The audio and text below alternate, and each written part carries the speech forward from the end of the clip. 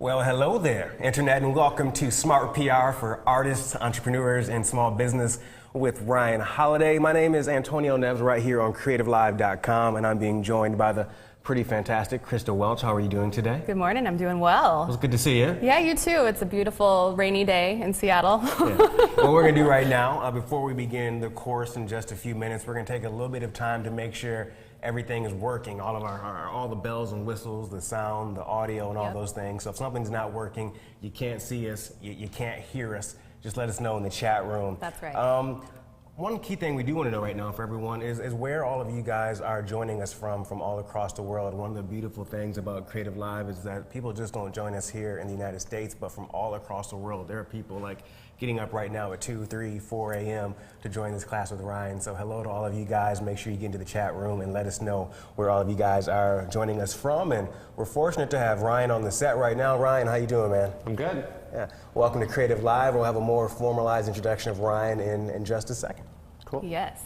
So we also have with us a really great in-studio audience. So I'm going to come over to you guys and ask you to introduce yourselves. Kind of tell us about your business and your website, where people can find you online, and what you're looking forward to learning. So we'll start with you. Yeah, sounds good. My name is Kyle Kesterson. I'm the CEO and founder of a company called Freakin' Genius, serial entrepreneur. Freakin' Genius, that's freakngenius.com. We're building a product called Yakit. It's a social collaborative video platform for everyday consumers. It's a lot of fun. And you can follow me on @Kyle Kesterson or Freak Genius. Hi, good morning. My name is Ellen Kim. I'm the Director of Marketing and Business Development for Witchcraft. We are a quick service restaurant with fine dining roots, co-founded by chefs in New York City. We are about to hit our 10-year anniversary, very excited about that, and I think really excited to learn today in terms of how we tell our story better as a company, how we utilize reviews from customers to help improve our product, and also just how to sort of work with all of the reviews that come in, because everyone's got an opinion on food. So our website is witchcraftnyc.com. You can find us at Witchcraft on Twitter, and personal Twitter is Biohazard Cafe. Good morning. My name is Casey Knapp. I'm from Uber Food. We're a new San Diego-based food delivery service, and we're the first company that makes it really easy for people to order freshly prepared, organic, and locally sourced meals and have them delivered wherever they want. So we got started in January, and now we're selling hundreds of meals a week all over San Diego. And all of our customers say that it's the best food they've ever had out of a recycled plastic container. You can find more info about us at uberfoodsd, like San Diego, .com. Our Twitter is @uberfoodsd. Hi, I'm Satya. I'm the founder of Discover Peak, Pique, and I run a panty and hosiery subscription where women get anything from basics to really incredibly interesting design pantyhose monthly.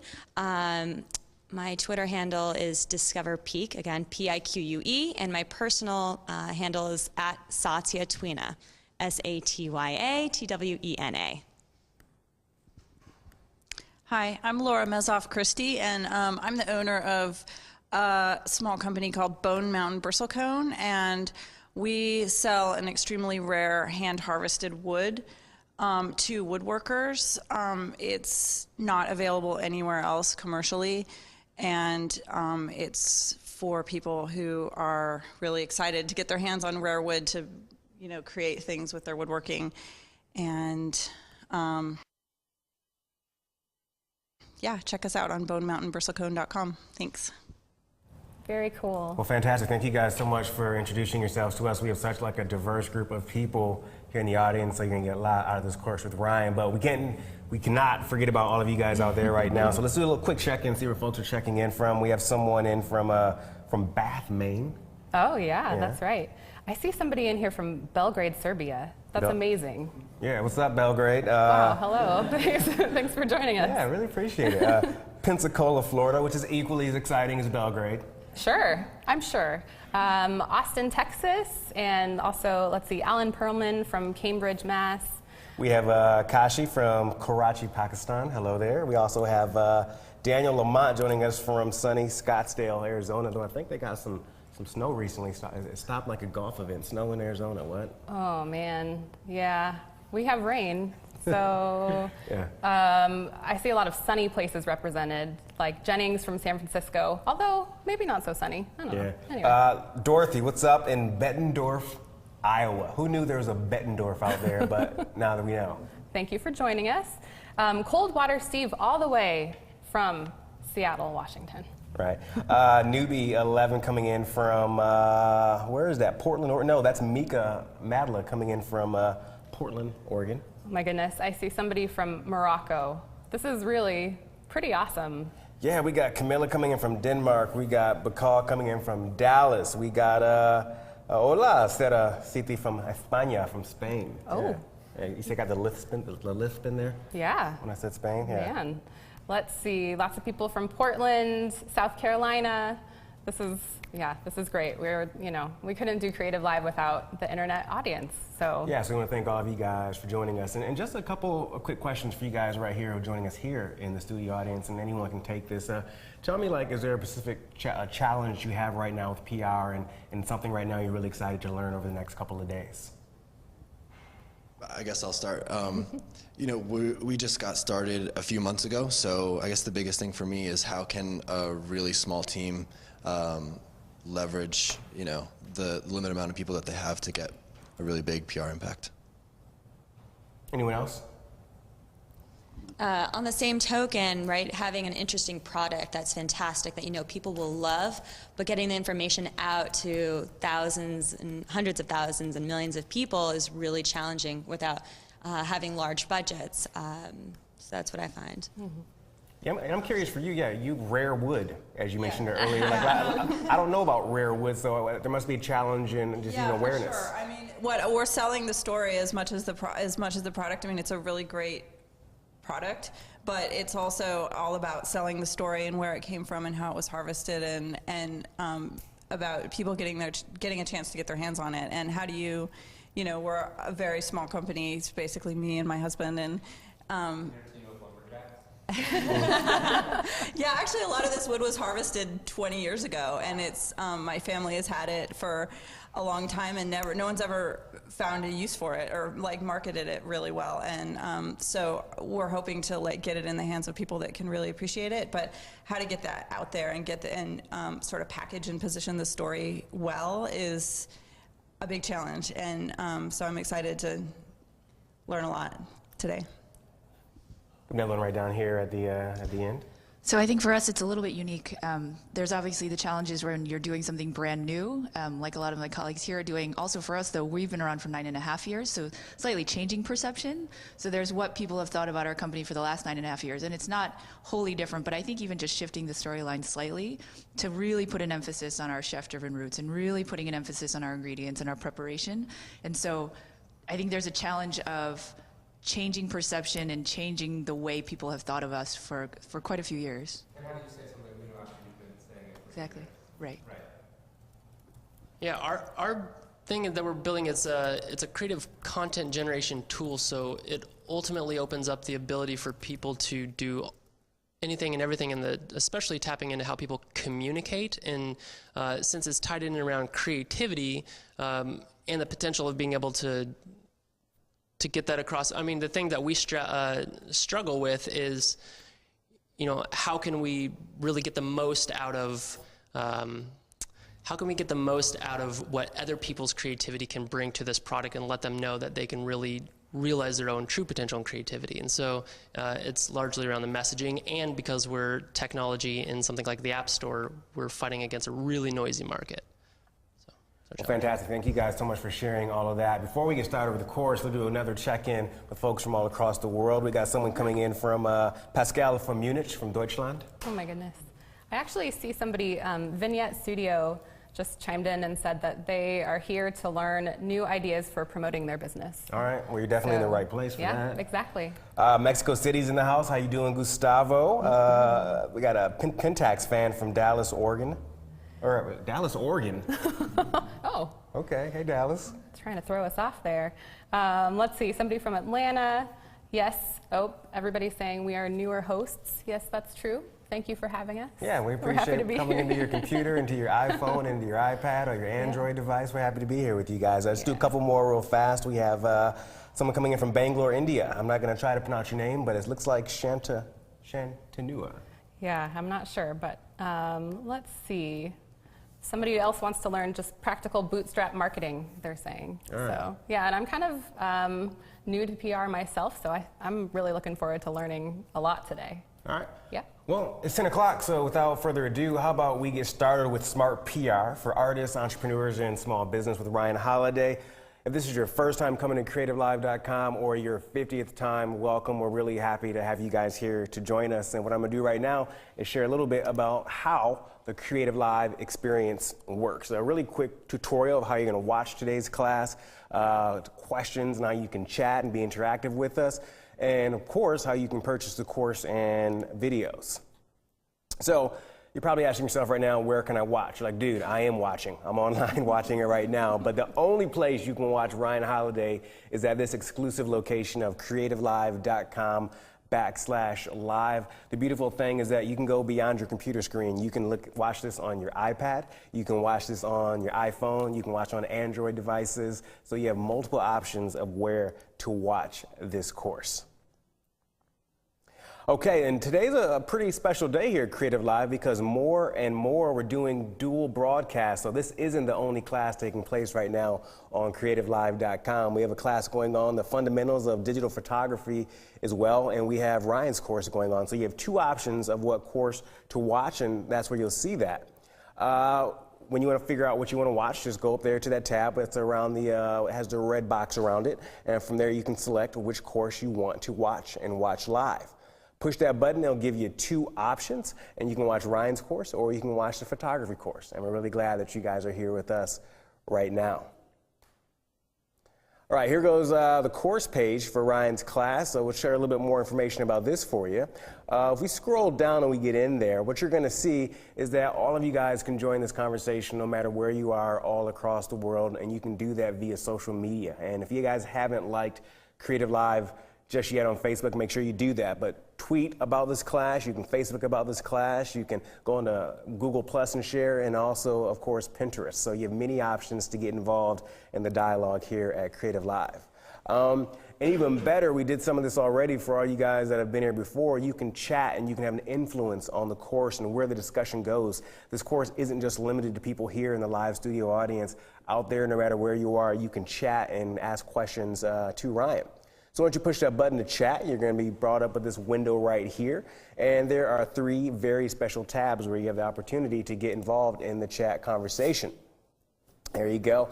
Right there on the left in the Creative Live tab, that's just for conversations that are on topic, talking about PR, talking about the things that Ryan and his guests are discussing in the course. That's specifically for on-topic conversations.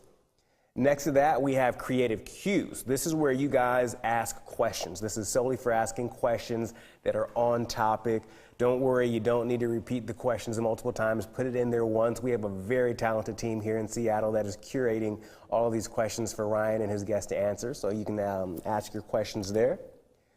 And listen, if you don't want to stay on topic and you want to talk about like wrestling or hot sauce or bacon and avocados, you can go to the Creative Lounge tab and talk about whatever you want to talk about right there. You don't have to be on topic, so have fun in the Creative Lounge. All right. There, again, are multiple ways that you guys can ask questions over the course of this broadcast the next 2 days. Again, you have the chat room at creativelive.com/chat. You can go to facebook.com/creativelive and ask questions there. And of course, if you guys are tweeting out there, make sure you use this special hashtag RyanLive. Make sure you put RyanLive in all of your tweets out there. All right, again, you can chat, and you have a choice of whether to chat with Ryan's course or with the photography course that's taking place right now. And you know, the great thing about Creative Live is that it's live right now. This is a course that you're getting some top information on public relations at no cost, and no matter where you are across the world. The great thing about Creative Live is all about democratizing creative education. So as long as you have a computer or a phone, you can get access to all this great information live today, live tomorrow. It's going to be rebroadcast for you to watch as well. And of course, with Creative Live, you have the option of purchasing this course. Now, Ryan's course is valued at $199. But the beautiful thing is that if you happen to purchase this course during the live broadcast, which is today and tomorrow, it's not going to be $199. It is going to be $99. Again, not $199, but $99. So again, if you go to the page for the course, make sure you enroll in the course. Right there, it's free. It's a simple sign-up process. One of the great things about this is that you'll find out when the course is going to be rebroadcast. You're going to get emails about any updates, changes, those types of things. So make sure you enroll in the class. Again, right next to that there on the left is where you can purchase the class. So you can buy right now, $99. And underneath, this is where you see how the course is broke down. Not only are we going to have different segments of the course, but there are some special bonuses that Ryan and his guests are providing to us in different formats. So included with the purchase are all of these different components right there.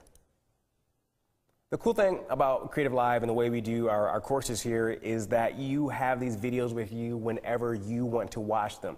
If there is one section of Ryan's course that's more relevant than others, you can select that and just watch that. Not only can you select it and watch it and stream it, you have the opportunity to download that in HD and low res. So we make it as easy as possible for you to watch this course when you want and where you want to watch it. Guess what? We got a Facebook giveaway happening today, guys. We got some cool prizes coming out with, I'm not going to tell you what those are just yet, but a Facebook giveaway. And we're going to have a little quote contest. So make sure you guys go to Facebook. You have two options of where to participate. Make sure you select the icon that says Ryan. You can go in there and enter your key information in there and put in your favorite quote or lesson learned from this course and submit it. Remember, on Facebook, you only can submit one time per hour, but Facebook's a great place to get in and submit for this contest, and you can win some cool prizes. And again, you can do the same thing on Twitter in the Twitterverse. Make sure you put your favorite quote or lesson learned. In that tweet, you have to include Ryan's handle, which is @RyanHoliday. Include the quote, and also, this is really important, in order for you to be considered for this, you have to have this URL in the tweet. So Ryan's handle, the quote, and this URL must be in the tweet. Okay, so here we are. I'm really happy this course is about to begin. Again, it's PR for artists, entrepreneurs, and small business owners with Ryan Holiday. I'm pleased to introduce Ryan to you guys right now. Ryan is a best-selling author. He is an advisor to some top authors out there, people's names you're familiar with: Porter Gale, Tim Ferriss, Robert Greene, Tucker Max, and of course he advises businesses as well, like American Apparel. So without further ado, let's give it up, you guys, for Ryan Holiday. Ready? Yes, sir. Cool. All right, so we met earlier, but let's get started. Where do I look? I look here? Or I look anywhere? How does this work? All right. So I thought what we would kind of do is maybe start just kicking around. Obviously, you guys are here because things sort of aren't working in a certain way. All the rhetoric and the common wisdom about marketing isn't working. And so I thought we'd sort of kick around what some of those myths are, and then we can get some info from the audience, and we'll sort of decide where we want to direct this. It's been a while since I've been in a classroom, but this is clearly much better than the classrooms that I remember. It's more like a dorm room. But I think the big myth, and clearly all you guys fit in this, is, and this is thrown around on the internet all the time, and it drives me insane, and that myth is like, oh, don't worry about marketing, like just make really awesome stuff, which is like, It's like, you know, I forget what comedian says this, but every New Year's they're like, you want to know how to avoid a hangover? Here's our hangover cure. It's like, just don't drink so much. And you're like, well, that doesn't help me at all. So I think the idea that you just make good stuff isn't going to work. Because how, like, you have a great product, you have a great product, you have a great product. You're not swimming in media, right? You're not turning down reporters. And like, I think it's unfair because what you hear is, you hear from the people who they uploaded their ebook on Amazon and then it sold 1 million copies. And then they're like, just do what I did. And that doesn't help us. So I think the big thing that we want to talk about is how do you do great stuff and make sure that everyone knows about it? Because it's not just going to happen. And you all have too much invested in your products to just sit back and hope that it happens.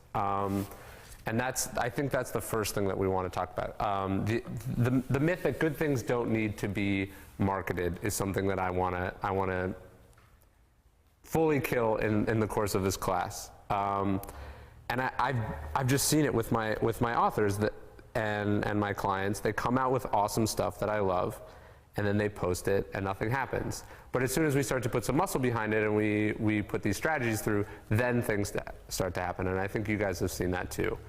And then, you know, the second myth, of course, is what people on my side of the equation try to push on you, which is you have to hire a professional to do your marketing. And so have any of you guys hired a professional before? You never hired an outside firm?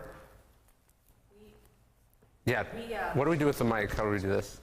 So I know our company used to have a hired PR agency, and Right. we've since let them go. So we're now taking it all internal. Okay, and so what was your experience with an outside firm? Were you happy with it? I mean, you don't have to say who they are. We won't throw them under No, the bus. I mean, my sense is that they probably didn't deliver to the extent that, you know, you just want ROI. So Right. I'm happy to pay for a great PR agency if the ROI is there, but at a certain point, I think the decision was made that they weren't delivering as much as had been promised. Right, and what happens is the model, and I've had to explore this with my own company, the model is, okay, how can we get the client on board for a certain monthly fee that we work for at first, and then we kind of hope they forget about it, and then that just goes into effect every month. So it's like, how can we do 1 month's worth of work and then charge you for 6? And not deliver results, but, you know, we can promise that we're working on some feature, we've got a lead on something, but it never comes to pass. You want to say something? Yeah, no, I was working with a PR company that was great and doing a good job, but it also takes 3 months to develop those stories and the connections, and then by the time you've done 3 months, you've already sunk in, you know, a lot of money, a lot of time. So I think it's really important to understand how do you know, get the marketing immediate, even while working with a PR person. Right, and they work really great at first, they hustle, and then, you know, it's maybe the first month you get 1 feature, the second month you get 2 features, and then 3 features, and then none. Because they've got you, and they know you're not gonna fire them unless they do something horrible. And so I think everyone is pressured into hiring an outside firm, or, you know, you do a book deal with a publisher, you think, oh, I don't need to hire a professional because I'm doing it with this, they have an in-house firm. So you think you're getting a professional. But at the end of the day, none of them are gonna care about your product the same way that you do. And they're not gonna be as good about pitching it as you do because they don't live and breathe your product. And I think the way to be a successful marketer is to live and breathe your product, know the different angles, know what's gonna appeal to people, and that's not going to happen for an outside firm. And I think what you find is you hire this outside firm, right? So let's say you pay them $10,000 a month for 3 months. It's $30,000. You fire them. It's not like you kept their contacts and those relationships and everything. That's just money that as soon as you stop spending, the ROI stops. And I like to think about marketing. How can we do things that are sustainable, that helps us in the long term? And I think the best way to do that is to develop that stuff in-house. So you're a director of marketing. You guys are all functioning as your own director of marketings or chief marketing officers in some fashion. And I think that's the way to think about it because you care more. And every dollar or second of your time that you invest in building those relationships, you keep them. The last thing you would want would be to outsource. I think communicating to the public and to your customers is too important to outsource to a third party who just doesn't care. So, yeah. No, and another thing, right, is that those media connections, they want to connect with the people who are passionate about it, right? Going through a third-party PR person who they develop the relationships, great and all, but in actuality, they want to meet me, they want to meet you, they want to meet you. They want to have a relationship with us, which will then deliver better results. Right, and you're always going to pitch your product. If you do it right, you're going to pitch it more authentically, more passionately, more genuinely than they ever will at a lunch where they're picking up the tab and they're like, oh, and by the way, you should check out my client's company. I find that the best stories come out of those real relationships rather than something that you've retained some other expert to do for you. And frankly, I think marketing is cheaper and easier than most people think. And so what I think we're going to talk about in this class is how to do what those firms are doing and do it better than them, get better results, and not have to pay those kind of fees. And the ultimate irony on top of all that is most of the PR pros, like if you're going to hire BWR or Edelman, those people, they learned about marketing 10 years ago, 15 years ago, and the game has changed. And they think about marketing from their Madison Avenue offices, not from the worlds in which you guys all existed. And so you're paying all this money and you're getting someone who's actually got more bad habits than good habits. So we'll talk about that. I think that'll be important. The other myth that I find people chase is they all want these sort of ego placements. Like I had a client the other day who was like, could you get me in Vanity Fair? And I guess we could, but why? What's the point? So for you, Laura, you get a feature article in the New York Times, that's great, but how many actual customers are you gonna get from that?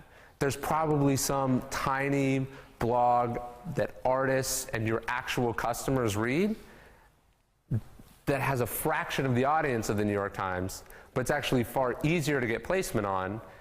It might not be as glamorous, but it's actually gonna get you where you wanna go. And so people put so much time and energy into chasing these huge placements that you're competing against everyone else in the world to get, and then the results aren't there. Yeah, I mean, my niche is tiny, tiny, Right. tiny. It's a niche inside a niche. I mean, woodworking is a lot of people, but I'm actually looking for a niche inside of that niche. And Right. so, yeah, I mean, it's how do you reach those 10 people that, you know, probably nobody who's watching this right now cares about my product, but there are people out there for whom it's a cool product, you know, and reaching those people is the challenge. But I might actually disagree. I might say, I would guess or speculate that there is more likely an artist or a small business or a craftsman or something who's watching this who might be more connected to your product than it is if you were on a primetime CNN segment. And you're more accessible, your contact info is right there. So it's like you could be on Anderson Cooper and he's gonna say who you are, or you could be on some tiny podcast and they're gonna link to your stuff and they're gonna drive immediate customers right to your website and they're gonna convert better than these other placements. It's not to say that those don't matter and you turn them down,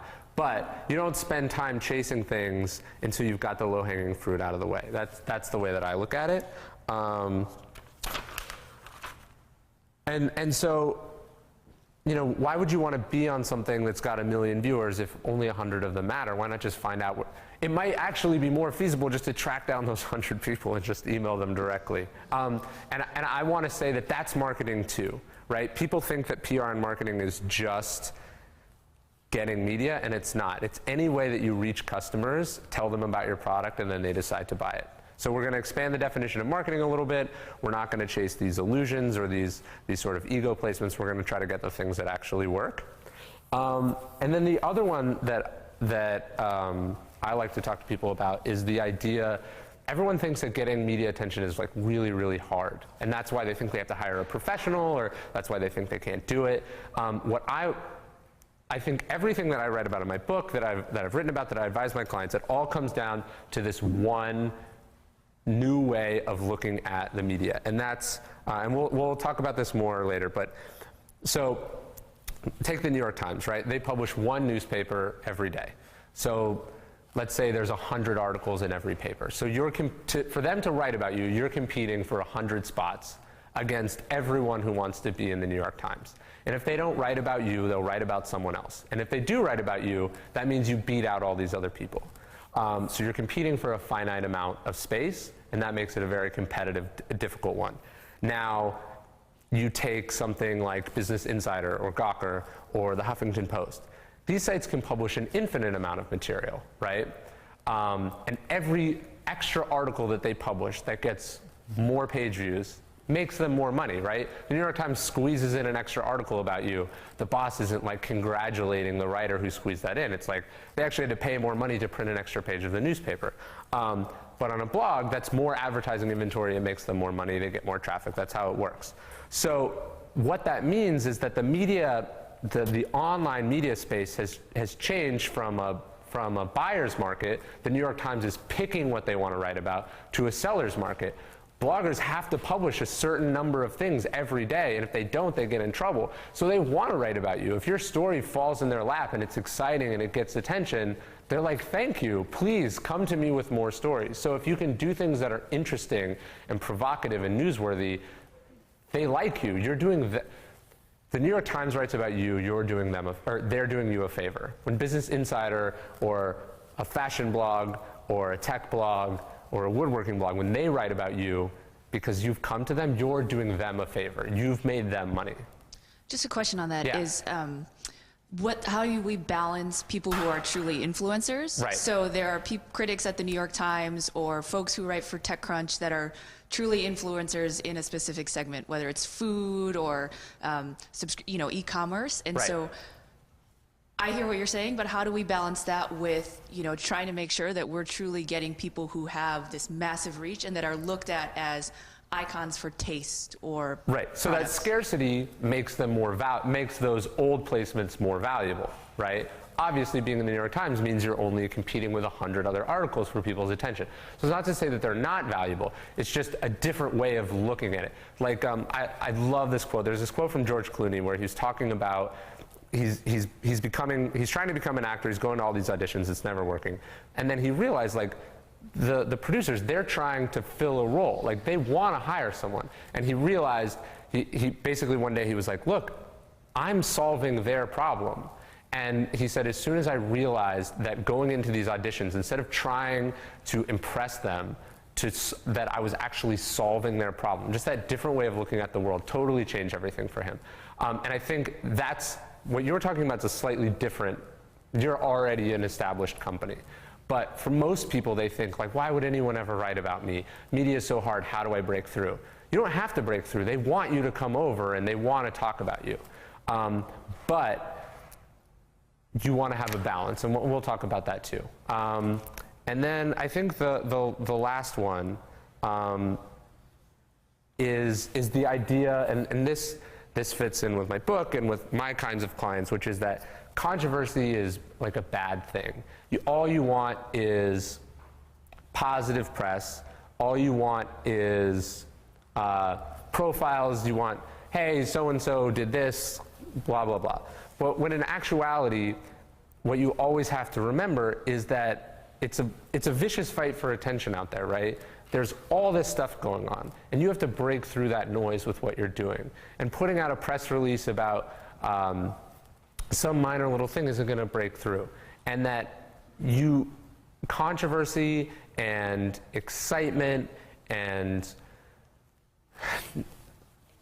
you don't be afraid to stir up waters to catch a fish, as the expression goes. Don't be afraid to push people's buttons, because that's how you're going to break through. So find out who your critics are. Find out what you're challenging, what old assumptions you're challenging, and embrace those things. And part of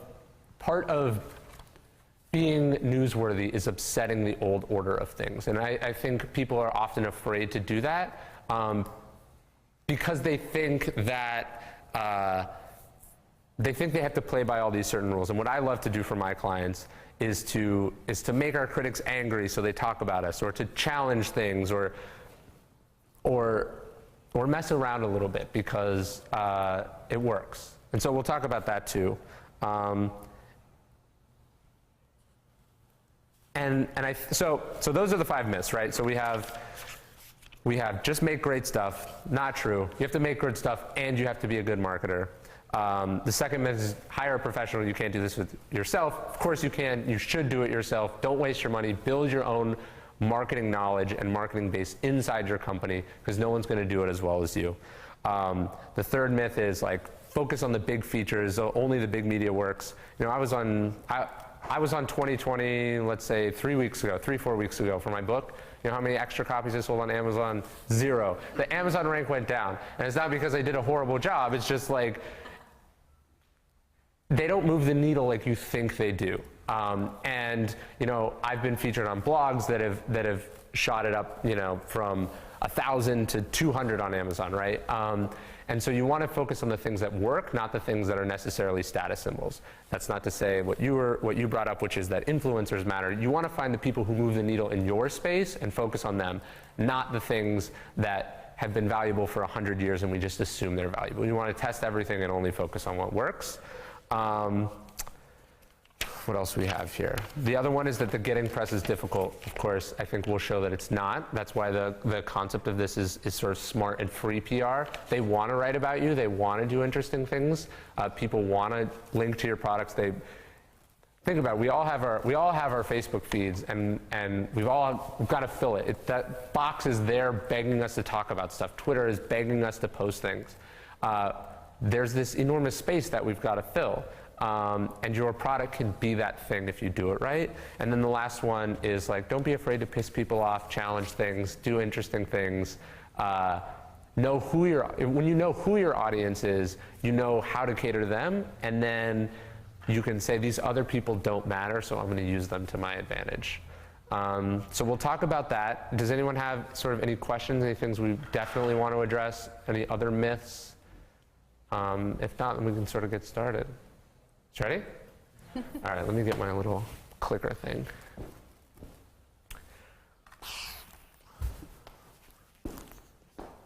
Okay, so this is my book. It's the website about the book. I forgot I was supposed to go through all this. This is my blog. So we're going to talk about some case studies. I want to show, I'm going to show you 5 campaigns that I did for American Apparel that I think illustrate why all those myths are in fact myths and what lessons we can learn from them. So these are 5 ad campaigns. Each one cost less than $1,500. So they're all very much in our budgets. They all got quite a lot of publicity, drove significant sales, let's say 100 times ROI. And they're all, I think, very doable by you guys and by everyone in the audience. So this is one.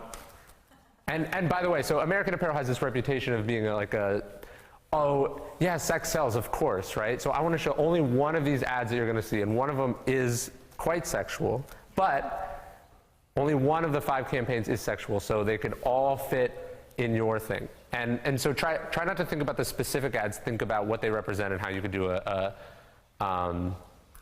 your own version. All right, so we have one. This is a maternity ad. This one is Sasha Grey, the porn star. And then this one is a elderly woman. And then this one is in response to a lawsuit that we faced. So here, I'll go back through them. So we have pets, maternity, sex sells, we'll call it. We have advanced basics. All right, and then we'll look at the press. So pretty much everywhere that could pick up these things did. We have Adweek, got the Daily Mail in the UK. So this is like, so an ad runs on a tiny blog in the US, and then the next thing you know, they're talking about it in the UK. NBC, Jezebel, I love this headline. Hollywood Reporter, Portland Mercury, CNBC, Fleshbot, Refinery 29, Hollywood Reporter. So why did the ads work? I guess we can review sort of where they all ran, and I think you'll sort of get what I'm doing here, which is, all right, so this is a puppy style ad. This ran in 2009, 2010. YouTube had just rolled out its advertising platform, and they were like, hey, you know, we have this new program. You can advertise videos.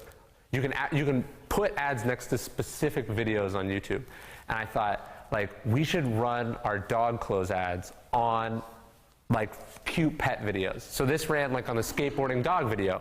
And so the headline on CNBC is, you know, skateboarding dog American Apparel ad, right? This is very interesting. Who would actively seek out advertising on a skateboarding dog video?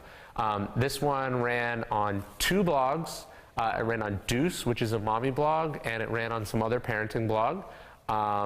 And these are, we didn't actually have a maternity line. These are just extra large sizes, like stretchy clothes that were, basically, an employee took photos of another pregnant employee wearing American Apparel. We said, hey, that could work. Why don't we run this on these 2 mommy blog ads? The screenshots of those ads immediately got picked up on all these blogs, got tons of publicity.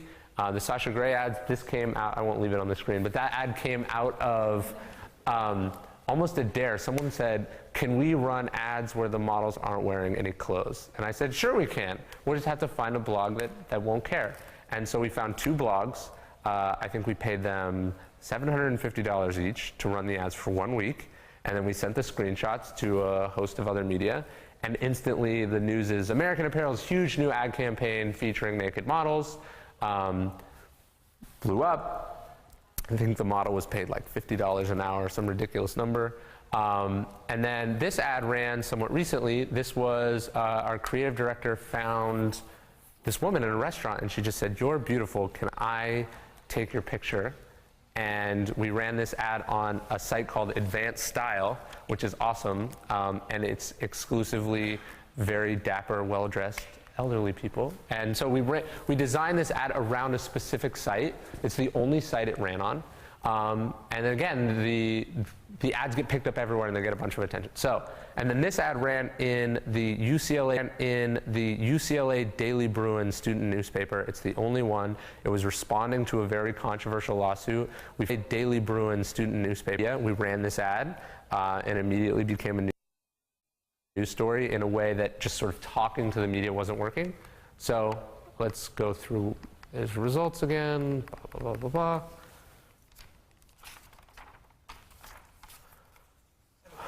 Yes.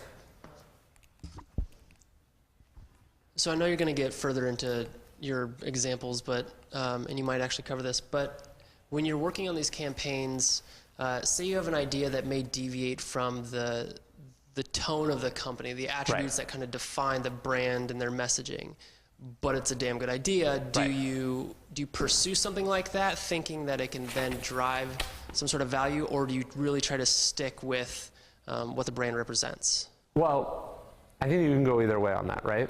Why? You have to know who you are and what you stand for. And you don't want to go out and just do things that sort of send the opposite message that you're trying to send.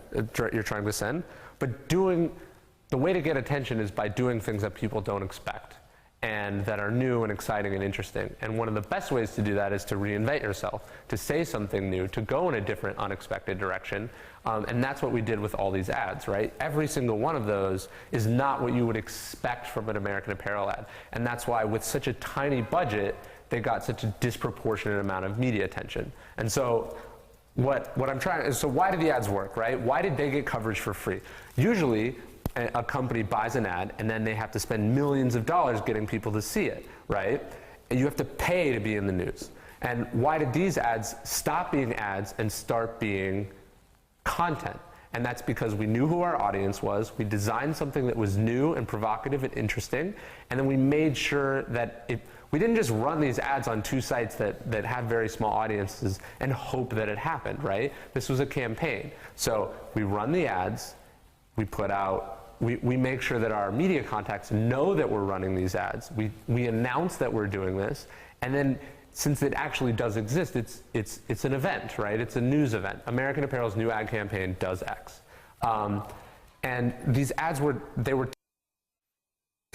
The problem with internet advertising and a lot of marketing is people think that it's just about communicating what you're trying to communicate. So they focus on, did I say everything I was trying to say? And what they don't think about, they don't empathize with the people they want to see it.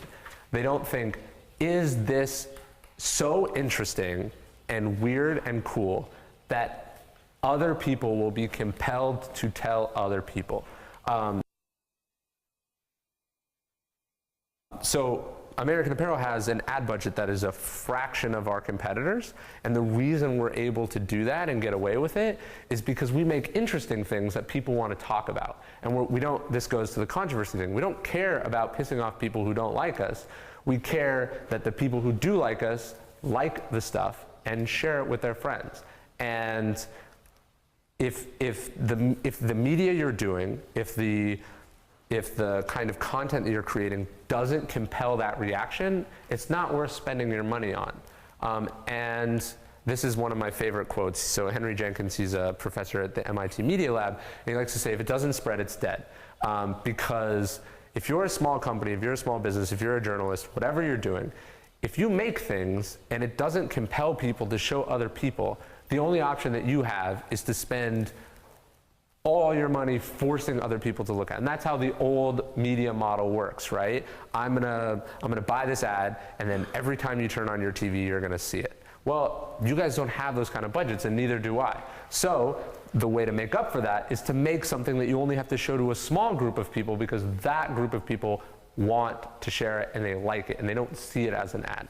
Ryan, a couple of quick questions coming in let's do it. from online, man. A lot of dialogue taking place here. Thank you guys so much for being active in the chat room. And this is a good question. This goes to exactly what you were just talking about. This comes from Shauna, and she said that she's been told that stats for print ads don't necessarily bring in new business, but rather helps build brand identity. Is that true? So can you talk a little bit about those ads? Is that all about getting bottom line sales for American Apparel or brand identity? And should people be worrying about brand identity or dollars and cents? Yeah, so I think we're definitely gonna talk about ad buying in day 2.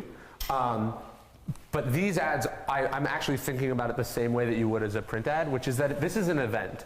You've purchased this canvas that has public visibility. Are you going to paint something boring there, or are you going to paint something interesting there? That's how you want to think about it. Don't think, if you're thinking, how can I use this to drive sales right now? You're probably not thinking about it the right way. I think about it more, is what I'm creating here going to get Facebook likes? Is it going to get Twitter shares? Are people going to, we do print, if you think about it this way, if everyone could think about an American Apparel ad really quickly that isn't one of these, chances are you didn't see that ad in the actual publication that it ran in, because we run in publications that you guys don't really read. You saw that ad online. Someone scanned it, they took a photo of it, they told you about it, it was in a news story. And now think about what other businesses you can say that to. You can say that about. There's not many, right? The only time I see a Microsoft ad is when Microsoft paid for me to see it. But some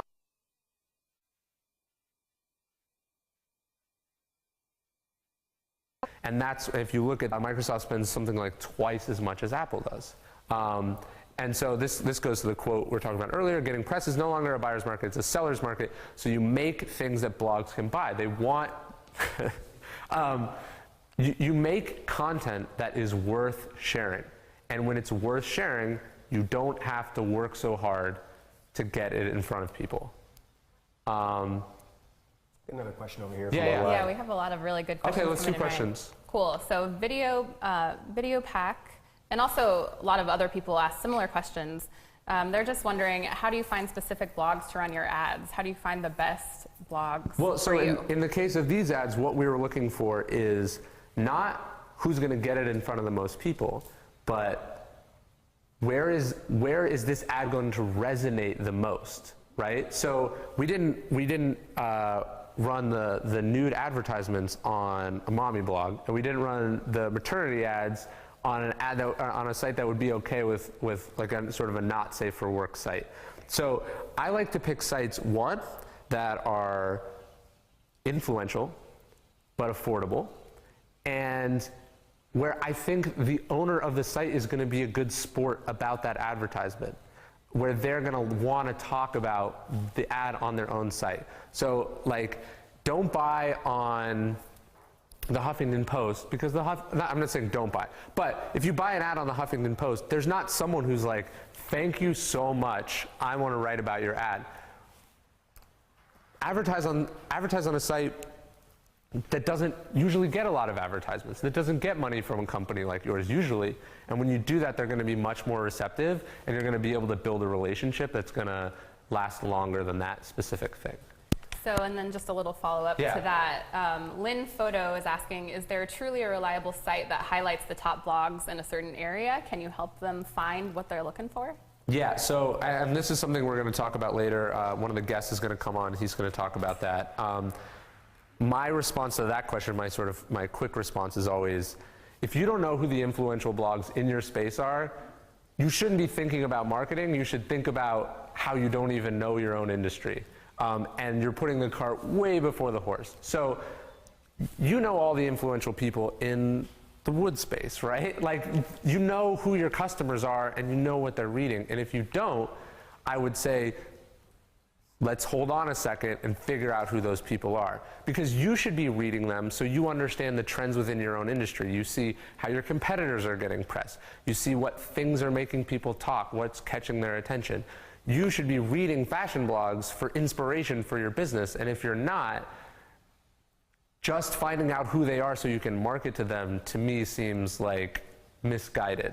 And you know who's important in the food space, you know who's important in your local space, and you should be reading those things every day. And so for all the sites that we ran on for these American Apparel ads, in that space, I knew that the reporters who I cared about were reading this site. And that's why I advertised there. That's why I started there. And I made something that was so interesting that that blog would have to talk about it. And then after that blog talked about it, then other blogs talked about it, and other blogs, all the way up to, you know, a bunch of these ads made television coverage. So we spend $1,000, you do a photo shoot, you place the ad, and then the next thing you know, you're on the nightly news. And that's how this cycle works if you do it right. If you make something that's boring and you put it on the wrong site, don't even bother. One last question on that, then we'll let you continue on. Of course, when you look at American Apparel, household name, right? People know about it. And you mentioned earlier about your PR and your strategies, and you write really in depth in this in your book about sometimes having to upset the establishment. So if someone isn't at the level of an American Apparel, is there any risk in upsetting the establishment or going too far in getting pressed this way?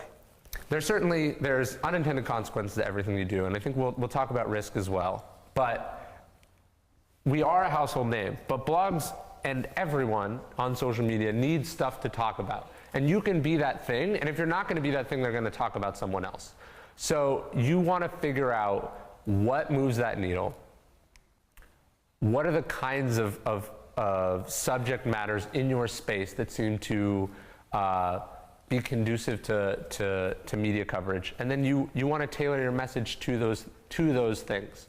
And it doesn't matter if you're newsworthy right now. If you do something newsworthy, then you are newsworthy, right? It seems almost too easy, but that's true. If what you do is worth writing about and will get page views, you'll get coverage. And I think American Apparel accidentally discovered this stuff. We were running ads and we kept noticing how they would be retweeted and talked about and republished, and they would serve as media attention, as conduits to media conversations. And what I'm trying to say is that anyone can adopt those strategies. And this is one of my favorite quotes, but it's from Ender's Game, which is a great science fiction book, but he's saying, we play by their rules long enough and it becomes their game. If you figure out the kinds of the kinds of material that generates coverage, and you make those things, you're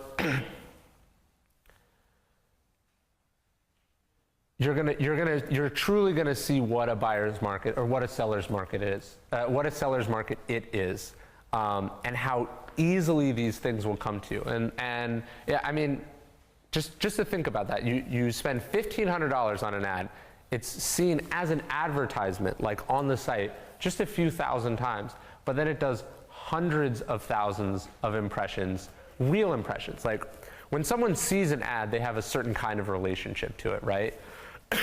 They think, oh, that's an ad, I don't want it there, I want it to go away. But that same ad in a news story, it's different. We have a different relationship to that kind of content. So I like to think about advertisements and marketing messages that transcend that advertising space. I like to think about, if we stopped doing this, if we stopped running ads on this site, would people notice? They'd say, hey, what happened to that American Apparel ad? I liked it, it was interesting.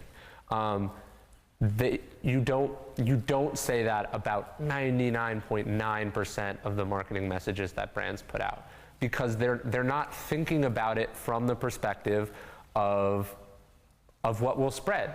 They're thinking about it from their own selfish perspective of, oh, I like this photo, or oh, we have an event next week, we have to tell people about it. What they don't say is, how can we make something, how can we make a Trojan horse, how can we make something that's worth sharing, that through the process of sharing communicates the fact that we have an event next week. So I just thought we'd sort of go through these campaigns because it's an interesting or better way of looking at the world that once you've internalized, I think it will make a lot of the other stuff a lot easier. And Joey, the designer, who's going to come on in a minute or so, I think he's done this really well. So he makes great products. He understands his space, and when he launches a product, he's not having to ram it down anyone's throat. They're very receptive to that message because he's meeting them where they are. Yeah. Can I use a personal example to get some advice on? Great. So this is for real-time feedback for the marketing team that's actually watching and using this. Sure. This morning we launched a campaign around Google Glass. So on Wednesday there was a video put out, really cool commercial with what Google Glass can do. Right. So these yesterday, are the 3D glasses. these are the glasses that it's completely augmenting the real world. And so we did a parallel of a real product that we're launching on being the first app for Google Glass. Okay. And we launched that this morning, and GeekWire picked it up. It's a local blog here, and they're writing about it, hoping to work up that chain as well. So my question is, how do you create a campaign to gain visibility on content that's really timely? Well, I think first off, what you're doing is not how most people think about the world, but it's really important, and I want everyone to get it. So everyone's talking about Google Glass. It's a newsworthy, it's a brand new thing. There's not a lot of, other than Google's announcement, there's not a lot of things to talk about, right? So what you're doing is you're announcing something. You're announcing an app that doesn't really exist yet, correct? Parody. Right, but because stories about Google Glass are doing well, they can talk about you. And they want to talk about you. Like if you're Mashable or GeekWire, you want more stories about Google Glass because that's what your readers are interested in. And you as a brand and as a company are seeing that need and providing content that fulfills that need, and then getting rewarded with media coverage. And that's not how most people think about it. They think, how can I just get them to know? They're not meeting the site where they are, and they're not understanding those other people's needs. So in terms of timeliness, I don't know if I would have specific advice for your situation. I would just think about how can you, so here's one thing to add to that. So you got one site to pick it up. Why should another site pick it up? What special things do you have for the next site? What else do you have in reserve that should be added, right? So the first site talks about the thing, right? What other photos, so GeekWire picks it up, right? What photo can you give to Mashable that allows them to write another story about it, but add something new? And what he's talking about is something we'll address a little bit. It's called newsjacking, but basically the idea is this thing is in the news, and it's hot and it's driving attention. How can I insert my brand or company into that discussion by adding a new perspective or a new layer to it? So people are talking about this new product that has a new video. Oh, and here's the first fake app for that thing. They're like, oh, sweet, another new story about it. Ryan, I think that's fascinating, and it'll be about 15 minutes or so. We're going to take some questions here from the studio audience, so if you guys have some, grab a microphone. You guys out there, of course, we have questions we're going to get to for you guys. But just to add to that point right there, a lot of people think, and they mentioned this online, that it's getting that first image out or that press release, but that's just the opening move. You have to have something in reserve. Can you unpack that a little bit more? Yeah, and that's what these ads illustrate, right? It's first you do the interesting thing, then you find the site to run it on, then you get a site to cover it. You don't just go, well, it's out of my hands now, because it's not out of your hands. Now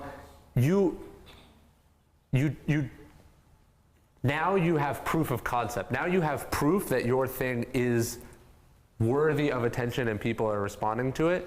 We'll talk about some specific strategies, but I don't leave it to chance that other bloggers will find out about this thing. So if Fashionista writes about you, how do you make sure that an editor at Vogue sees that article?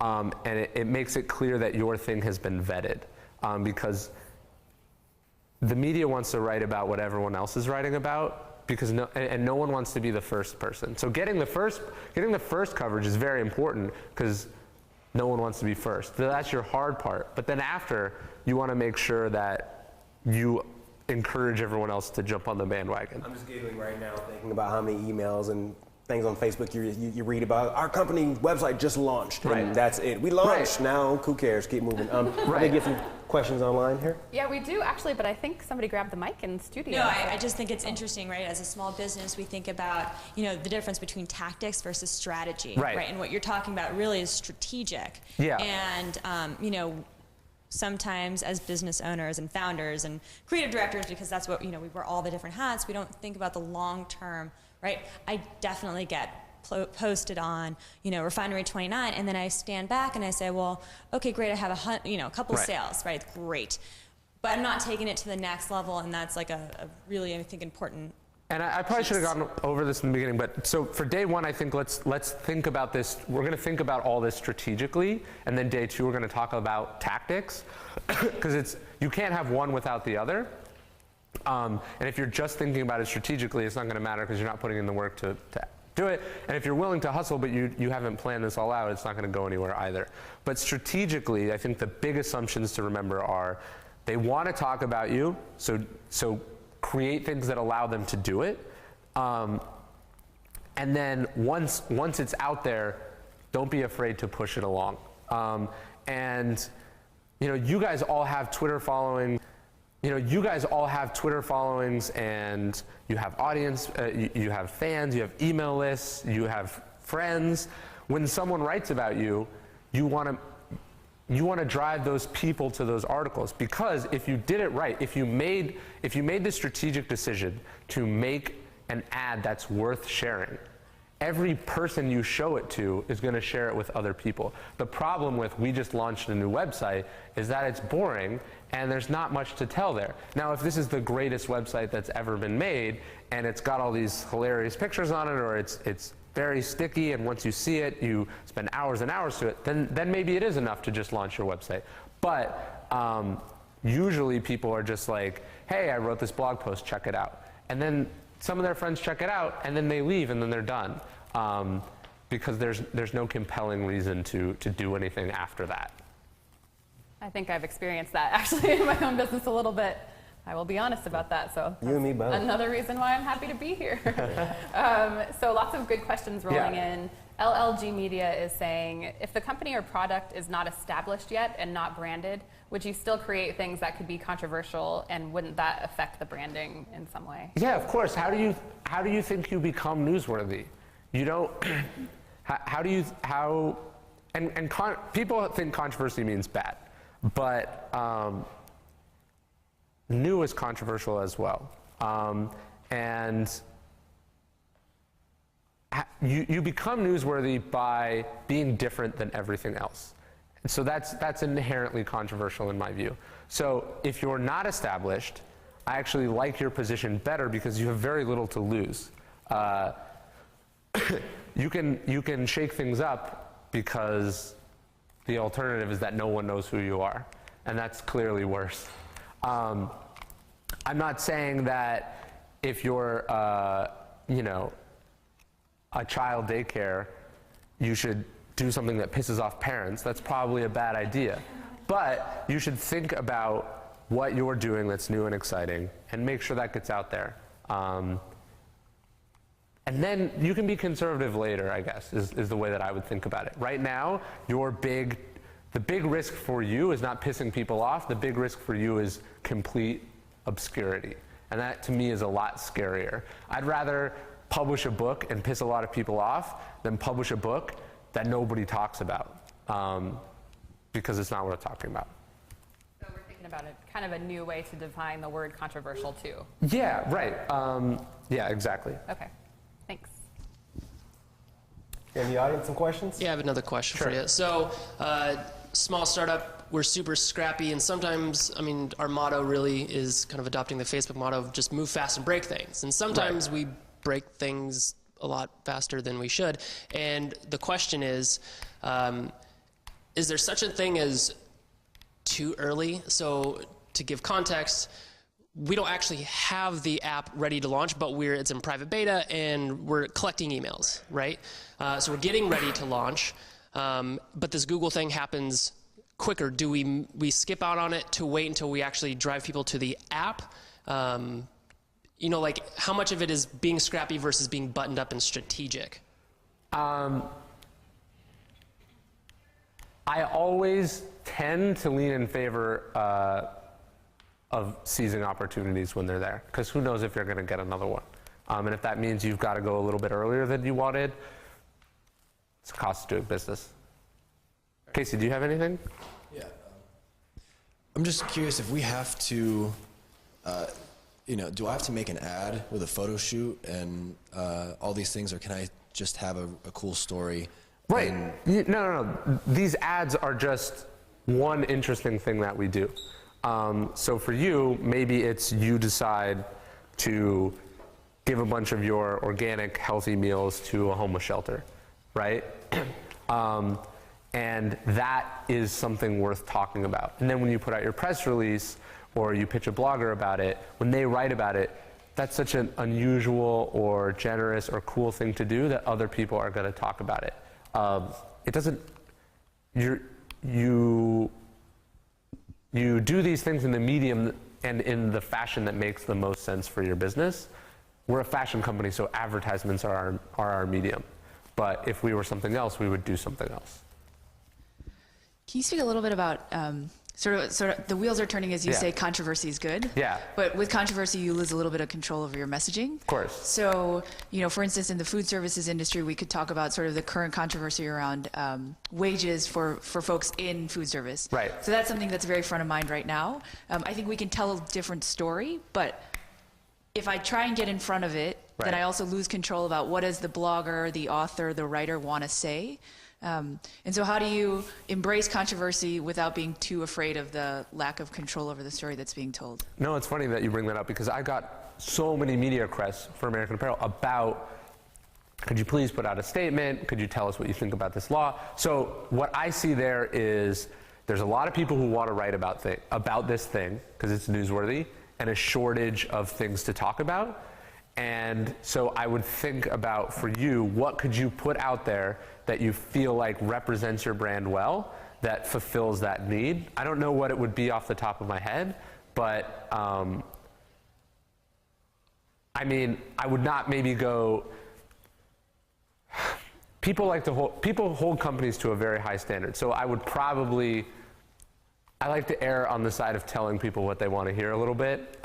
So I wouldn't, like when the dude from Whole Foods came out like against healthcare reform, now you've just made yourself a target. I probably wouldn't do that. I would think about what's a positive thing that we could add to this discussion. Politics, I think the best thing to do is positive. What's a positive thing that we could add to this discussion?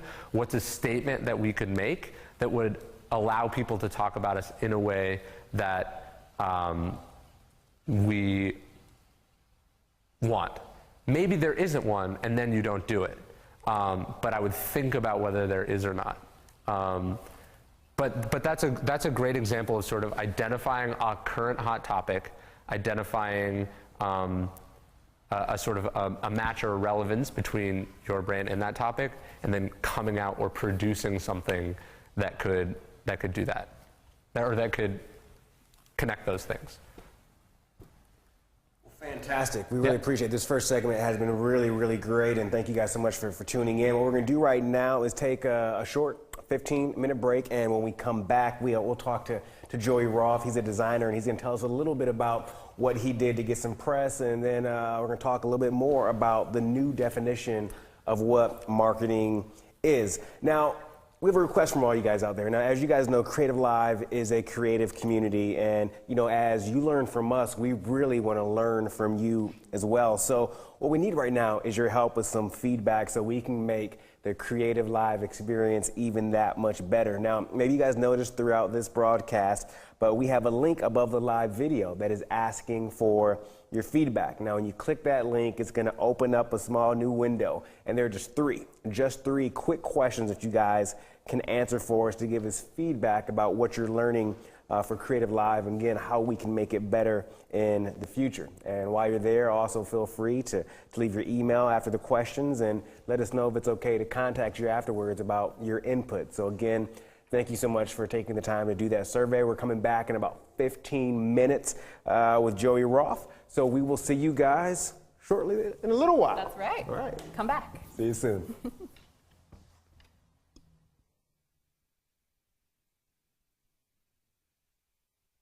Hi, my name is Dave Cross, and I'm coming to Creative Live for Photoshop Week. What is Photoshop Week? Photoshop Week is 6 days of intense training on Adobe Photoshop. Broadcast to you live on Creative Live, February 25th through March 2nd. With 2 broadcast channels and 12 world-class instructors. Whether you're a Photoshop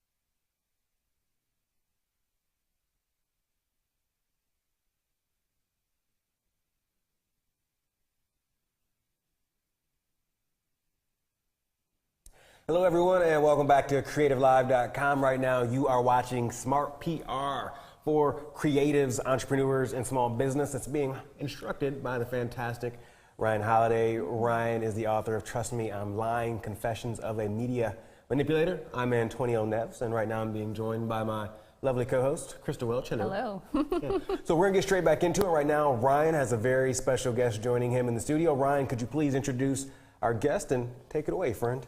Yeah. All right. So this is Joey Roth.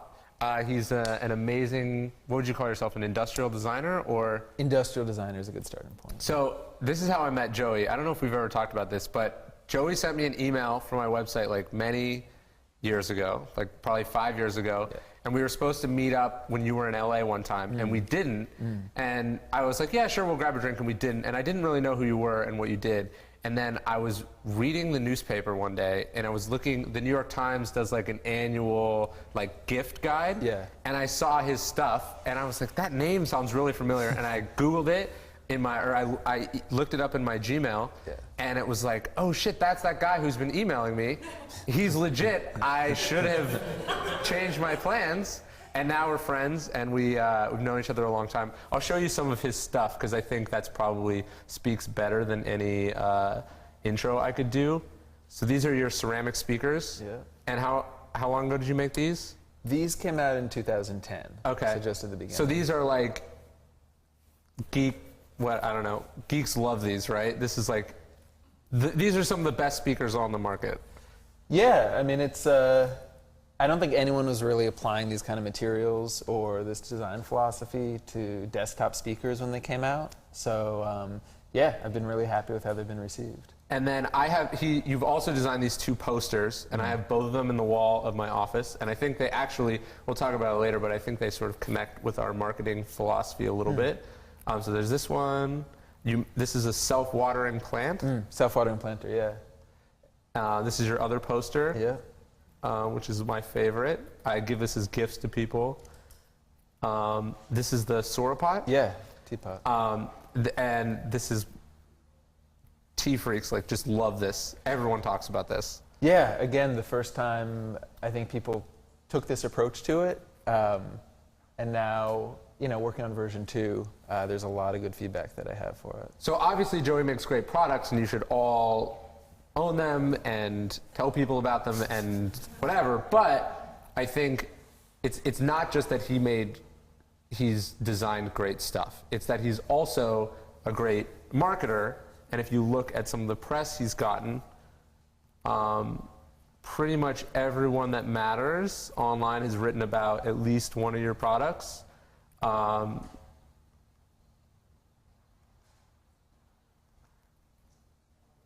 And so when I saw the amount of press that you got, when I bump into your stuff in the New York Times, I would assume that you have this huge team behind you, and that you're just the designer who makes the awesome products, and then you work with a firm, or you've sold your company and you're just the designer, but that's not your situation at all, right? Right.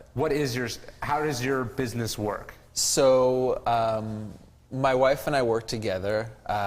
We have a studio in our house, and basically at the beginning of a year, I come up with new products, new ideas. We go over them, see which ones are gonna test out in the market, which ones we should put on the back burner. And then usually I do a trip to visit my manufacturers sometime before the summer, get the things into production, and then hopefully for the holidays do a launch. So that's typically how the year works out. In terms of the marketing, it's kind of surprising to me, the press that I've gotten, because I really don't have the same kind of strategy and creativity that I try to bring to my designs. I definitely am much more straightforward with the marketing. And I think that I depend so much on the products themselves being compelling and being the kind of thing that people will want to both own but also talk about. And that really does, I'd say, 80% of my marketing for me. So to back up a little bit, you design your own stuff, you manufacture your own stuff, you do your own marketing, and you ship products all over the world.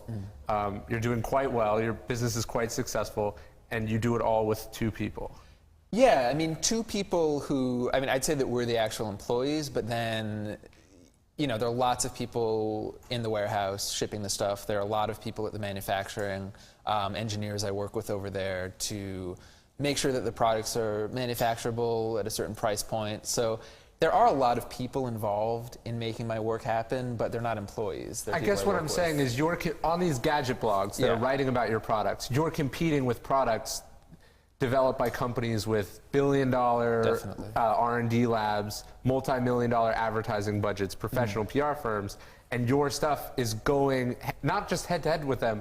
They would kill to get the kind of reviews and press that you get, that you run out of a studio in your house. And I wanted to have you on because I think that's sort of the platonic ideal for all small businesses, entrepreneurs, marketers. That's what everyone wants to accomplish. Like, how is that possible? Well, I think my advantage, if I need to break it down, it's like a really attractive person at a bar. They're the press. They're the New York Times. And all these big companies are that douchebag hitting on them the way they've been hit on many times before. And they know what to do with that. They know they already have the defenses built. They know exactly what to do.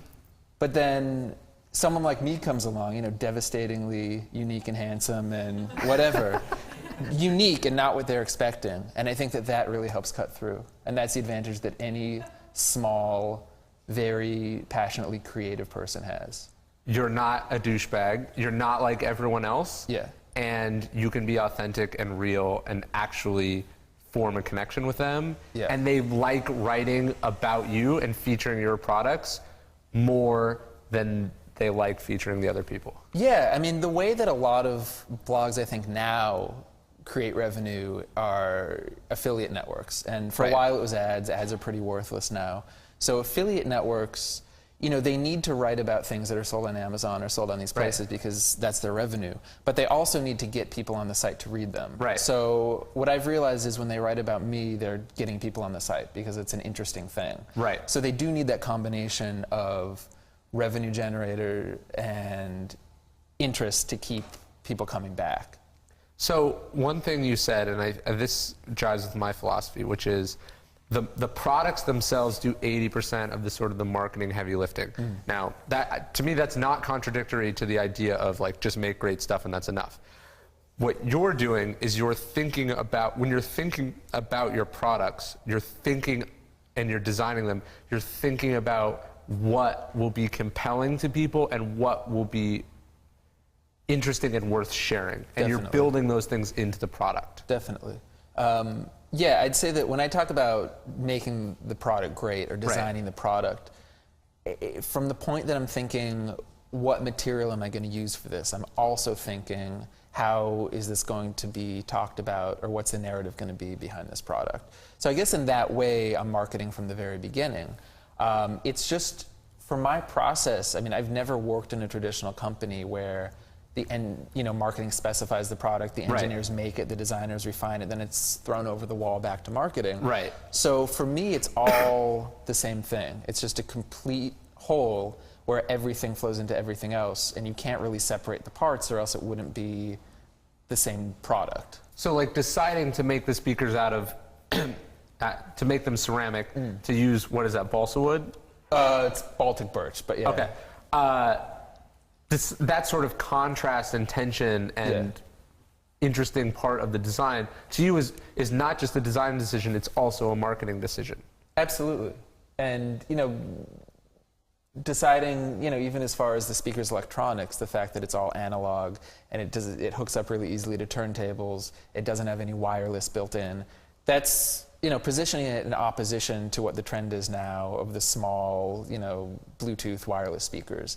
And I've talked about that to journalists before. I said this is the anti-Jambox. Right. And that's interesting for them because I am taking a stand and a point of view with this product I'm putting into the world. And that's, I'll get to you in a second. I think the idea of taking a stand in a position, that's what I mean when I talk about controversy.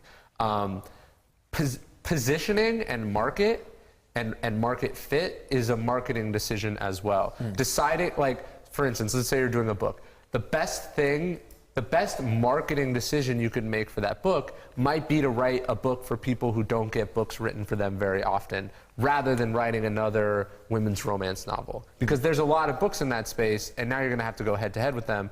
You find people who don't buy books, you write a book for them, now they're going to tell everyone, because this is the first book they bought since high school or whatever. Yeah. And so we'll talk about this later as well, but I think the idea that everything can be a marketing decision and everything has a marketing connotation takes on a different importance when you're the only one involved. Absolutely. Because you couldn't afford to make a crappy, uninteresting product and then advertise the shit out of it, because that's not your model. Well, any sort of brute force approach to anything is not possible with what I do, and I think that's a good thing. Right. I think that a brute force approach, unless your resources are just tremendous, is not a good play nowadays. Right. So knowing that I can't outspend or develop or anything like that, my resources are not my advantage. So my advantage has to be my point of view, and it has to be the meaning that I bring to the products, and there's no other way to break through. Right. You want to go? Yeah. I think what you're doing is really cool, and your products are awesome, but I'm sure there's a lot of other people who have like equally cool things. Like, what are you doing that's different? You know, were you just in the right place at the right time, or what do you do that's different from them to get so much press? Well, I think there are now other people in the independent tech space who are getting the press that I'm getting, or even more press that I'm getting. I mean, Kickstarter has been a big push in that direction. When I started, I was sort of in the right place at the right time. I mean, I was just out of college.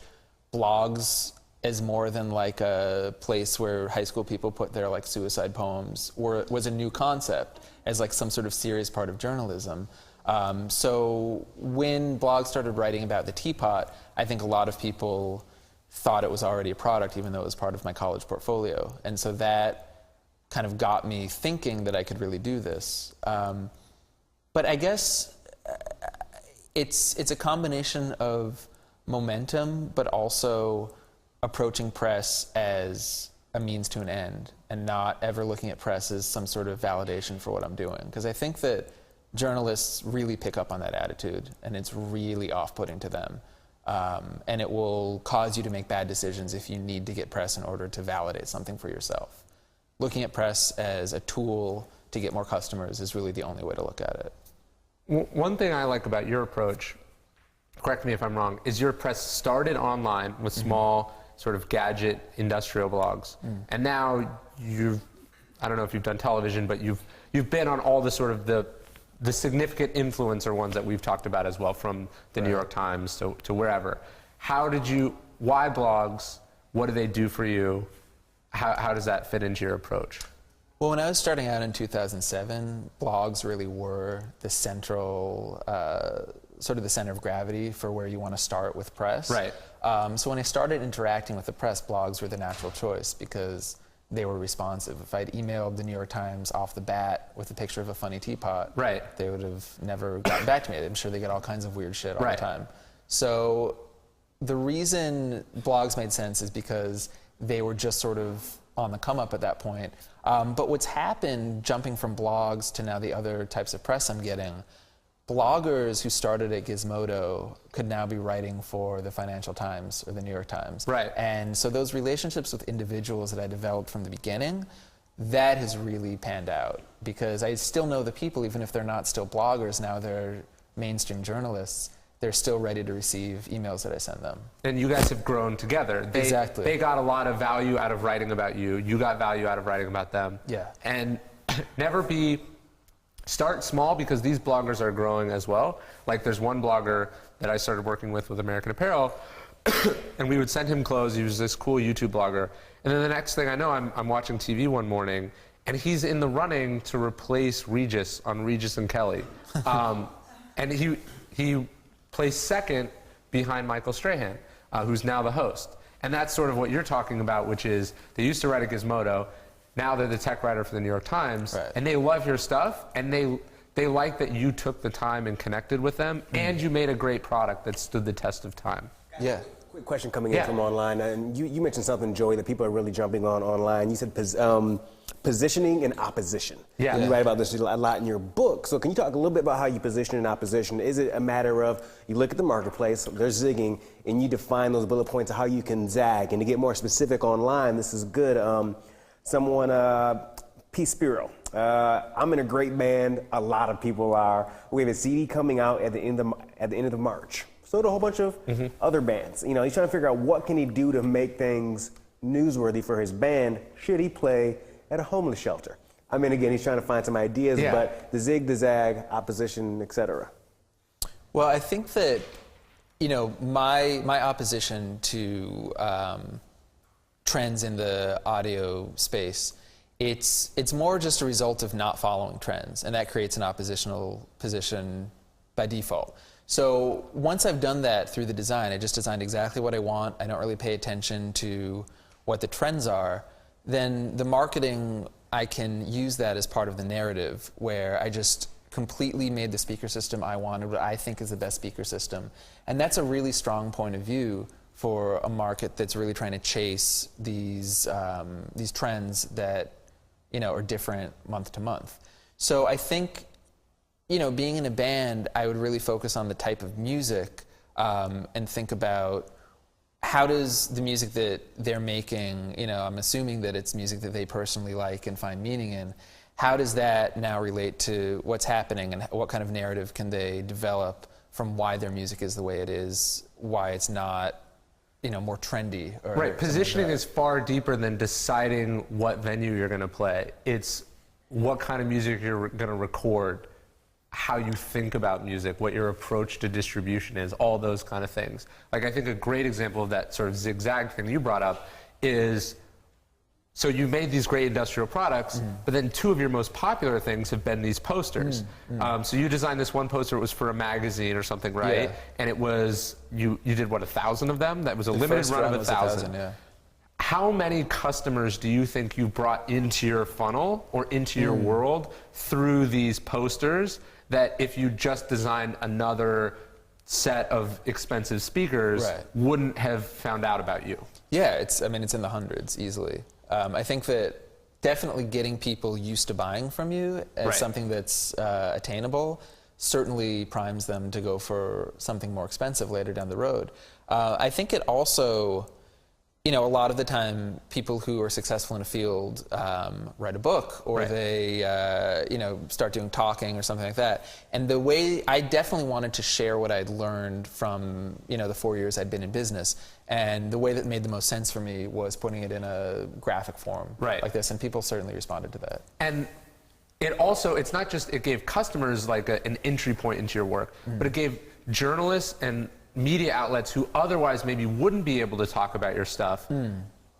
It made you, it opened up new avenues that they could write about you and then also mention that you have speakers or link to your website. I think I saw this speaker on like the Daily What, which is a great site with sort of like viral internet, interesting things on the internet. They're not writing about teapots normally, but a cool graphic is something they can share with their audience. And it definitely sets the frame for viewing the rest of my work. Because, more so than like a paragraph bio on the About section of my site, I think it lets anyone who encounters my work for the first time see in a certain way where I'm coming from. And that makes it a lot easier to, people respond to narratives, so it's really just about setting up a narrative that both the journalist can transform into a story really easily, or a customer can start understanding the entire spectrum of what I do. And so do you guys kind of get that? And I think the audience too would be nice to hear the idea of, okay, and it's not how do I market this product by doing things about this product, but how can I do something new or interesting or even make a different product that's a loss leader or a means of getting attention for that thing. So that's what I mean by doing something newsworthy. To promote your industrial projects, you did something newsworthy that made it possible for people to talk about you. Yeah. Yeah, we'd love to see the studio audience if you guys have some questions. And before you guys ask a question, we're talking about things people can do, but Ryan, Joey, what are some things that people just flat out get wrong? Yeah. It'd be great to know like mistakes maybe you made or... Yeah. So mistakes that I've made, sending any sort of mass email in any way, untargeted. I've never like spammed a list of people, but I've definitely gone on to websites where you could just get journalist emails and sent the same thing to a bunch of people. And that's never worked out because as crafty as you think you're being, they can detect that somehow. I don't know. But so that's like an obvious beginner's mistake, and clearly I don't do that anymore. I think that what that's sort of a symptom of is not realizing where your own leverage points are. Because I didn't have to do that. I never had to do that. It was just like I didn't understand what I had. You thought you should do that. Exactly. I thought I should do that. I thought that's like what people did. But I didn't understand that I already had these relationships with like 3 people. But those 3 relationships were all I needed at that point. Because those bloggers have relationships and readers. Exactly. And if you make something great for them and they write about it in an interesting way, the other people are going to email you. All the time I'll get a feature on one blog, and then I know that I can expect emails from other related writers, and maybe they won't say like, hey, I read this on this other site. They're like, oh, I heard you're doing this new thing. And it's like, yeah, I made sure that you heard about that because I know what sites you're on. Yeah. I'd say in general, just remember that journalists are people with their own agendas. And they're not like post bots who are just gonna like take your stuff. There's a real difference between controlling your media and manipulating your media. I think that's a good phrase that you used. Because manipulation implies you have a bunch of elements, each with their own agenda, and you can sort of ease things in your direction. Control implies that you can just send something and they'll do it. And that's not true. And I think that most mistakes come from the assumption that you should be able to control your media. It's an art way more than it's a science, Yeah, for sure. for And sure. maybe that's why, as a designer and as an artist, you've sort of been able to do what other people, I think, who have maybe more systematic minds can't. They see it as like, oh, do this, this, and this, and this. Yeah. You're like, no, I'm going to make this cool product. It's going to be awesome. And then I'm going to email my friends about it. And we'll see where it goes from there. Yeah, I think.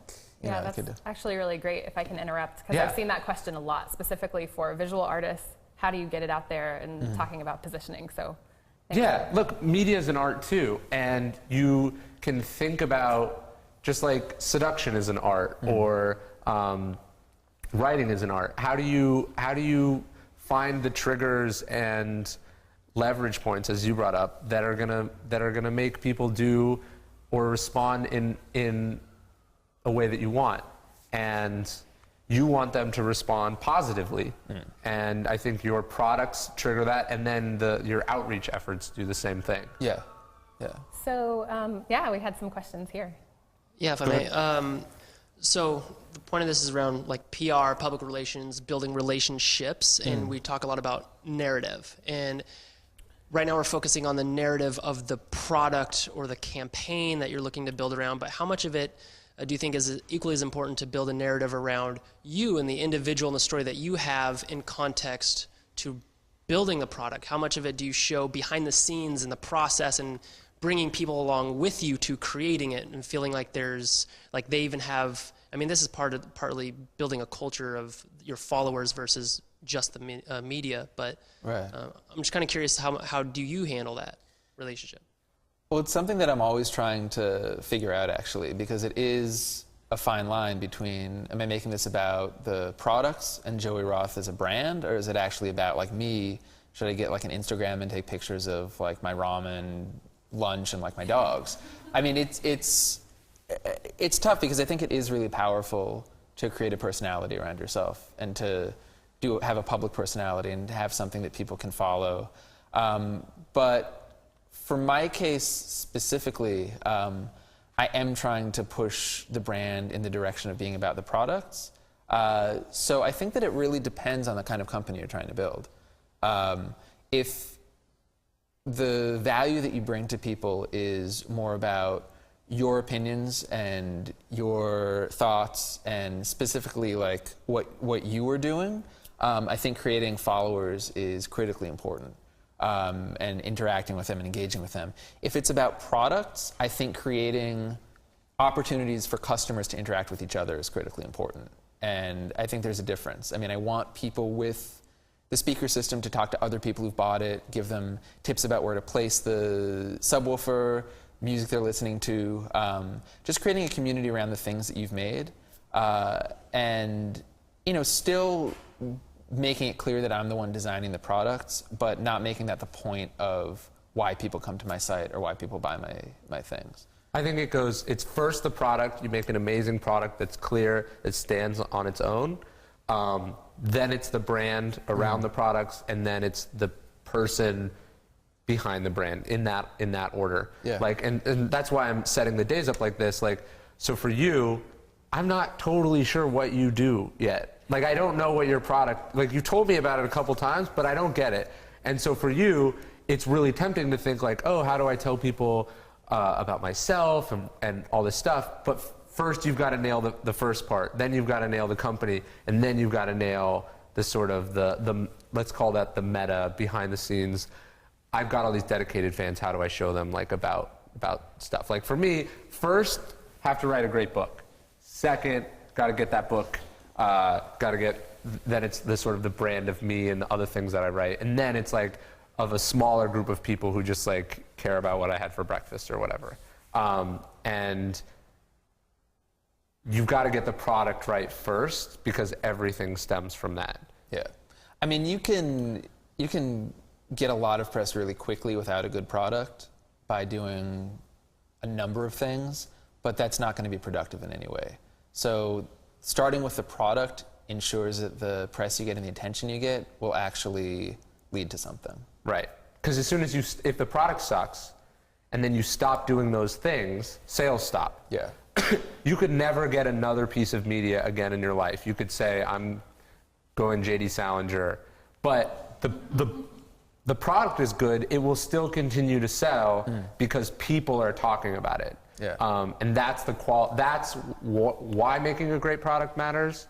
But again, if you make a great product but you don't spread it out there, you're dead too. Yeah.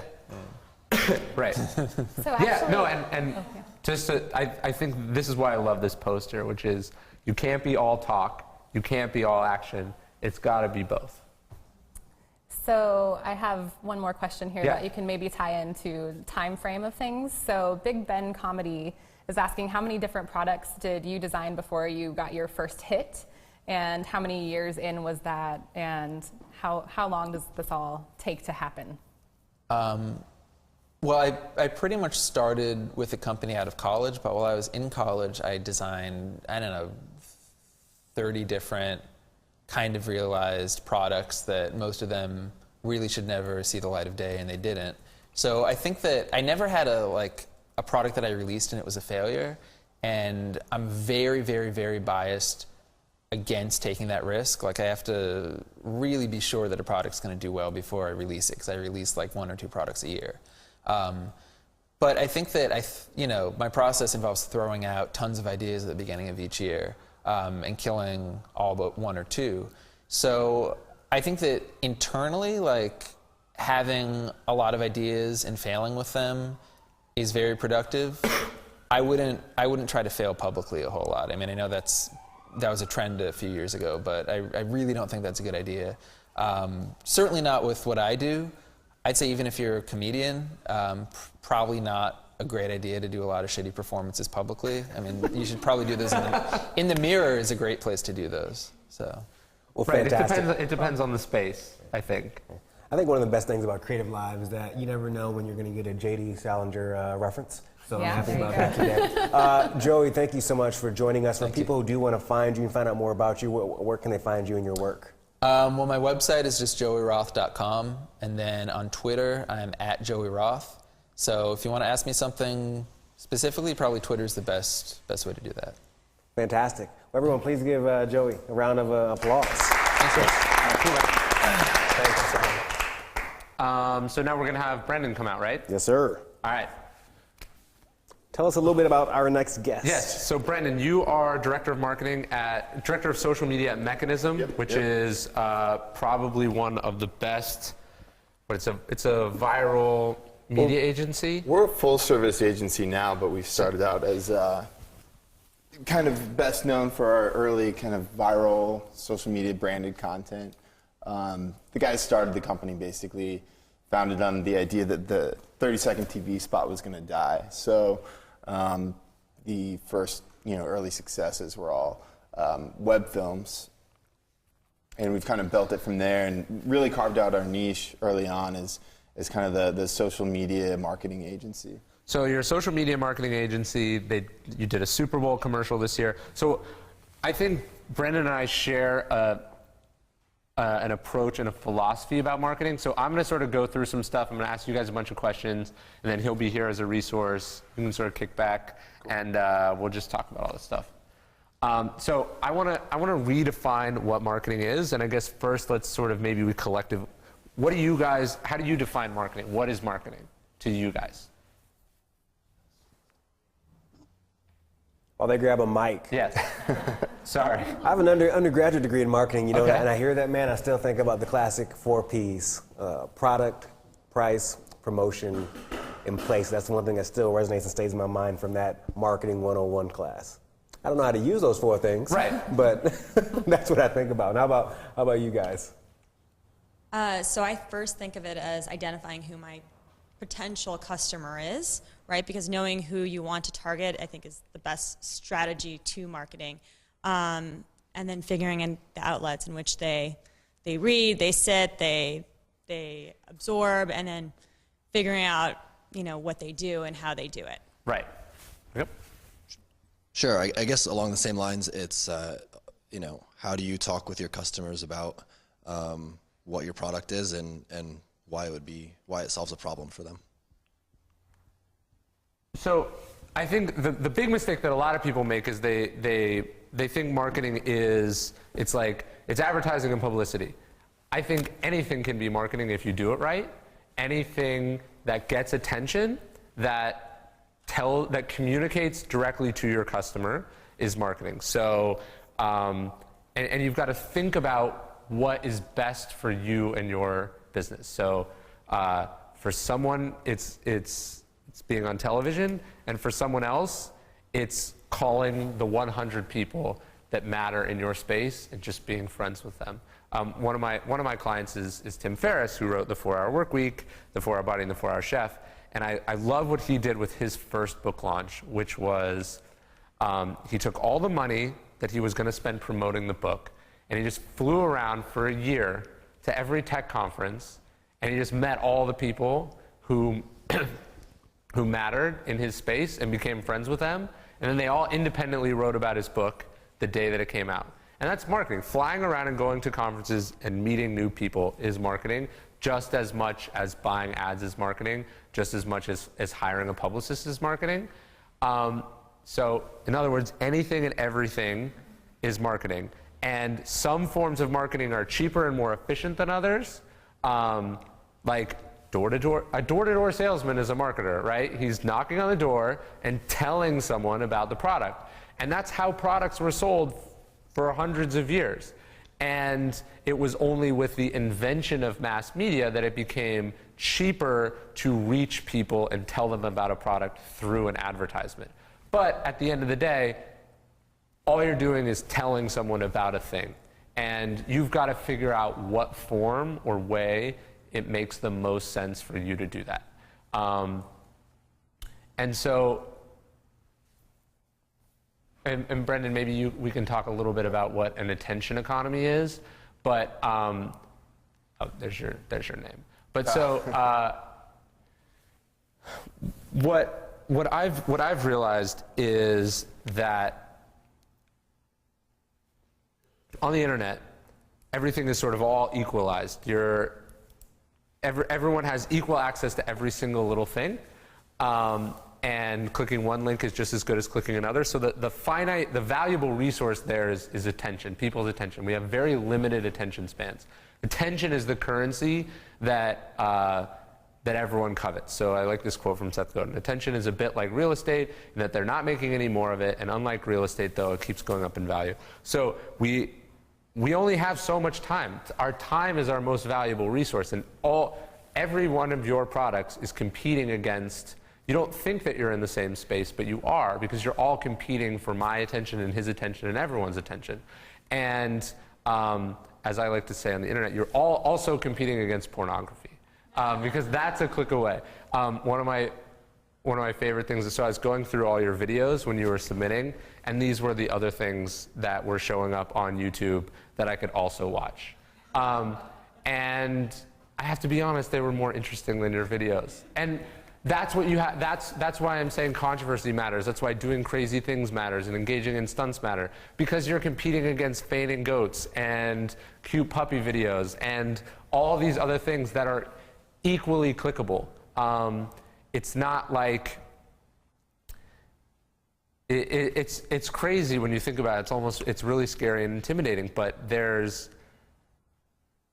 if you lose people's attention for a second, now you've got to fight to get it back again. And so you want to make sure that in this attention economy, you are doing things that capture and are deserving of attention. Yeah, and one thing to kind of add on that, like I feel like whatever you do, it's almost like how can you get people, and ideally with people with influence, invested in your success somehow.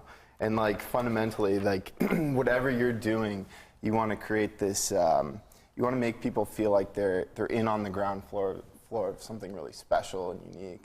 And I think that's one thing that Joey does so well, is people feel like they're part of like this community and culture that is very unique to them. Yeah, and Ryan, I think something you mentioned in your book, but also is like the attention that we want. Are we actually ready for that attention when it comes? Yeah, so it's, and this is great. So you get some attention, you get a blog post, they go to your website doesn't capture their attention, and now you've lost it. And it's like you've got a hole in your boat.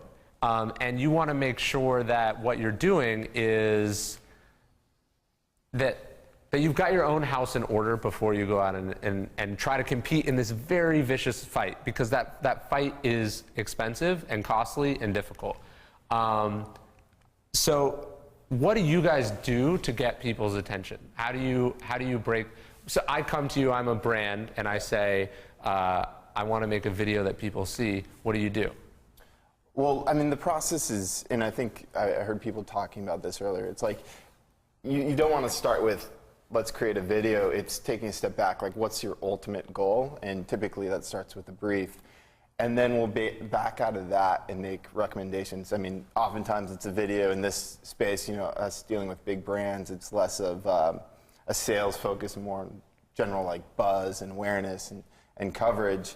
But typically what we'll do, you know, like using a video as an example, if that's appropriate, you know, we'll zero in on, you know, what's going to resonate with this target, you know, create content and a story or a narrative around that, and then take a really close look at, you know, where are these people spending their time.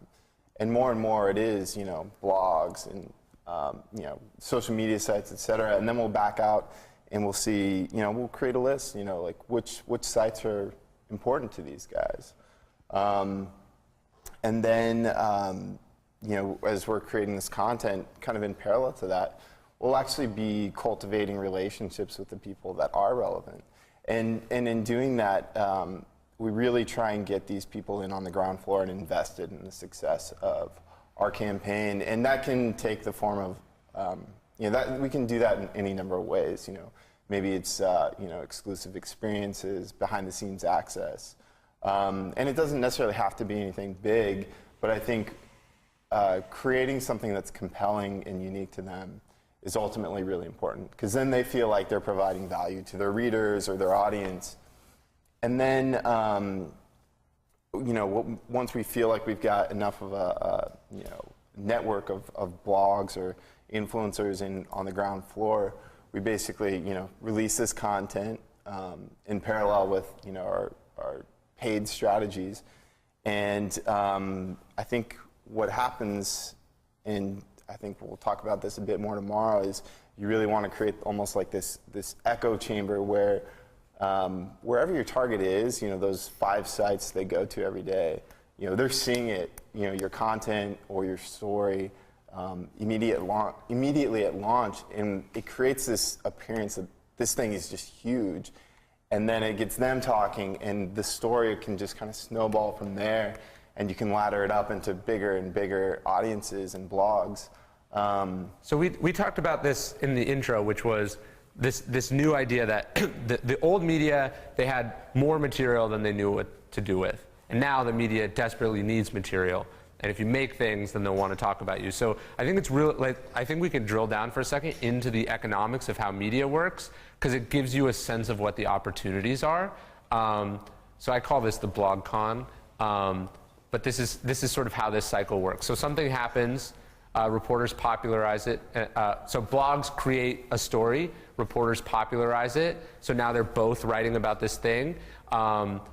I say the public loses because it's a graphic from the book, but basically now the public has been given this information, and then blogs need more traffic, and now they have to write about this story again. So it's this sort of this loop that's going really, really fast. So it starts online, it expands, they're both getting page views, and now they want more, and they've got to add over and over again. So every decision that the media write, every decision that, whether it's a YouTube blogger, an influential Twitter person, someone with a lot of Facebook fans, or a blogger, it's, will this thing get traffic? Will my readers enjoy this? And you think about that when you're producing content. Yeah, definitely. I'm going back to kind of looking at where your audience spends time and taking this into account. You always want to look at, like, what are those almost like credibility indicators that make content, make it appear as if it's maybe more valuable than all the other content? Because, you know, a blog, you know, a big blog like Mashable, I mean, they're cranking out, what, 25, 50 articles a day.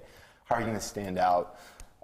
So, you know, you want to reverse engineer, like, all right, so I'm one piece of content in this just, you know, pile of other stuff. What can we do to make it be perceived as more valuable? And one thing that we really try and do is almost like look at leaderboards within a lot of these sites. So like, it's really interesting. There's, going back to traffic, there's all these indicators of what's popular, and therefore more valuable, and you'll see on sites like most read, most popular, trending, Twitter has trending topics, all these indicators, and a lot of these you can reverse engineer more or less.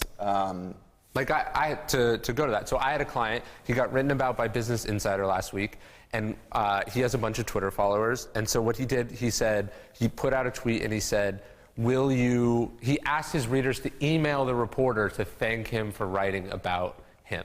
And I don't know if you know what it's like to be a blogger, but you don't get many thank yous from readers for writing this great post. And so that sends a message to that reporter. It's like some positive reinforcement. Like, when I write about this guy, good things happen. Yeah. And there's other ways to provoke that same reaction, whether it's, you send your readers to it, you send out an email blast about it. You want to, when they write about you, you want to reward that in some form or fashion. And traffic is the metric that matters the most. Brian, to get that traffic, and when you put up a slide, I think it's a previous slide before this one, the chat rooms really exploded with dialogue. They want to know more about this right here. Is it possible for you to kind of walk through each of these in detail for us, maybe provide some examples? Yeah. Well, here, let's go forward and then we'll go backwards. Great. So, like, here's a great example. So this is Michael Arrington. He's the founder of TechCrunch. It's one of these things that I'm sure he regrets having said, but it encapsulates his attitude and the attitude of so many bloggers, which is getting it right is expensive, getting it cheap is first. And so bloggers have this relationship with the truth that is not what we would expect with,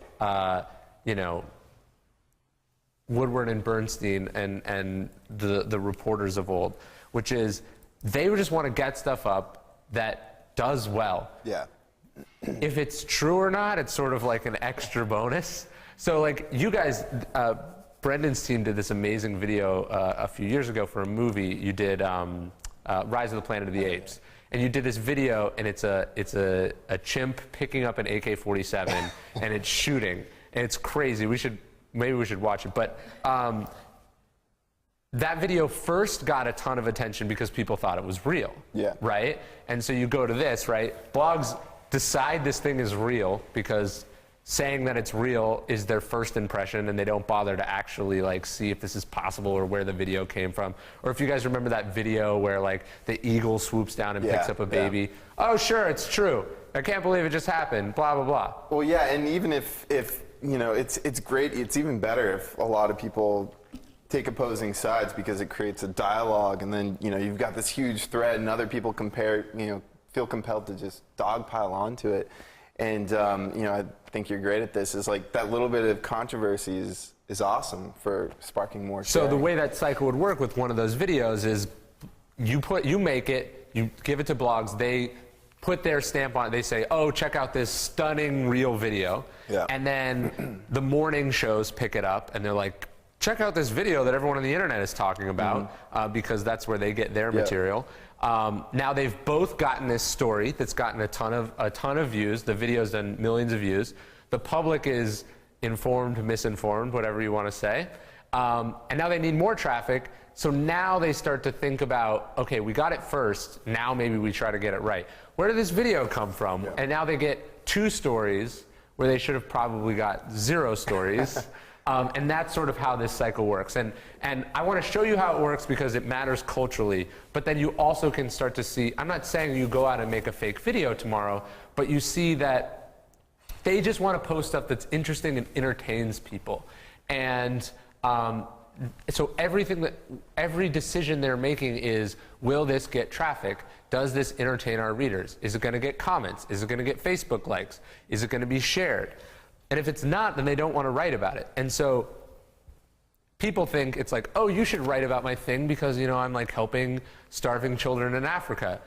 That's not a good enough reason if you're a blogger, because the fact that you're helping children, while great, might be boring to people. And you want to find out what it is about your message that's going to help them accomplish what they're trying to accomplish. A quick question for you, Yeah. Ryan. And I asked this question solely based on reading your book. Yeah. We talk about that initial entry point into getting to that blog or blogger. And something you mentioned in your book, what I found interesting, is that sometimes people create some fictitious email accounts to reach them initially. So it's not me, like, hey, I want you to come to my site, but I'm not going to email you. I'm going to have someone else do it. Are there ways to go about that? Right. So you guys make this AK-47 video. You didn't send it to media outlets and say, hey, we're Mechanism, a social media agency, passing you this video about chimp.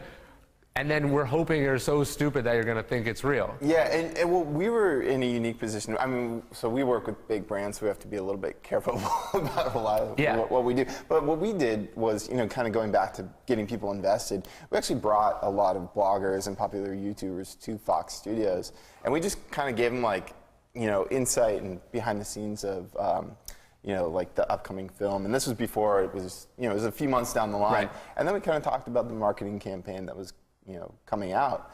And so they were in on the ground floor. They had like these awesome experiences. They were super pumped up.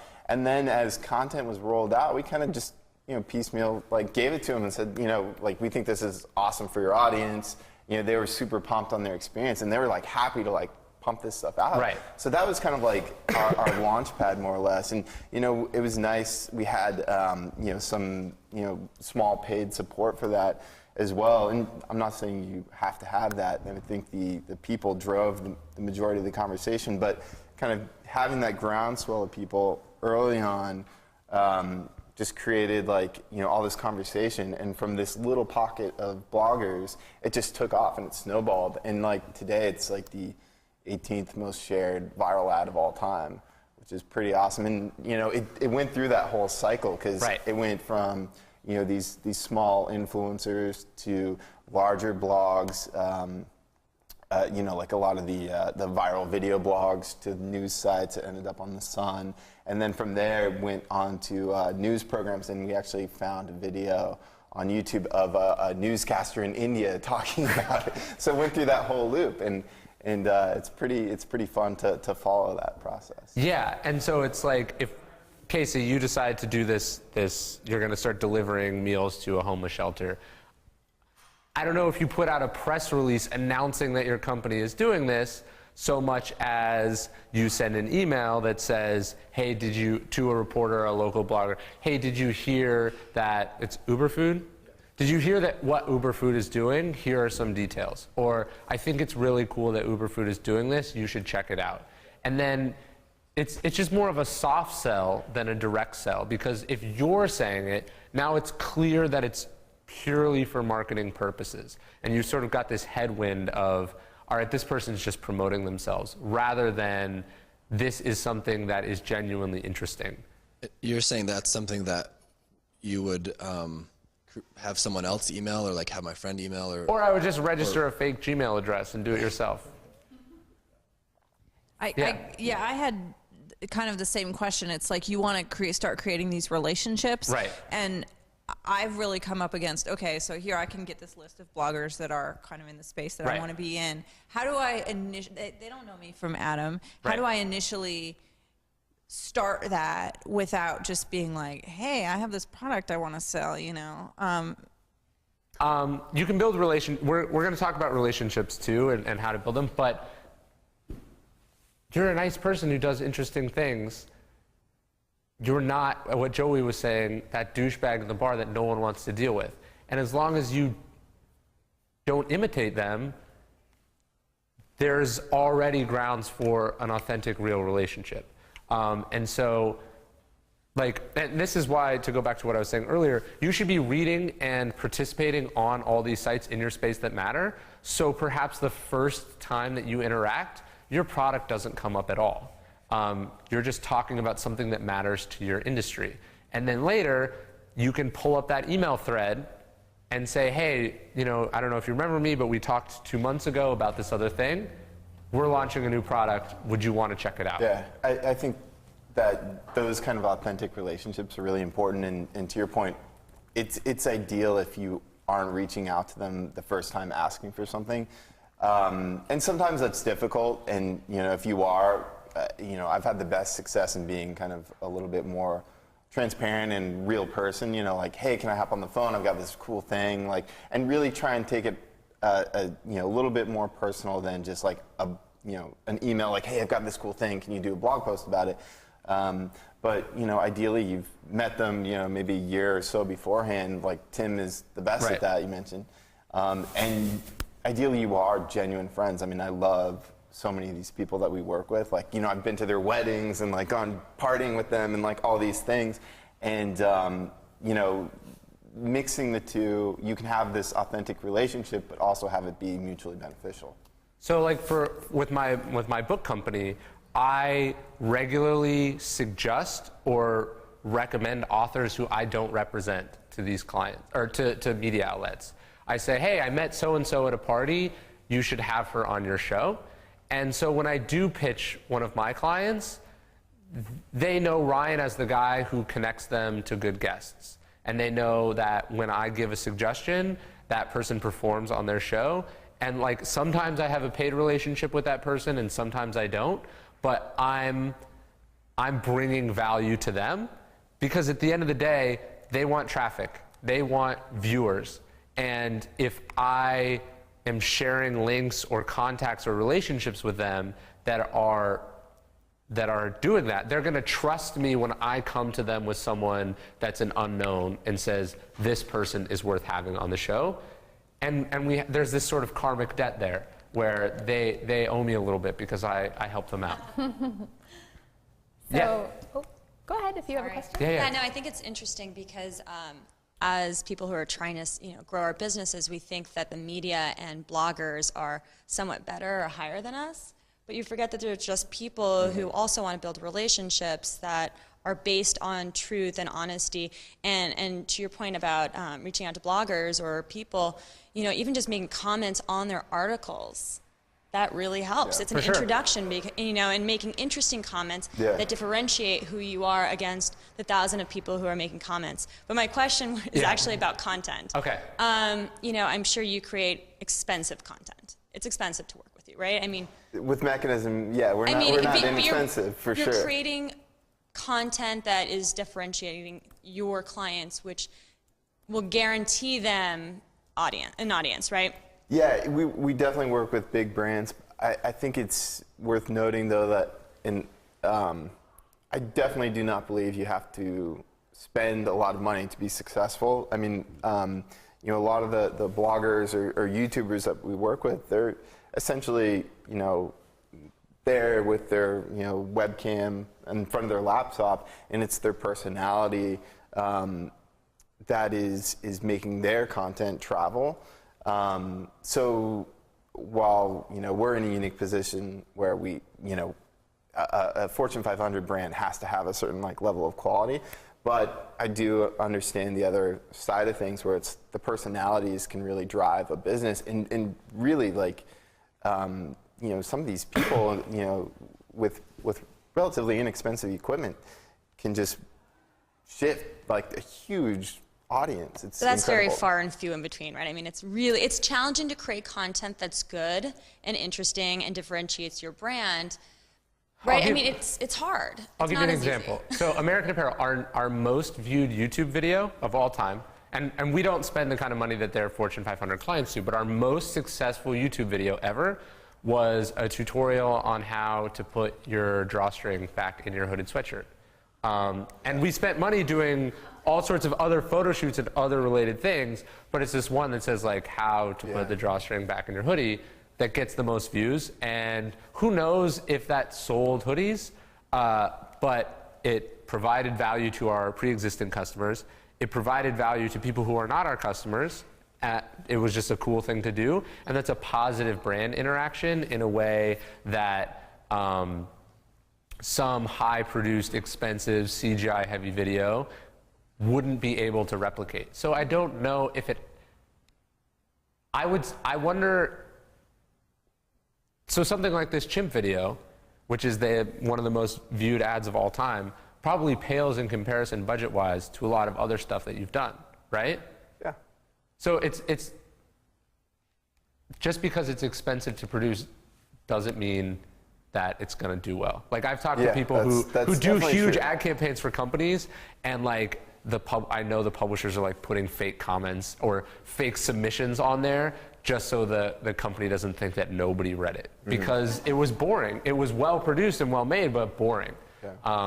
So We yeah. jump in and get a couple questions from online. Yeah, actually, this one fits in a little bit. So Coldwater Steve says, please expand on credibility indicators in reference to content, and if you can give examples. I think that was your phrase. So what do you mean? Yeah, I mean, so credibility indicators. I mean, I think one of the things that I'm really adamant about is almost like these leaderboards and stuff, these indicators of popularity. And I mean, like literally it can be as simple as, you know, it could be, you know, the most popular article within a blog. And that could be if you have a small blog, or maybe let me take a step back. I got a good example. Yeah. So people don't know this, but anyone can write for Forbes.com. Yeah, that's a great example. Forbes.com is exactly the same blog model and compensation model as the Huffington Post. But where would you rather have your companies written about, Forbes or the Huffington Post? So there are all sorts of media outlets that spent, you know, Forbes is a 100-year-old media brand that in the last 2 years decided, hey, anyone can write for Forbes. So those people are not, you know, the intimidating, grizzled Forbes veterans. They are some guy who writes a blog for Forbes that usually 100 people read his articles. If you, the director of marketing at Witchcraft, says, hey, I want to give you a tour of how, you know, like we run our business, or I want to show you like what a Witchcraft build out looks like, or I want to show you about, you know, the social media secrets of Witchcraft.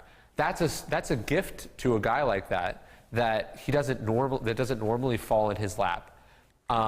And what you're getting out of it is, and I've written for Forbes, and I would publish these articles literally about anything that I wanted, with no editor. I just hit publish and they would go live. And I would see people on Twitter being like, oh, did you see this article? It was in Forbes. And it's like, no, there's a big difference between being in Forbes and on Forbes.com. But there's a big difference between perception and reality. And you look for, what Brendan's team does is looks for differences in that, looks for disparities between perception and reality. So if the most commented article of the day, that seems like some difficult accomplishment. Well, maybe it only takes 30 comments in 24 hours to make the most commented article of the day.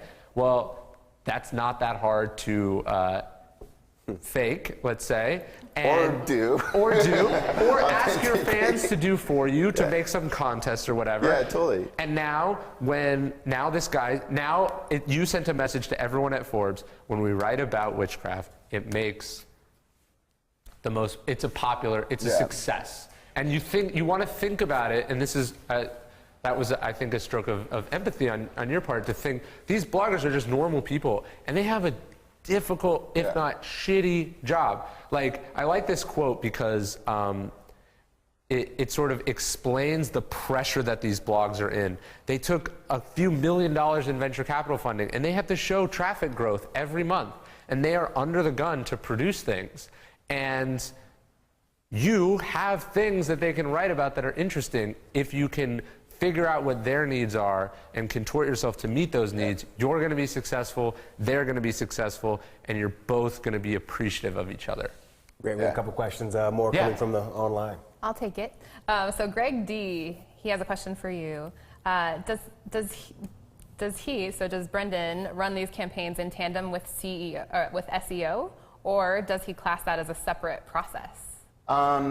You know, we don't really get too involved in SEO. I mean, we understand the basics and the fundamentals, but I would say, like, we're really more about, you know, this is a blanket statement, but for the most part, we're all about, you know, within social media, big, you know, viral campaigns. We try and come out, make a big splash, in which case SEO doesn't really benefit us. SEO stands for search engine optimization. So you're optimizing the results that are there. What I do and what Brendan does and what I think everyone in this room and hopefully in the audience is probably in the position, or in terms of their priorities, it's creating those media hits, optimize them later. I think people try to do those things at the same time for some reason, or they think like, oh, the top 10 Google results, they really matter, blah, blah, blah. I think the best SEO you can do is to create compelling new things that are happening all the time. Don't sit there and think about how do you make the number 10 result be the number 4 result. Just do something new that's gonna be the number 3 result and push them all down. Yeah, I mean, if you make a big splash, you're gonna make an impact on the search results. Yeah. Ryan, is it possible? I mean, since we do have the studio audience here, and all these guys are running their businesses, and I just love rare wood. I just like saying that out loud. Yeah. Rare wood. But is it possible, like, to maybe do a little case study with some of them and find out if any of them do have ad budgets or what type of marketing they're doing right now? Let's do it. Maybe you can select someone and let's walk through what they're doing. Go for it. So I guess what specifically? So tell us what you're doing, what's Sure. going on with you, and then we can talk sort of about your marketing efforts and how what you're doing and what you should be doing fits into this new way of looking at things. Sure. So I run a panty hosiery subscription company that finds really interesting pieces from, I've sourced everywhere. I've gone to Paris and London and found the most creative and interesting pantyhose available that's most not sold in the U.S. Okay. And so I bring it to clients who are interested, and my tagline is "Never wear pants again." Right? Okay. Kind of gets your attention, and I do email marketing that says, to men. I market to men as much as I do to women because men can buy the subscription for women. And I had an email marketing campaign that went out last week that was pretty successful, but I thought it would be much more successful, and it was "She looks better without pants." Right. I like it. So people opened it, but I'm having a challenging time then having people then go and buy, right? So your stuff's not converting. It's not converting. It's not converting as high as I would think it would convert. I wonder if, so to me, "She looks better without pants," that's more attractive as a blog headline than as an email subject line. That I click it, I look at this photo, and then what's my call to action, right? So I'm wondering if part of your problem may be that you're thinking there's sort of your conversion-based marketing and then your sort of media public relations kind of marketing, and you want to, so a great example. So with American Apparel, we make these controversial ads. They get lots of clicks, but they don't always convert, the provocative ones. So we differentiate between those sort of branded, interesting kinds and then the kinds that are designed to make people buy things. And email is about making people buy things. Whereas that might have been a great story to pitch to a media contact and say, like, look, here's 10 photos of a girl wearing pants and then a girl wearing hosiery. Which one do you think she looks better in? And now that's either something they can just use your things, or they can recreate that and do it themselves, or maybe that's a great video. To me, that seems like that would be a video that I would click on. Yeah, well, that's the challenge that I face is the content. I feel like I could create, I did these YouTube series and they're doing okay, but creating content that goes viral is very specific. Yeah, well, so the beauty and fashion category within YouTube is huge, and actually a few, of the top YouTubers have since expanded, especially within the fashion beauty category, have actually started their own beauty businesses. Like Michelle Phan, who's like 24th or 25th most subscribed, actually started up a subscription beauty company based on the success of her YouTube channel. It seems like there's definitely a big opportunity. I wonder if, in terms of kind of getting that initial traction, you might want to collaborate with some of the other people out there in the fashion category, because then maybe you come to the table and say, hey, I've got this cool experience, or I've got this awesome product. Why don't we do a video together? I'll give you all this access. You point your audience to mine, I grow, you get this cool experience, and it's mutually beneficial. And that'll kind of get the ball rolling. I've seen a lot of success with that. YouTube collaborations is huge. We were actually just talking about this off stage with an author client. He's doing a book about fitness, and it was, he wants to do some case studies, and so originally the thinking was like, okay, let's find someone, and then we'll do before and after pictures. Well, that's great, and it'll work, and it'll convince some people. But the trouble will be, how do we get people to see this case study? And then what I realized is we should do it with someone who has a platform or an audience. And so we're going to find a popular person on YouTube, and that person is they're going to be the case study. So there's a guaranteed audience for those before and after pictures, and that person's going to be incentivized to participate in it because there's going to be affiliate revenue. He's going to be like promoting the book. It's going to be beneficial for him. I think that could be something to think about. So how can you, and you said this, how can you make it in people's interest to share your messages and media? And one of the best ways is just to feature them in the thing, because then they're going to be more likely to spread it. Yeah. And that's a good point, touching on the affiliate deals. And this isn't my expertise, but because I work with so many of these personalities, I'm very aware of it. Within the YouTube community, affiliate deals are huge. So it might be just bring that to the table with them and see how it works out. Is it possible to go through another studio? And find out what marketing you're doing and money you're spending, if at all? Go for it. Sure. So you kind of touched on this before, Joey did before. I learn a lot from mistakes, but with press, it's not an intimidation factor, but it's a little bit of, we'll throw some newsworthy item over the fence. Right. And I don't get that feedback loop, other than maybe the timing's not right, if a story doesn't get picked up or if a blog doesn't pick something up. We think we're doing something super interesting. We're launching 11 new sandwiches. We're launching, we're utilizing ingredients that fine dining restaurants are using that you can now get at an accessible price point. So from our side of the fence, we think we're doing something newsworthy, interesting, different, and we'll throw it over the fence. And maybe 2 places pick it up. And frankly, those tend to be places that have covered us in the past. Right. So we're forming the relationships. We're doing a lot of the tactics that we've spoken about today.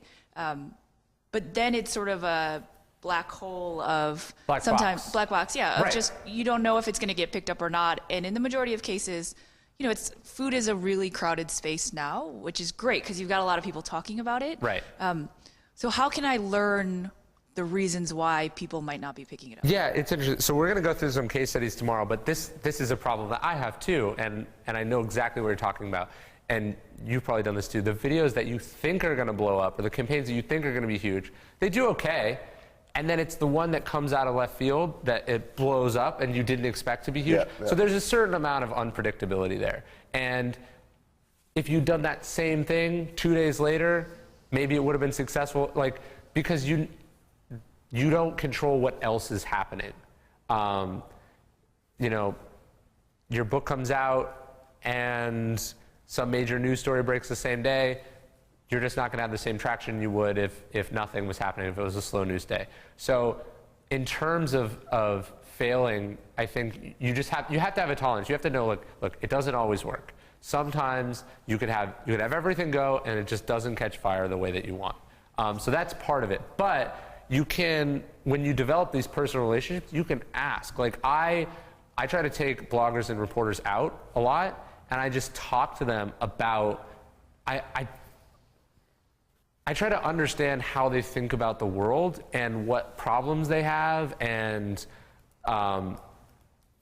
they hate their boss, what their boss wants from them, the kind of stories they hate writing. I try to get a sense of what their needs are, so that when I pitch them, every time I'm getting closer and closer to meeting those needs. And I don't know if there's any substitute, but just living and breathing this stuff, and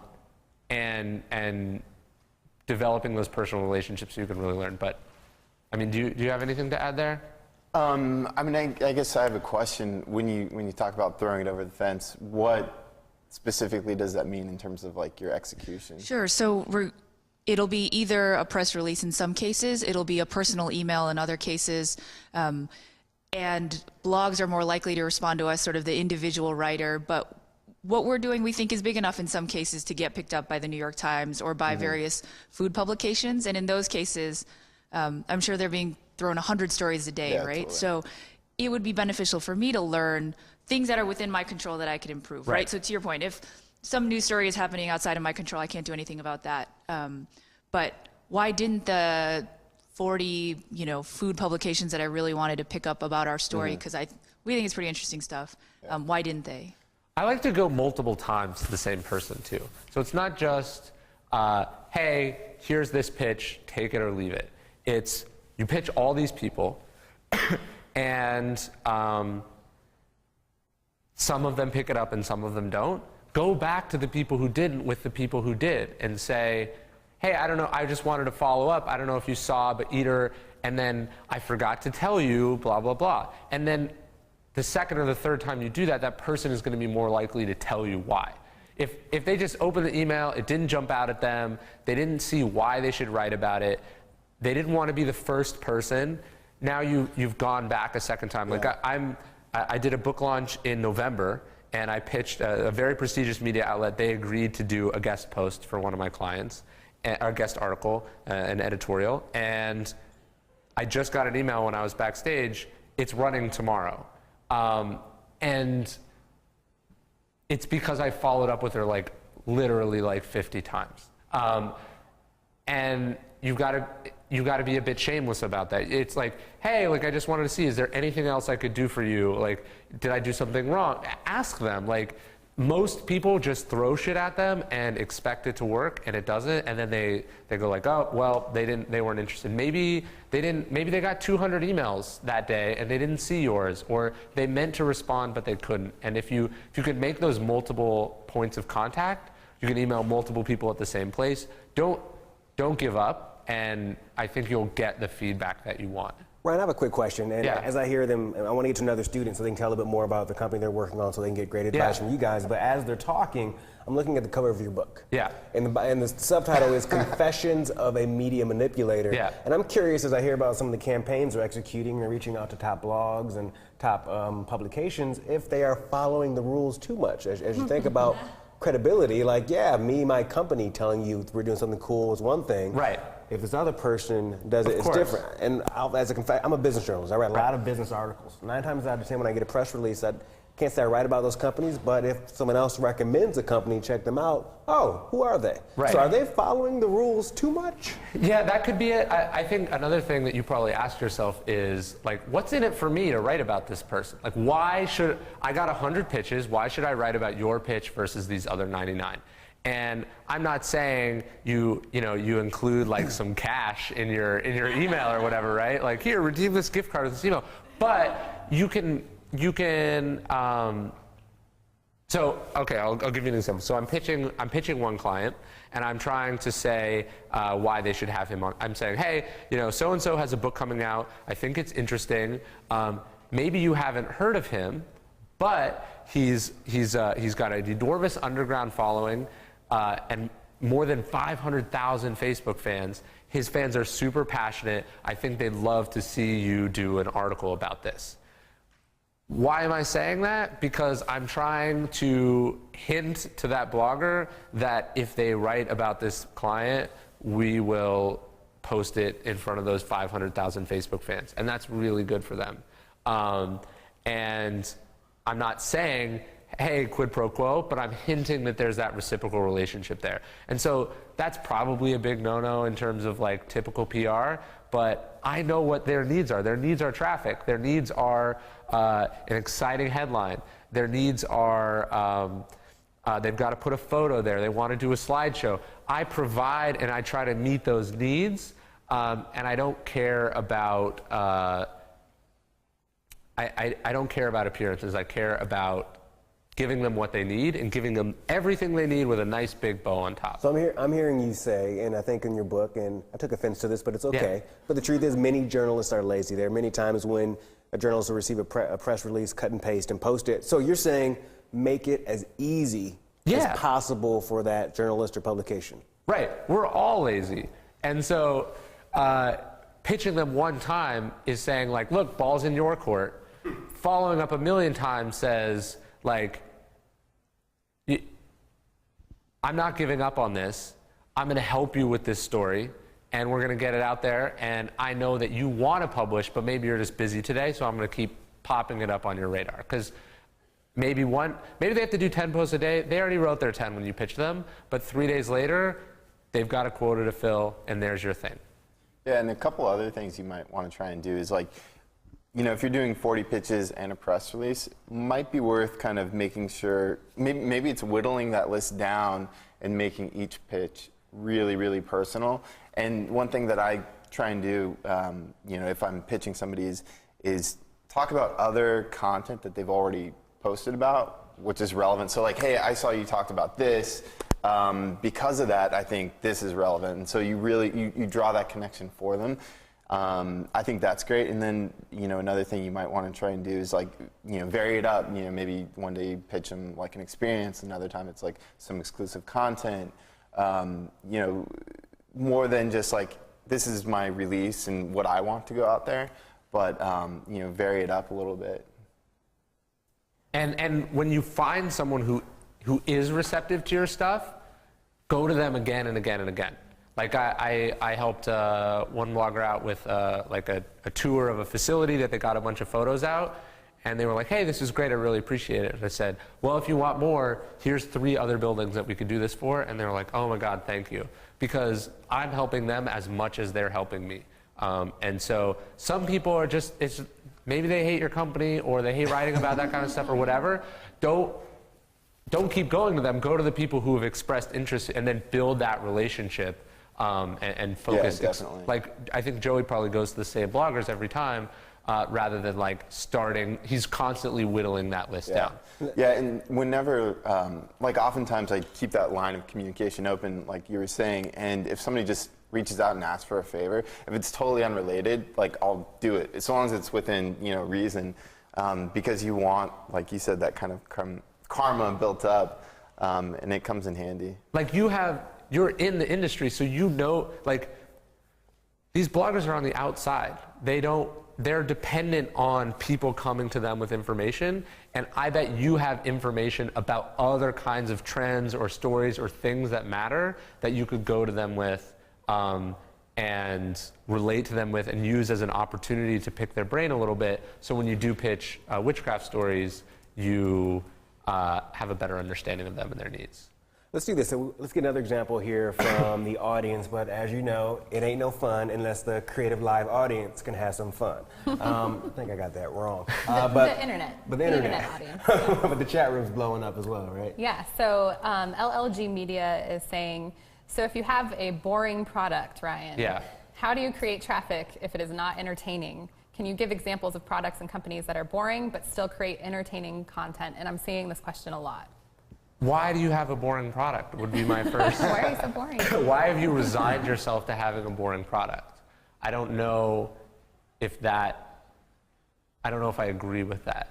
But let's say hypothetically your thing is boring or sort of unsexy. That doesn't mean that your marketing necessarily has to be. And maybe you need to pair yourself with exciting or interesting things, whether that's sponsorships or stunts or collaborations, or, you know, you wrote a book about a boring thing. Well, what kind of interesting newsworthy things going on right now can you connect your book to in the form of articles or case studies or guest posts? And what kind of things are you an expert on?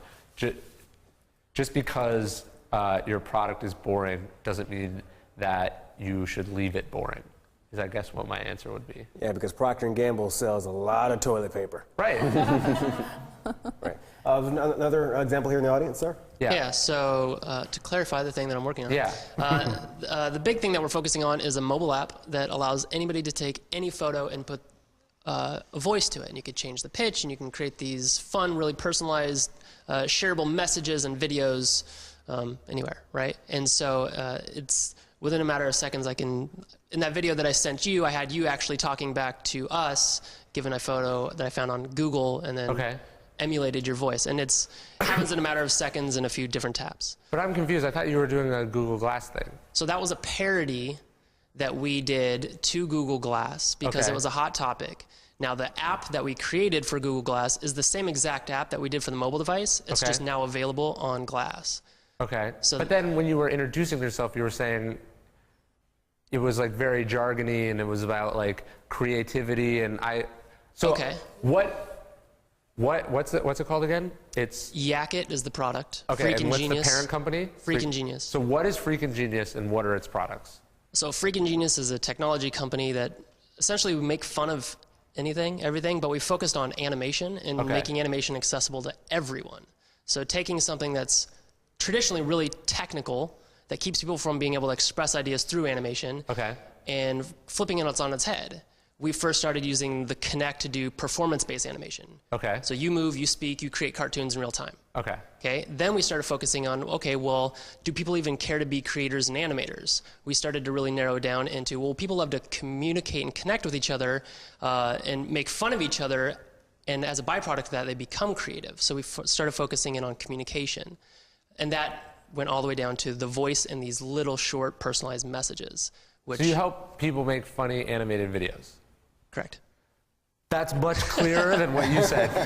And that's, I think that, I'm not saying you're having problems, but you want to drill your thing down to its essence because the person is really busy. And we're going to have a reporter come on, and you guys are going to get a chance to pitch your thing a little bit, so he'll give you more stuff like that. But that's something you could think about too, which is, don't give the same pitch to every person. If you're giving different pitches to different people, you can start to get, this seems to work well, this doesn't work well, and I would constantly be testing. So you help people make funny animated videos. Correct.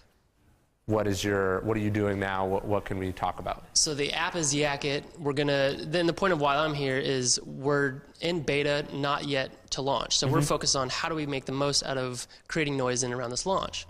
You're talking about YouTube and collaboration, and we're actually focusing on tapping our network of YouTube creators to create an event and create an internet video day. We're gonna have a whole day focused in and around at YouTube Studios talking about just the history of mimetic content, memes, how they create content, how they engage with their followings. And the tool that we use is a great way to actually engage their audience. So as a creator, we look to Twitter, we look to Facebook as a way to communicate. This is also a more enhanced way to communicate and get your personality across a digital medium. So it's more of an integrated event, but... I mean, that seems complicated to me too. It seems like you should just make funny videos. We do that as well. Isn't that the best way to spread what your company is and does? What I'm saying is hosting this big internet meme day or internet video day that has all these moving pieces that may or may not work seems to me a lot more difficult and risky and expensive. Let me tell you my challenge. So the challenge is the content that we create as a single piece of content, it's not that engaging. When you're putting in a feed of highly polished content of chimpanzees shooting AK-47s and really fun, creative stuff, these things they're a little more novelty in the single piece of content. But when it's personalized and sent in context, so if I send you something because you know me, you're going to have more of a reaction to it. So I think it's harder just to create a sense of virality in a one-to-one versus a one-to-many, and so But can't you just illustrate that through people who have many-to-one relationships or one-to-many relationships? So yes, if you make a funny video to Brendan, how can that go viral because there's only one Brendan, right? And no one knows who he is. But what if he had 1 million Twitter followers and you made him a very targeted, interesting video that he liked and then decided to retweet or repost or respond to? I have a question. Who's your core target? A lot of them are the YouTube followers, readers, viewers. We're looking at your 13 to mid-20s tech savvy that are really popular or active on social media, right? Those are the people that are on Cheeseburger Network creating those meme type photos that are spreading around the internet, but focusing on... Kind of sounds like that app where you hold your mouth up and you've got a grill or something like that. Is it kind of within that same vein? You mean where you augment a photo with some sort of... Yeah, I mean like an overlay? Yeah. So there are a lot of novelty photos where you can do interesting things to photos, but there's nothing you can do with the photo after that. It kind of just lives and dies where we actually put a message through the photo. So it's something like a Monty Python or a Jib Jab, except for the individual is the creator. I would, I think, zeroing in on other people in the space that are similar. I mean, you mentioned Jib Jab. It might be worth looking at, you know, what are all the blogs that talk about Jib Jab? And just look at the approach that they went. I mean, like, and design content for them. Exactly. For their audience, for that specific blogger or whatever. And that's one thing that's great is, I mean, once something's published, you can almost reverse engineer somebody's, you know, marketing. And, you know, going to YouTube, you know, you can actually look at, you know, people can like. You can see who drove the most views to that YouTube video and say, okay, we need to design a specific campaign or a specific video that will be attractive to this outlet. Like I've gotten emails from people who have sort of reverse engineered my book launch, like friends of mine that said, hey, can you give me intros to these 3 people because I saw that they drove a lot of traffic for you? And it's like, of course. And here's, by the way, what you should say to them. And that's how it works. And so who are the influencers that matter specifically in your space? And you find that by looking at the people who paved the way before you. Yeah. Did you have a question earlier? I actually had a comment to Ellen's. Okay. I just had an idea Go for that it. came to me. Is it okay? Yeah, of course. That's what this is for. I know Witchcraft and know it well and love the food. And I thought, okay, you just launched 11 sandwiches. Why not send, you know, 11 times 11 sandwiches to your top media outlet and show them to taste, give them the opportunity to taste the 11 new sandwiches? Because I think that as a person, right, like you show somebody something, you tell them about it, whatever, but you give them the opportunity to taste it, and you're like, holy crap, like that's an amazing sandwich, instead of just writing about it. Or maybe a note saying, like, which is your favorite sandwich, or give them an opportunity to write about it. Yeah, we do a lot of the tasting, so we offer it up to any one of the, you know, particularly in New York City and San Francisco, which are our markets. Sometimes, but that still doesn't work all the time. But I'm saying send it to their offices. Right, they have to eat lunch. Yeah. What happens if 100 sandwiches show up for lunch? They're like... Just surprise them. Right, Yeah. they have do. to be surprised. It differentiates because other people aren't sending them the food, right? Yeah. You're sending them 100 sandwiches, 11 of which are your newest sandwiches. Yeah. Like we do that with fashion bloggers, and I advise clients to do this all the time. You know, send them a package unsolicited that's got a bunch of awesome stuff in it. So awesome that they can't not share it. Like Birchbox is a great example. Like people get so excited about posting what's in their Birchbox because it's exciting, and that's what people will do if especially if they had if they have to eat lunch every day at Eater and all these other blogs. You invite them down to come eat at the restaurant. It's like you're asking them for a favor. It's this whole thing. Cost out what's the cheapest way that you can provoke a sort of an amazing like wow reaction? Like one of my favorite ones is you know What the Buck, right? He's like this popular YouTube blogger. I had to send a package to him and a package to someone else. And someone in the shipping department, one was like to a company and one was to him. And the person in shipping accidentally sent all the clothes for the company to him, and then like the 2 T-shirts to the company. And this person uploaded a video of him. It was like almost like a Christmas morning thing. He's like going through this thing, like, oh my God, like what happened? None of the clothes fit him. They were all like weird, and they were all women's clothes, I think. So it was just this like, what's going on here? How could I not talk about this? I think that's sometimes it's like try overkill rather than just like pitching, and that might be a way to break through the noise. Yeah. Okay. So along the same lines of what we were talking about a couple minutes ago, Uber Food just started doing home deliveries in a really small part of San Diego called La Jolla, and so we're bringing free family meals to our network in La Jolla, and you know, the meals are made fresh that day. They're amazing ingredients. It's called Uber Food because we want to be the pinnacle of food. So how can we change? Like, how could we use? You know, right now we're bringing them the food and we're getting their feedback. Right. Is there a way? You know, and we're sort of a blank slate as far as PR. Yeah. What's a good way to? I think that connects to what we were just talking about. One of my favorite examples, Seth Godin was talking about this. He was like, and this goes to the boring business thing. Someone was like, look, I'm opening a new branch of a bank. How do I get people to talk about it? And he was like, you should have the ATM give out extra money.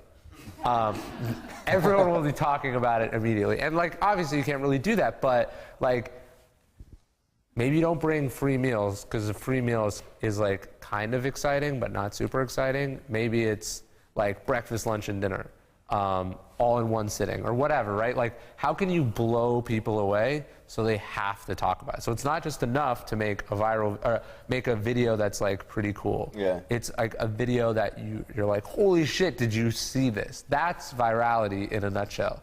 And either some people, it's like they do something that's like kind of interesting, and if you're just going to do something that's kind of interesting, you might as well just like stick with doing nothing. Mm-hmm. Do something that's fucking mind-blowing, and I think that's better. Yeah, and I think going back to, like, we're kind of talking about these experiences and stuff and interacting with bloggers and influencers, and I think kind of taking it that extra step from like a pitch to something that they can experience is really, that's a world of difference, because I mean, you'll get 200 emails, but you'll eat one lunch a day. You know, it's like, yeah. And interacting with somebody face to face, you feel invested in their success and you want to do right by them. And that's a big difference than just another name in your inbox. And even if they don't write about you, you still connected with your target audience anyway, who knows a bunch of other like, the problem is, look, this is if you're super analytical and you track and record everything and you're like, we did this and that happened, you're gonna have a hard time really doing sort of amazing things that blows people's mind, because like it's hard to quantify and it's hard to say like this happened because of that. But I feel like if you're out there doing memorable things, it's gonna matter. Yeah. So you guys, I'm sorry, I'll get back to you because we do have a question in studio, but I'm seeing some questions online for both of you. Maybe you can both address this. From Tog Spain, he says, can these types of strategies work for a service-based business? So we've been talking a lot about products, right? But what about services as well? Yeah, actually, do you want to go? Because you kind of have a service-based business, right? Yeah, I don't want to no, let's confuse the combine issue, them. We'll but I was together, just going to kind of say, I mean, here we've been talking about like food and all these things, right. And I guess I'm in a situation where my company and what it is, and having people wrap their mind around what it is, it's just so different from people's everyday lives, and that's actually what I'm trying to like sell that story. Right.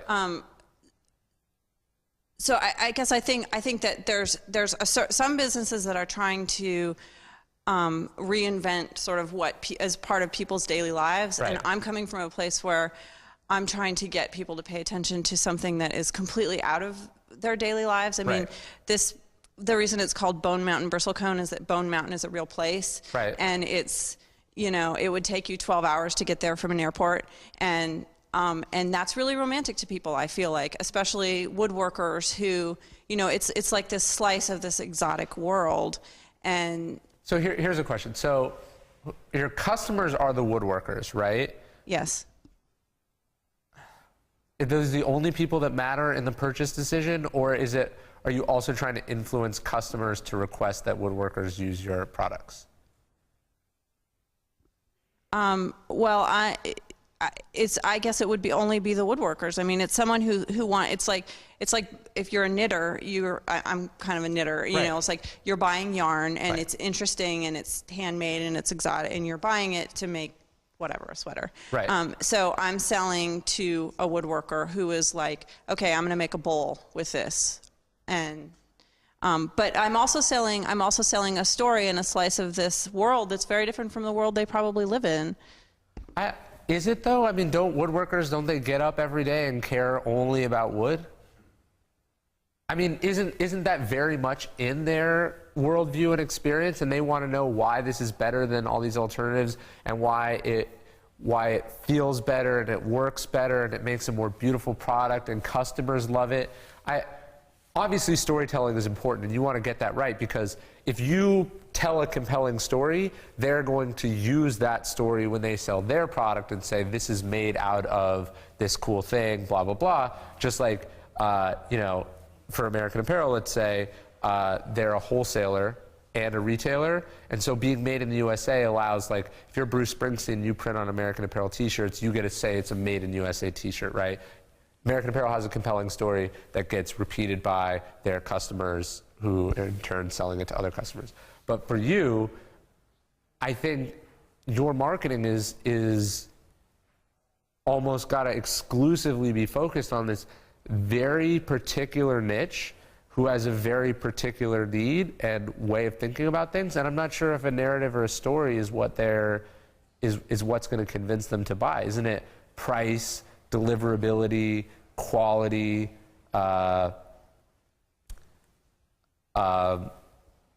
you know, customer, like, do customers like it? All those kind of things. Do you get what I'm saying? Well, I mean, it's not necessarily, I mean, they're not necessarily like reselling this stuff. They're going to buy it and make something for themselves or for gifts or whatever. Right. Right. So they're like, they make something and they're like, oh, what is this? And they're like, it's, you know, it's a train that I carved or something. Right. And it's made of this wood. Let me tell you all about it. Right. So the story matters there, but that's secondary to they bought it because it was best for what they were doing. Do you see what I'm saying? So that's why I connected you to the service businesses question, because let's say I want to be a professional speaker. I don't want, the only people that really matter to me, it's not the audience, although they matter because they have to be happy. It's the person who cuts the check and picks who the speakers are. It's the conference organizers who are my customers, not the audience. And so getting a lot of media attention is sort of like irrelevant. It's all that matters is that, so I guess I'm saying, if you're a speaker, yes, you want the audience to like you, but what you also really want to do is have a reputation for not being difficult, for showing up on time, for being professional, all these sorts of things. So it's like you have externally what you show to the world, but really you want to influence these core group of customers. So a great example of this is approach in that speaking industry, like a book as a business card. They write a book not to sell copies to people who buy books, but to say, like, I'm credible, I wrote a book. Does that make sense? Yeah, but if you want to make a train, there are any number, you can get wood at Home Depot, you can get wood anywhere, and it's not that expensive and whatever. Right. But if you want to make a train that's really unique, and there's really not a lot of places you can go to get a wood where you know the story of the wood for the last 1,000 years. Of course. So the only reason to buy my product is because it's got amazing qualities, which we could go into. It's very dense, and it's got tiny growth rings and whatever, and it's got beautiful grain. But it's also that you could choose to make something out of a piece of wood that you can tell the story, that you know the story of it for the last 1,000 years. So where is your product sold most often? Online? Online. Not in any stores? No. Is that deliberate? Yeah. They're like, if a craft stores can't sell your product, or a small sort of independent, like, I don't know anything about woodworking, but so this is sort of somewhat hard for me. But I guess what I'm saying is, like, maybe your product, and this, I consider this a marketing, not a distribution thing. Maybe you want to convince people who sell, like, craft things that your product is amazing, so they in turn are selling it to their customers when they come in and say, you know, they're pressing it in their hands and saying, you have to buy this, right? This is way better than whatever you were going to buy. And what I'm saying is that just selling your thing passively on the internet puts you in a difficult position, because now you've got to reach you've got to reach everyone to get them to buy this this product that's not relevant to most people, when really you want to find out where are the people finding out about things like this, where are they shopping, and how can you get your thing in front of them. And that might be way more effective than getting some media outlet to tell your story for you. As interesting as it is, you want the influencers in that space to, like I'm saying, be pressing your, like, no, you don't want that. You don't know what you're doing. You've got to buy this instead. Ryan, let's get a quick question from online as we transition and shortly head to our lunch break. And of course, we're just talking about right now are things being, we talked earlier about traditional PR and marketing models and how companies work. And you have some students here that are learning so much today. But the question we have from Digital Sidekicks is this. He talks about you and how you advise so many different clients. And he does the same thing, but he's curious how you communicate your strategies to clients. He says he deals with many smallish clients who've been marketing in the old media space, and they think the online world is the same, as a lot of people who have businesses think it's the same. So is there a way that you communicate what you're doing so they can say, I know this is the traditional way, which you're used to, but here's why you should try something a little bit different, the zig and the zag? Yeah, I mean, my big one is I don't work with people that I don't think are going to be receptive to my approach. Like, I want to work with people who are interested in trying new things, and I'd rather not waste my time trying to convince someone who has a very concrete worldview that they have to change everything they know. I'd rather talk to someone who's like, mold me and shape me, I'll do whatever you want. That's my thing. But I like to show results. Like, I say, look, this is what worked for these people. If this is what you want, this is how it works. I let the results talk for themselves. You don't. I think Mechanism is the same way. I mean, like, you look at our website, it's pretty out there. So there's already like a filter. Right. Like, you've got to be a certain kind of company or brand that's willing to kind of take a risk to work with somebody that's got a website like ours. Yeah. But to your point, bringing out like results is the best. I mean, like, we've got video case studies. We invest a lot actually in making awesome case studies around our success because it's an easy way. I mean, like, sending a video link around is probably the best way. I mean, people will watch a 3-minute video. It's much harder to like give them like 10 slides and actually have them go through it. I think whenever possible, make it really, really easy and show the results speak for themselves. You had a question? Oh, you're good? All right. Well, fantastic. I mean, this has been such an amazing morning so far, so thank you, Ryan. Thank you so much. What we're going to do right now is get ready to gear up to take a 45-minute lunch break so we can feed ourselves here. But when we come back from that 45-minute break, we're going to talk a little bit about why your product might not be ready to be marketed and how to create compelling narratives. We want to thank all you guys out there for watching. There's so much positive words coming out for Ryan and what people are learning right now, how they're learning the big differences between traditional advertising and maybe how you can enter the doors different ways. So many learnings, and they said Ryan obviously has a wealth of knowledge with great examples and cases and examples. So people are really, really digging this. Absolutely. I definitely am. I feel like I didn't really know a lot about PR coming into this, and I still have a lot to learn myself. But how do you find your perfect audience? Ryan is talking all about that today. He's talking about how to be smart about where you advertise and all of that, which is something that I hadn't thought about. I thought the bigger the better, but that's not necessarily the case, I guess, when it comes to what we've been talking about today. So for those of you who are newer to Creative Live, you do know, or you don't. Wow, I am. It's all good. Wow. Can we rewind? Oh, it's live. It's live. I was going to say, for those of you who are new, you don't know that this is free while it's live, which is the great thing that sets us apart from, just YouTube, learning on YouTube and all of that kind of thing. But if you do feel like you want to have this class to reference in the future, there's a lot to learn. We are halfway through the first day. We still have tomorrow to go through. You can purchase the class. You can purchase anytime access to it. It is $199, but if you buy it today or tomorrow, it's $99. So if you do make the choice to own the class, own anytime access, then it probably makes sense to buy it today. So yeah, we have a lot more to go through this whole. Yeah, another half day, class. full day tomorrow. I'm a little nervous because being a business journalist, I already know people are going to start reaching out to me in so many different ways. Like, man, how did they find me? So again, we're going to take a 45-minute lunch break. Thanks so much to Ryan and to Brendan, and we'll see you guys shortly. Let's give everyone a round of applause.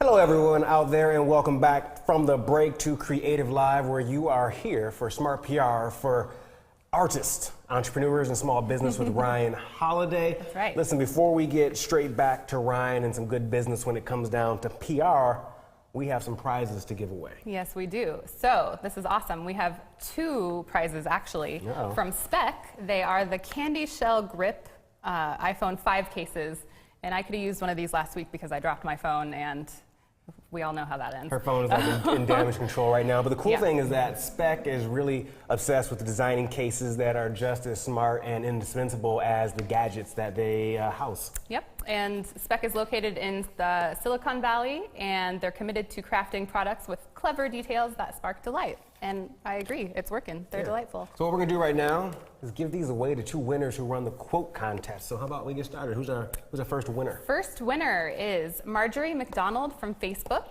And her quote was, "You have to break through all the noise of what is going on. Don't be afraid to stir up waters to catch a fish." Holler. Yeah. And the next one, you know, we'll give this one to you, the next one. The winner is Elizabeth Gebhardt from Twitter, and her handle is @EGEHart, @EGebhardt. The valuable resource of the internet is attention.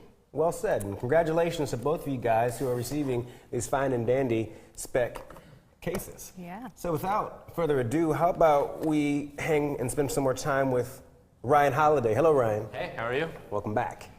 How are you guys? Is there anything we want to go over from the audience to kick off this section, or should we just dive We can into get straight into it. Okay. So I thought we'd do some more sort of what we left off with before lunch, but we'll get into the specifics. So I get a lot of requests from particularly authors, but I think this applies to businesses too, or anyone. They come to me and they go like, "Hey, I had this great idea. Like, will you help me? I need your help marketing it." And then I go, "So like, what's your idea?" And they tell me it's very confusing and I don't quite get it. And then I'm like, "And so it's ready?" And they're like, "Oh no, I haven't. It's not done yet. I haven't actually made it." So probably the number one piece of marketing advice I give to people is, your thing doesn't even exist. Why are you thinking about marketing right now? You're putting the cart way before the horse. You need to go back to to go back to the laboratory and actually make this thing, and then we should talk. And so I thought we could talk about your guys' ideas a little bit more. The specifics, you would sort of give me the pitches and we'll refine them, and we'll craft this stuff together. So who wants to talk? I don't think we've heard that much from your idea, which is, so as far as I understand it, it's a food delivery service, but who are the restaurants? How does this work? Sure. So we have 2 sort of arms of it. Right now, I work in sales and corporate catering, and then we have a food delivery, home delivery service. Okay. So, the corporate catering is pretty straightforward. I pitch businesses what we do. We have really high quality food, and we make it really easy to deliver to the office. And then the home delivery service is for people who are really busy during the day. Both parents are working, whatever, and it's really hard to get high quality meals made from really fresh ingredients, for their kids or for a family dinner every night. So that's the problem we want to solve. But what kind of food do you make? So yeah, right now it's sandwiches and salads. Okay. I mean, the home delivery is a full family meal. So we've delivered 3 times. The last one was, it was the simplified version. It was chicken, grilled vegetables, soup, and mashed potatoes. I think that was everything. And who cooks this food? We have chefs in our own kitchen who we source all the ingredients from. We have a lot of local farms we work with. We make the bread and the sauces, dressings in-house, and we make everything that day. And so you have your own sort of kitchens and stuff, and are these like famous chefs? Like, how do I know that they serve good food? So like what I was saying before is that we bring the meals for people to try first so they get an idea of what it's like. Right. And like the food is really, really good. So, I mean, the food speaks for itself after you try it. So I go on your website and I say, bring me free food, and then you bring me food, and then I say whether I like it or not, and then Sure. So, and we're not there quite yet. So corporate, the businesses can order online, and that's all set up. And the home deliveries are, we send out the menu to our beta group, and then we just deliver the meals to see how it goes, and see if and they then like what do they cost? Like what does it cost? It's $60 for a meal that feeds mom, dad, a teenager, and maybe 2 teenagers. And what about for the lunch, like for catering? So we do box lunches and then like platters, large salads and sandwich platters. So a box lunch is a sandwich with a protein, a side salad like a quinoa salad, and then a dessert. And that's like. Yeah. And who are the founders? Why did they decide to make this company? Yeah. So we started selling food in January, and we understood the problem was formed around in San Diego during lunch. You have essentially 2 options. One is to go get something like fast food that is really easy, it's quick. Maybe it tastes good, maybe it doesn't, but overall it's pretty lousy for you. The best case scenario is that you go to Whole Foods, make something at home out of really high quality ingredients. You bring it to the office, but the lettuce goes bad after 2 days. You have to do the same thing over and over. Right. You have to go back and do it again. So we have high quality ingredients and amazing service. So we have that quality and convenience that no one else is bringing to the table. And why San Diego? That's where, so we have a pretty small team right now. It's an investor, co-founder, 1 other person in sales, and then me, and I'm in sales. And our investor teaches at the UCSD Business School. So that's where his family lives, and that's where we just ended up starting it. And like, how many customers do you have? How many customers do we have? I mean, we're selling hundreds of meals a week. Okay. I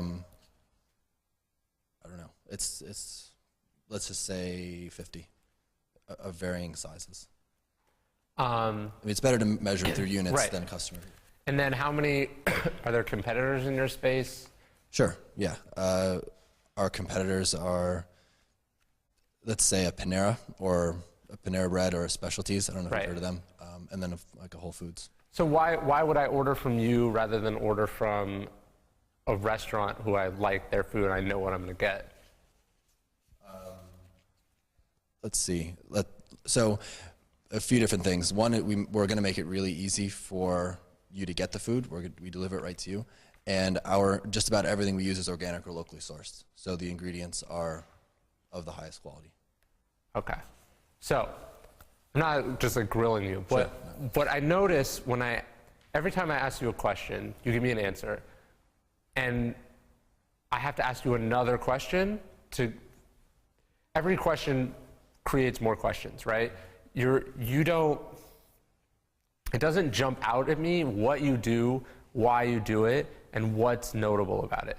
And you haven't thought about it to a degree where you can express this clearly and concisely in one sentence, 2 sentences, 3 sentences. And so it should be that every time I ask you a question, that's an opportunity for you to add another layer to it, which is increasing it, not like you have to take 10 cracks at it to explain to me what your idea is, who's behind it, and what's special about it. Does that make sense? So it's like, let's say you have a book, right? You want the title to, if I go, oh, you wrote a book, and then you're like, yeah, it's called, and then you tell that to me, you shouldn't have to give me a bunch of other subsequent sentences to tell me what the book is about. Sure, I think, and I see what you're saying. I think one thing is that we have, I felt like I was explaining 2 sides of it. Right. Because if you were a law firm and I want to sell food to you, I would give you one version, and then if you were Dad, it would be a different pitch. Why would you have different pitches? Because one is you sign up for the home delivery service is you sign up for a whole month, and then we deliver, let's say Monday, Wednesday, Friday. We don't know exactly what it's like yet. Corporate catering the best case scenario is, we're going to deliver 80 meals from one menu, that changes every week, and we'll deliver to you every Monday. The worst case scenario is they know that we're an option, and one time they want to use us. So based on what you guys have heard from his, how would you express that business in one sentence? Does someone want to take a crack at it? No? So I'd say if I were a part of your company, we're San Diego's premier company providing home delivery and company delivery for chef-created food. And we deliver multiple times a week with variety and freshness and convenience that you can't get anywhere else. That's actually very good. And you see, so my question would be like, tell me more about that, not I'm confused, answer all these questions I have. Can you top that? No, actually, I don't think so. Ellen, that was awesome. I'm not sure if I could either. But sometimes other people can express your idea better than you can, and you want to every time you explain what you do, it's a chance to refine that message and get closer and closer to it. Sure. One thing I like to do is like, can you express this in one sentence, one paragraph, and one page?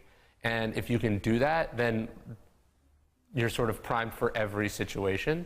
And that might be something for you to write and think about and show to everyone else in your business, so everyone is aware and they're all on the same page and the messaging is all synchronized and it's pared down to its essence, and you know all the points to bring up. Like, if I got you a meeting tomorrow with an anchor for some news station in San Diego, and you had 20 seconds to pitch your thing, I'm not sure that you could do it in a way that would make them say, I have to have this person on air.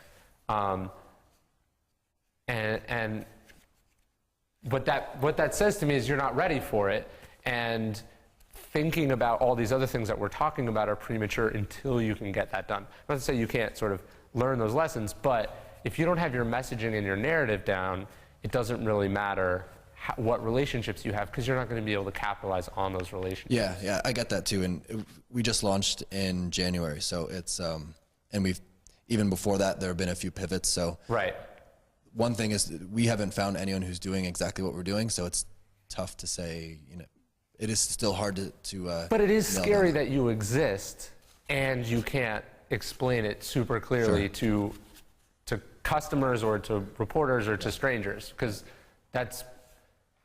Think about it this way. I'm a customer of Uber Food, and I'm really happy with the service. How can I tell my friends about it if you haven't armed me with look, at the end of the day, the best form of marketing is word of mouth, right? And what you're doing with your messaging is you're providing a great product, and then you're providing sort of the words, phrases, ideas, and images that your customers can use when they want to talk about your idea. And if you haven't done that, you're hoping that your product is so amazing that someone is going to take the time to do it. So to go back to that book thing, it's like you write an amazing book, it changes these people's lives, but then it's like super hard to explain to people. now it's like you're running against this headwind that you don't need to be, and you don't want that. Ryan, would it be possible? I'd love to hear him, after hearing some of the feedback you just gave, try it out again, what that statement is, and maybe each of you can do the same thing. I'm curious though, in that one sentence or that one out breath, are there key components that you suggest people have in there? Is it a combination, say, of what you do, how you do it, and who you do it for? Are there like key components that should be in that sentence? Oh. Yeah, I mean, I don't think it's a formula because it sort of depends on you and your sort of unique personality and style. But what I liked about Ellen's was it says it sort of defines your context in your market. It defines it defines the sort of the differentiators between you and your competitors, and it intrigues me, and there's somewhat of an aspirational element to it, which I like about it. Great. How about, is it okay if he tries it again? Well, here's what I'm thinking. We're having one of the guests we have later, we're going to have a reporter on, and I would like to hear you try to pitch that reporter your idea. And then he'll tell you, because I have my ideas, but he'll tell you, like, look, as a journalist, here's what I don't like about what you're saying. Does someone else want to take a crack at pitching their idea? I'll do it. Do it. Go for it. I'm inspiring women to never wear pants again through a monthly curated showroom of pantyhose, of hosiery.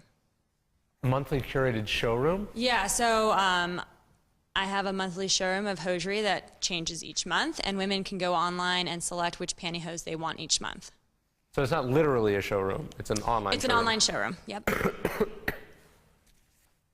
I mean, but isn't it, it's a subscription-based hosiery business? Yes. Much clearer? But then earlier when you said it was also underwear, right? Yeah, it's underwear as well. The only reason that I don't say it's a monthly subscription company is that a subscription company tends to connotate right now that you don't know what you're going to get. Okay. So when I say a curated showroom that changes every month, people are like, oh, so I get to select what I want, which changes the whole game because, you know, a Birchbox model, for example, you don't know what type of beauty products you're going to get, which is kind of exciting. With my subscription company, you know what you're getting it delivered monthly. Okay. You don't like this, you don't like the surprise element, or you find your customers don't like it? I love, that's how I started my business, was having it be monthly subscription. You don't know what you're going to get, you're going to try different things. Right. Yet the feedback was, well, I like the products, but I really want to get things that, you know, I feel very comfortable getting. Okay. So then I changed it to be, you get to choose whatever you want, and I'm going to curate it each month to have products that you can't get anywhere else. But not everyone gets the same product, right? No. Okay. I'm trying to think. So the problem with that is that it's harder for me to contextualize it and place it exactly, like sort of what other companies is it like? Right. So are there any analogs or similar companies that are doing what you're doing in different genres or spaces? Yeah, Shoe Dazzle, the Beach Mint companies, you know, Shoe Mint, Beauty Mint, that type, or yeah, Beauty Mint. They have a curated showroom each month. You go in, you select, and you check out. So you pick. So how many options do I get to pick from? It changes each month. So it's usually more than 5. But in what I liked earlier you were talking about was just attractive to me was the sort of the exotic foreign element of what you were doing. How would you put that into that sentence? Because you shop all over the world, right? Yeah, no, I try to find things that you can't find in the U.S. or if they are found in the U.S., they're not found in your local department stores. Right. So, I would use the word exclusive in there somewhere. I know they're not technically exclusive, but like you're the only one who's creating that assortment, certainly, right? Yeah. So I like the exclusive element in there for sure. Mm-hmm. All right, so you want to say it again? Do it again? My original? Yeah. Okay. Inspiring women to never wear pants again through a monthly curated showroom of pantyhose. I like that as a tagline on a website, but I'm not sure if that's what I do. What your company is. Sure. Never wear pants again is an awesome tagline, but it doesn't Google tell me. wouldn't let me buy ads with "never wear pants again." Really? Yeah, they like had me as like a little exclamation point where, you know, possibly pornographic, not sure. So I thought that was good, actually. Yeah. It's probably fine. Right. That could actually probably be an article for somebody. It could, and I like that you're just you're playing with decorum a little bit, and you're sensationalizing people, but not in like a crude, unpleasant way either. Yeah. So if you were having to, if a fashion reporter from Vogue called you and said, I heard good things, tell me what it is that you do, how would you say it? Okay. I curate an exclusive selection of pantyhosiery every month. Yeah, that's cool. But Pantyhosiery. And how many? But I think your description should say what you get and for a small fee or something like that. Sure. So every month, clients get to select 1 to 2 pairs of pantyhose for $25. Or they get exclusive access to. Exclusive access. I like that. Yeah. And then so they pick what their first, second, and third choice, or they pick just the ones they want. Just the ones that they want. Okay. I have 2 pricing. You have plans. 2 pricing. Yeah. What? So just 2 tiers? Just 2 tiers.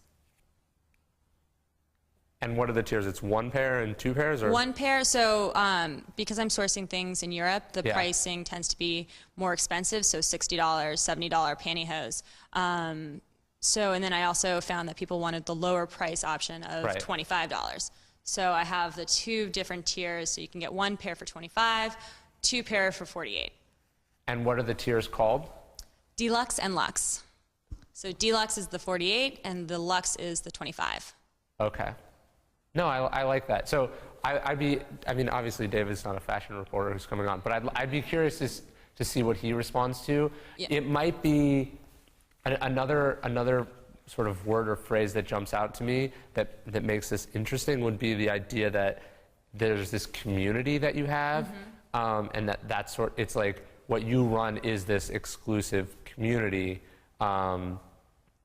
So you're hinting that it's not just like that. You're hinting that you have this massive sort of buying power and access to a set group of customers, and that's why you get these great deals and why you can buy these things at other places. Yeah, and I actually like to use the phrase of a membership because you Yes. feel like you're a member of an exclusive club Right.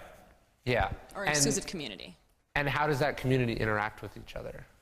Right now, I'm trying to figure out how I can have them communicate with each other better. Right. Because I have the possibility is endless, right? Fashion, hosiery, outfits, different seasons. So I'm trying to get people to start posting on Instagram and Pinterest and all that jazz. And how would you say most of your customers find out about you? So the bulk of the customers do come from PR. From PR. So yeah, from Refinery 29 wrote something, Daily Candy wrote something, and all of a sudden, it spikes. Otherwise, it's word of mouth. Friends tell friends. Friends wear interesting pantyhose, or I wear pantyhose almost every single day. And people ask me, "Oh, that's really interesting. Where can I get them?" And I go into my pitch. Okay, so how scalable is all this? So if tomorrow you got 10,000 new customers, would that be real bad or real good? I could handle it. I don't necessarily want 10,000 customers. I want 1,000 customers. Total ever? No, not ever. Okay. But the thing is that I'm a designer. Right. And I wanted to start designing my pantyhose the way I wanted to start to design hosiery, but wanted to first start with the company and see if the business was viable. And so right now I'm sourcing other people's hosiery and panties, but eventually I'll be designing and manufacturing our own. So that's why I like branding with the sort of the exclusive access thing, because you're setting people up and teaching them that eventually this is going to be products that they can't get anywhere else because you're designing exclusively for them. Okay, that's interesting. I like it. Do we have time to do someone else? Let's or do we have audience, one or? more thing. This is really great and really valuable for our audience out there. Okay. Absolutely. Cool. Who wants to go? Ellen, you want to go? I mean, you guys already exist, clearly, but... Good? Oh, no, I didn't mean to cut you off, but go for Okay, it. all right, I'll try to be quick. Yeah. So Freaking Genius makes it so anyone and everyone can animate instantly anywhere, and it's using our mobile app, Yakit, and it's a dead simple, super fun way to connect with friends and share your sense of humor in a way that is super unique and innovative.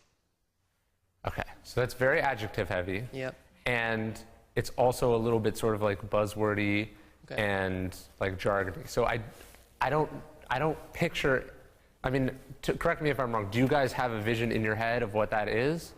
The first sentence I got it, after that I got lost a little bit. Go ahead and use the mic. Okay, so, and then the other problem is you've got two products, right? Or you've got the brand who's doing the app, right? Correct. What's the reason for that? Is you're going to have multiple apps at some point, or? Yeah, it'll be a family of products. It's a full web mobile platform. So if you only have one, so what does that mean? So it's both a mobile and a web creator. The tool can be shared from my phone to your feed, and you can create a response animated from your feed back to my phone. Right. So we span across multiple platforms, but we're highlighting the mobile app as a creation tool. But since you only have one thing right now, what is Freaking Genius to me other than the parent company for this one product? Sure. Okay. No. You know what I'm saying? Yeah. It's like if Zanga only had one game and it wasn't called Zanga, do I need to know about Zanga? You know what I'm saying? Mm-hmm. So Yakit is Yak or Yakit? Yakit. Yakit is the app. Just give me the pitch for the app again. Okay, so Yakit, it's a mobile app. It's a animated video creation tool where you can snap a photo, make it talk, make it sound funny, make it look funny, share it to your friends.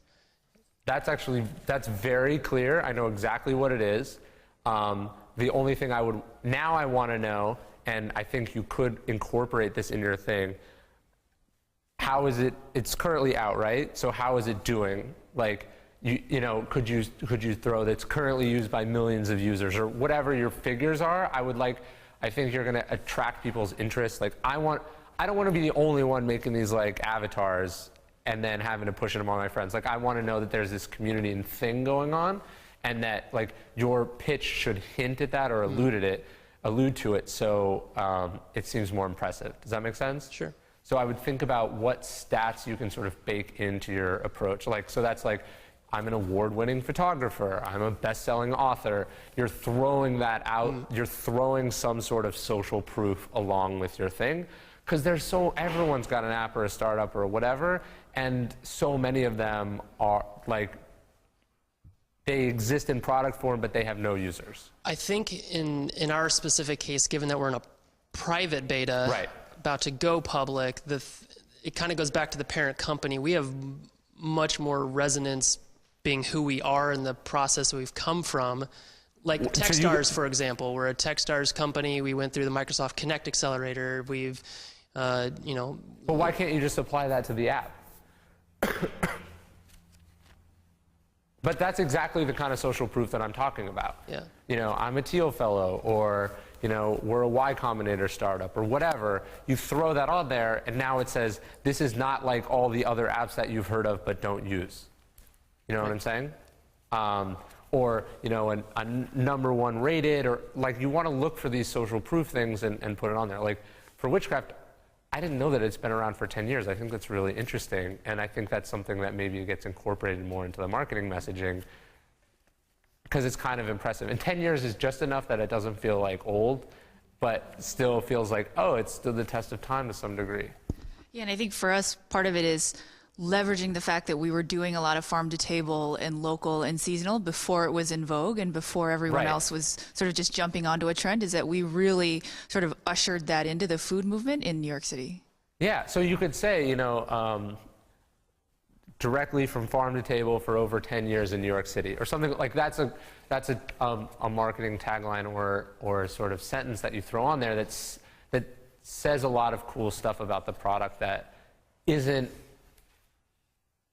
assumed, for sure. Yeah, so our tagline is real food handcrafted, because I think you know, it's almost like you don't want to overpromise because people can get very kind of crazy about that. So you don't want to say farm to table, and then, you know, we have a tuna sandwich on our menu, which is fabulous, I mean but more not, like when you're talking to a reporter, Yeah. that's like what you're doing is you're hinting at phrases or things that they can steal from you, right? Like a great example. So when you do a book and then you go on TV or radio or you do all these things, everything they say about you is pretty much just read directly from the back of the book or whatever. If you're doing something else, whatever the press release your publicist sent over or whatever they can read on your bio in your website. So if you can't describe your own message well and you can't provide these phrases, you're at a huge disadvantage because the person's either not going to talk about you at all or they're going to make it up, and they're not going to do as good a job as you can, who can test these things and has a full understanding of everything that you've ever accomplished. Would you like to go? Or do we do audience? We can do one more if you like. Okay. Yeah. Yeah. Go for it. Okay, so this is my one-sentence pitch? Yeah. Okay. My company is Bone Mountain Bristlecone, and we sell ethically harvested, hand-harvested wood to woodworkers. Sorry, that was really bad. No, it's not. I like it. I wonder if, like, wood company should be in your name. Yeah, the name is Bone Mountain Bristlecone, and bristlecone is the species of wood. And if you're really into woods, that probably hopefully rings a bell to you. Bristlecone is like the oldest living, one of the oldest living organisms, non-clonal organisms. If you so bristlecone is the species of wood. It's a very specific wood. No, so this hopefully actually, that rings a bell to our audience. But that's actually kind of goes to what we were talking about earlier, which is your audience. See, I'm not your audience, so your message isn't going to resonate to me the right way. But if you're saying that they will know, and you've tested that out, then I trust you, and that makes sense. But I don't know if I've tested it enough. But I would think, I mean, is it clear immediately from your name and from your pitch what you do and who you appeal to? It sounds like it is, but maybe there's some room for jiggering it around a little bit. Yeah, I mean, the name is very specific because this is very specific wood coming from a special place. Right. And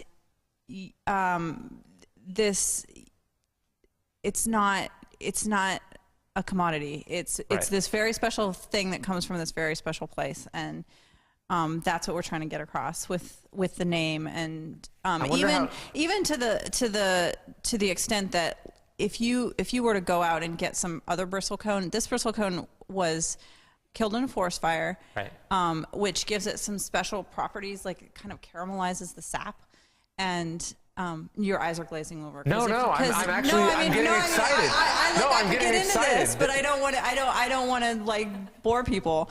But it caramelizes the sap, and then it sat on this mountainside and was weathered by wind and rain. And first it was weathered by fire, and then wind and rain for 100 years before it was hand harvested, and then eventually brought to you. So clearly, that's much more interesting and concrete than very special wood from a very special place.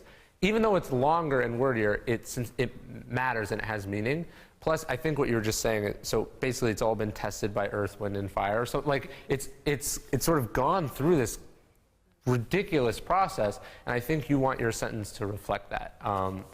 And so here's a question: how do you reach the people that you want to reach? You reach them through search, through social media, through direct? How do you interact with your customers? They come to you through your website, but how do they find out about your website? Well, my website is very new. Right. And I've been testing on eBay for quite a while and had conversions of like 10 and 20 page views to a sale, which seems good to me. So you post it on eBay and you get 10 visitors from that? No. I've tested selling this stuff just directly on eBay, and I'll get 10 page views on my page, and from that I'll make a sale. Okay. And so that seems to me to be a pretty good conversion. Those are people probably searching for bristlecone specifically. So on my website, it's brand new. So basically I've placed a couple small ads in woodworking magazines, and that's where I'm getting a little bit of traffic from. Okay. Those are But online I'm not magazines or saying print that's a good magazines? strategy. I'm not saying it doesn't sound like a bad strategy. How else would you reach those people? I don't know. I wonder if some sort of retail distribution might make sense for you, and I might think about that as like, so you're on eBay because that's where customers are, right? I'm on eBay because it was an extremely easy way for me to test whether or not people even want this stuff. Right. And or what they would pay for it or whatever. But you're testing on eBay because that's where the customers are, right? Yeah. I would think about other ways to do that, and that might be one of the most effective forms of marketing for you, is where are the customers and how do you get in front of them? And even though you're giving a fee up to eBay, you're probably making less money than when you sell it directly. That's how you're getting them into your funnel. That's how after all, you leave with their addresses, right? And now you can market to them with communications or gifts or whatever. So I would think about, for you, the best way to spread your product may be just getting it in front of as many people as possible. And I don't mean like getting an ad in front of them, I mean literally putting it in their hands and having them have it. I think another aspect of this product is that there's a very limited amount of it, and when it's gone sort of thing. So I've been really, I don't know if that's a good thing or a bad thing about the product. Scarcity is always a good thing. I've been a little loath to, for example, I had someone who contacted me and he wanted like 1,000 pen blanks, which are little pieces of wood that people turn pens. Okay. Because a lot of people make pens for whatever reason. He wanted to buy 1,000. He wanted to buy them wholesale from me, and so that he could sell them on to his customers. And I was a little bit loath to do it because I felt like I wanted the control. I wanted the customers to come to me, not to him. But see, I don't know. To me, that sounds exciting because now that's 1,000 people who know what your product is, who maybe didn't know what Bone Mountain Bristlecone was, and he's going to use the messages that you give him to make his product seem more appealing. Well, his website is terrible. But so, my fear was that he's going to sell it on, right, and it's not going to come through that it's Bone Mountain Bristlecone. My fear was that it's just going to become a commodity, and what I have is not a commodity. Right. It's a story. It's unique. And so, if you tell your story right, you make it stupid for him not to make it clear that it comes from you. But can't you also sort of demand or negotiate that part of you selling him these 1,000 pieces is that your brand has to be represented, so that it's not a white label, oh, I just got this from anywhere? But just as an analogy, in the food space, anywhere I go, particularly in California, it always says Neiman Ranch if you're getting that farm's or that cooperative's product. And I'm guessing that they have sort of demanded that if you're ever serving their product, you have to use their branding. So maybe you ask that of this gentleman as well. Well, I would imagine that they don't force you to do that. It's probably more, they paid all this extra money. Why would they not use this term that says this is special, right? It's actually like there was actually a scandal in California somewhat recently about places that were claiming they sell Jadori chicken, but it was just regular chicken. And that means that Jadori has done such an amazing job branding what they do and making it clear that it's a selling point and that it's better than the alternative, that places were claiming to be using their product even though they weren't. Yeah, so it's like you could pay extra for Neiman Ranch, but if you're not, right, if you're keeping it a secret, the only one that loses from that is you. It's a little chicken and the egg, I'd presume, right? Because your brand is unknown, maybe Yes. today. Oh, yeah. Absolutely. Right, so at this point, Right. who knows right now what brand value there is? Yes. And this retailer may not be inclined or incentivized to put your name on there. But if you start to demand it now, and then maybe it starts to develop that kind of brand recognition. Right, or you could talk, since you're doing this, it's just you could say, like, look, I'm going to give you a break on price if you do this for me because you're investing in building that brand. And then you can go on your website, like a great way to incentivize that would be on your website. You should be featuring the vendors who sell finished products that use your wood, because then they're going to say, like, hey, if I give them credit, they give me credit, and you guys have this reciprocal relationship. Ryan, it's been really interesting to hear each person share a little bit of the story of their brand, and you've been really clear that 3 things are important. The A, you need to articulate it, 1 with a sentence, B in paragraph form, and 3 kind of in a one sheet. And we saw them kind of, I guess, in different degrees of success communicate their brand message, and we see these different opportunities that are there. So I'm curious now if we could talk a little bit about how they can go about creating that compelling narrative. Yeah, okay. Let's do that. I'm going to sit down so I can move this thing. I guess what I was going to talk about in terms of narratives is not necessarily the same thing. I'm talking more, so you know who you are and what your brand means. How do you create compelling sort of examples or instances or incidents that prove that message again? So the examples I'm going to talk about are controversial. People probably, I'm sure some of them will be objectionable, but that's the point, because that's the brand that this person is going for. So this is for a client of mine that I did this, I guess it was February of 2012. I had, so Tucker Max, who's one of my clients, he writes these books. It's a genre called fratire. Long story short, his books are stories about drinking and hooking up. So he appeals to what he likes to call dudes who don't spell dude right, or people who haven't read a book since high school. And so for him, he knows what appeals to them, and often what appeals to them is the things that everyone else is saying.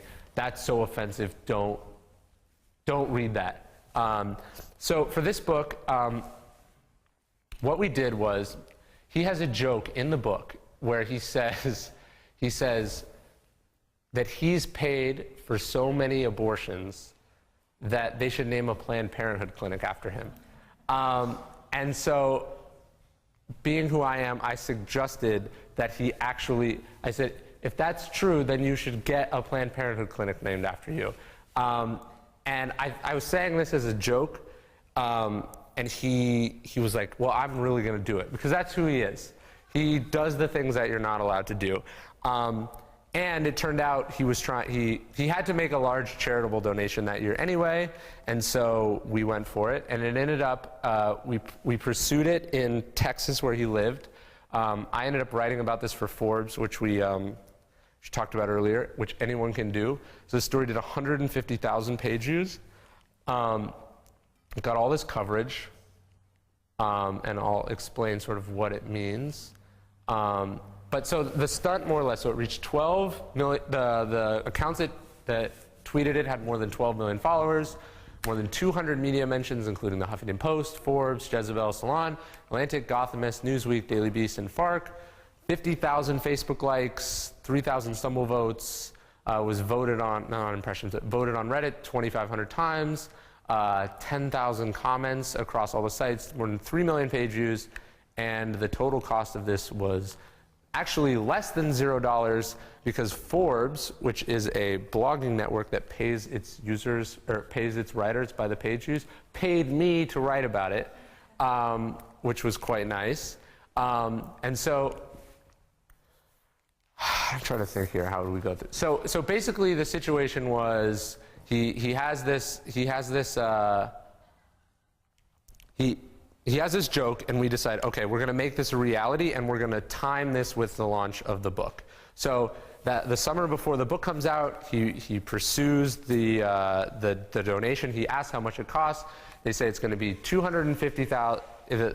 The price for a named clinic is between $250,000 and $500,000. Believe it or not, he can afford this. So we express interest in this. We explain who he is. They're interested. He's actually in the car driving to meet with the CEO he has the check in the car, and they decide at the last minute they call him and they say, turn around, we don't want to do this anymore, go away, please never contact us again. Even though they kind of knew what we were doing, they knew what we were doing, why he was doing it. We explained that he was trying to sort of turn his image around a little bit, that he had this unique tax situation. Oh, I forgot. So we make the announcement. sorry, we make the attempted donation, it doesn't work. We sit on this for several months, sort of not knowing what to do about it, and then we decide, okay, they're not going to come to their senses. Let's announce what happened. And so we announce what happened. We obviously look. This is how I headline the piece. Why wouldn't Planned Parenthood take $500,000? So what I'm doing is, obviously, I'm not saying I exaggerated it, but I picked the largest number. I posed it in opposition to something, and then I posted it on a blog that would allow me to tell the story the way that I wanted to tell the story. So now I've started small, or I've done something interesting, I've started small, and I'm not afraid to be controversial with what I'm doing. I post it, of course, it starts getting picked up all these other sites. What we did was we published the story, and then the night before, I sent it to, I knew I was going to post it on Forbes, but I sent it to a handful of other blogs who I knew would try to find some way to, like, for instance, I think it's kind of clear cut. Think about him however you want. Here's someone willing to write a $500,000 check to put this thing. I think you take the money. I think if I'm Planned Parenthood, I take the money. I find some way to maybe not put his name on it, but work something out, whatever. So they decide not to do it. So it's somewhat embarrassing, but it's somewhat of a mistake on their point. But when I pitched it to reporters, what I wanted them to do was to go, okay, they've come out clearly on this side of the issue. How can we get Planned Parenthood's take so it's a discussion? So the night before I posted it, I let everyone in this sort of blog space that I wanted to break the story, I let them know to give them time to go to Planned Parenthood. And so they went to Planned Parenthood and got a somewhat antagonistic quote from them. So now it's an us versus them situation, which set up this massive conversation about, are they right to reject him? Is this some bizarre campaign? What is he doing? And the reason it got all these media outlets is they're pinging back and forth with each other, talking about this conversation that I've kicked off. And that's why I posed my headline as a question, because I don't want one story written about it. I want 200 stories written about it. Okay, so here's the stuff. So we go through it. Obviously, some other news events have happened in the meantime. So between the time we tried to make the donation and then the time of the book's release, the Susan G. Komen Foundation had announced they were pulling funds from Planned Parenthood, which made, and obviously that was very embarrassing for them, it was a big deal. And also in Texas, Rick Perry, the governor, decided that he wasn't going to accept federal funding for Planned Parenthood, which is equally messed up. And so Planned Parenthood was closing Planned Parenthood clinics in Texas due to lack of funds, in addition to turning down this money. So basically that sets up a media narrative of they'd rather close a clinic than put his name on it. So it's this clear line in the sand, controversial stance, and that's why this ended up getting all this publicity. Now, then, this is another layer of this, which is what happens when you do newsworthy things that generates attention and gets page views, is other people want to get in on it. And it becomes more than just about you. So, PETA, who's probably one of the best examples of a nonprofit who's really good at getting media attention and sort of decided they were going to newsjack, I used that word earlier, but they decided they were going to insert themselves in this discussion unsolicited. So they put out a press release and emailed all the blogs who'd written about the original story, this is the same week that it broke, that they were, that if Planned Parenthood wouldn't take the money, PETA would. And they made this, they added fuel to the fire by making this additional image, which I think is hilarious. And then, so we'll do another study after this. But so now we get a whole nother level of press that we didn't anticipate, that we didn't expect.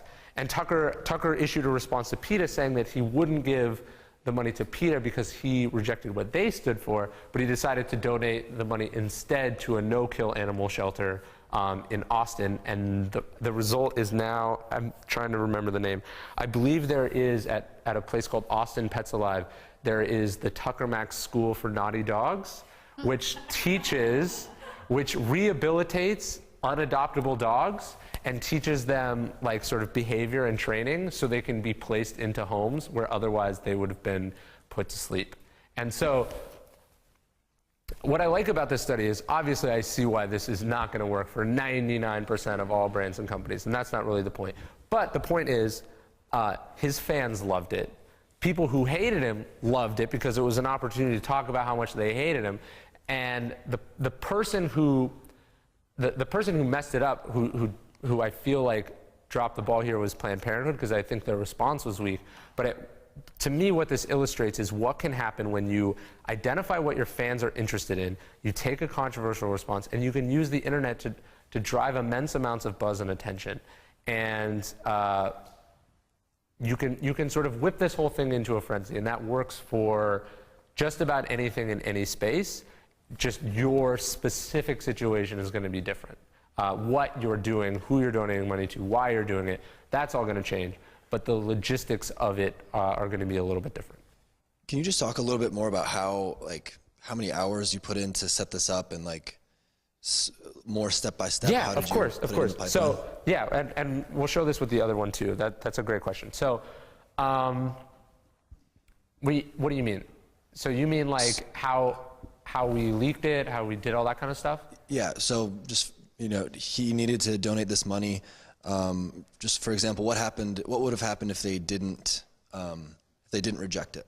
Like, did you have? Well, if they didn't reject it, then originally we hoped they would accept the money. That was the idea, right? The idea was we're going to give this. So here, let me back up. A book is coming out. You have a book coming out. How do you? If you're an author and you're on your third book, that's not an event. Unless you're J.K. Rowling. No one is that it's not newsworthy because you've done it 2 times already, right? So how do you make your thing newsworthy? You have to do something. So we decided, let's time something with the book that's connected to the book in some way. So when they're talking about that thing, the book is mentioned, and it's a way of injecting your thing into the news, right? So we decided, this is months before, what thing are we going to do? I'm reading the book, I'm reading his book and looking for opportunities, and this I see this joke, and I say, why not? Let's try it, right? And then what we did was we had an employee of his went out and actually researched this, found out what was possible, and we pursued this seriously. Like, the idea was that he would actually do this. And then they said no.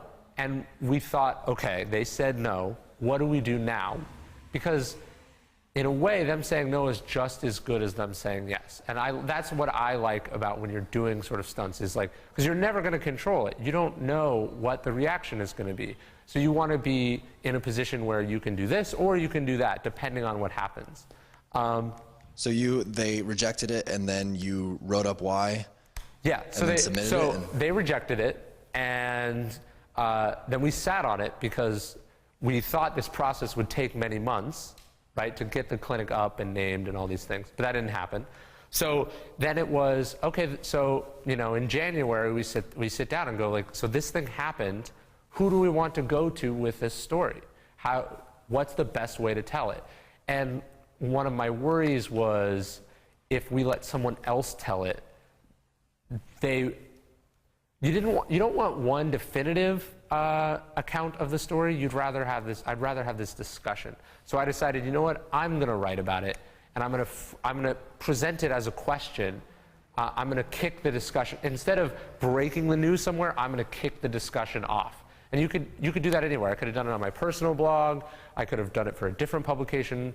I decided I would write it, and I analyzed it from the perspective of, what would I have done if I was in Planned Parenthood's shoes? How could they have handled this differently? And then I didn't just post this story and hope that people found out about it.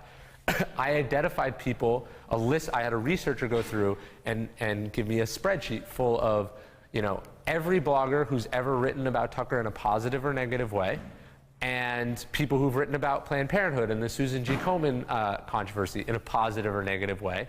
And then because in this case I'm writing the article, I decided I could pitch them directly, and I sent them all emails, and I said, you know, tomorrow I'm writing this story. Actually, two places I did the Huffington Post and another outlet, which I'm not sure, and I said, look, tomorrow I'm going to be posting this story.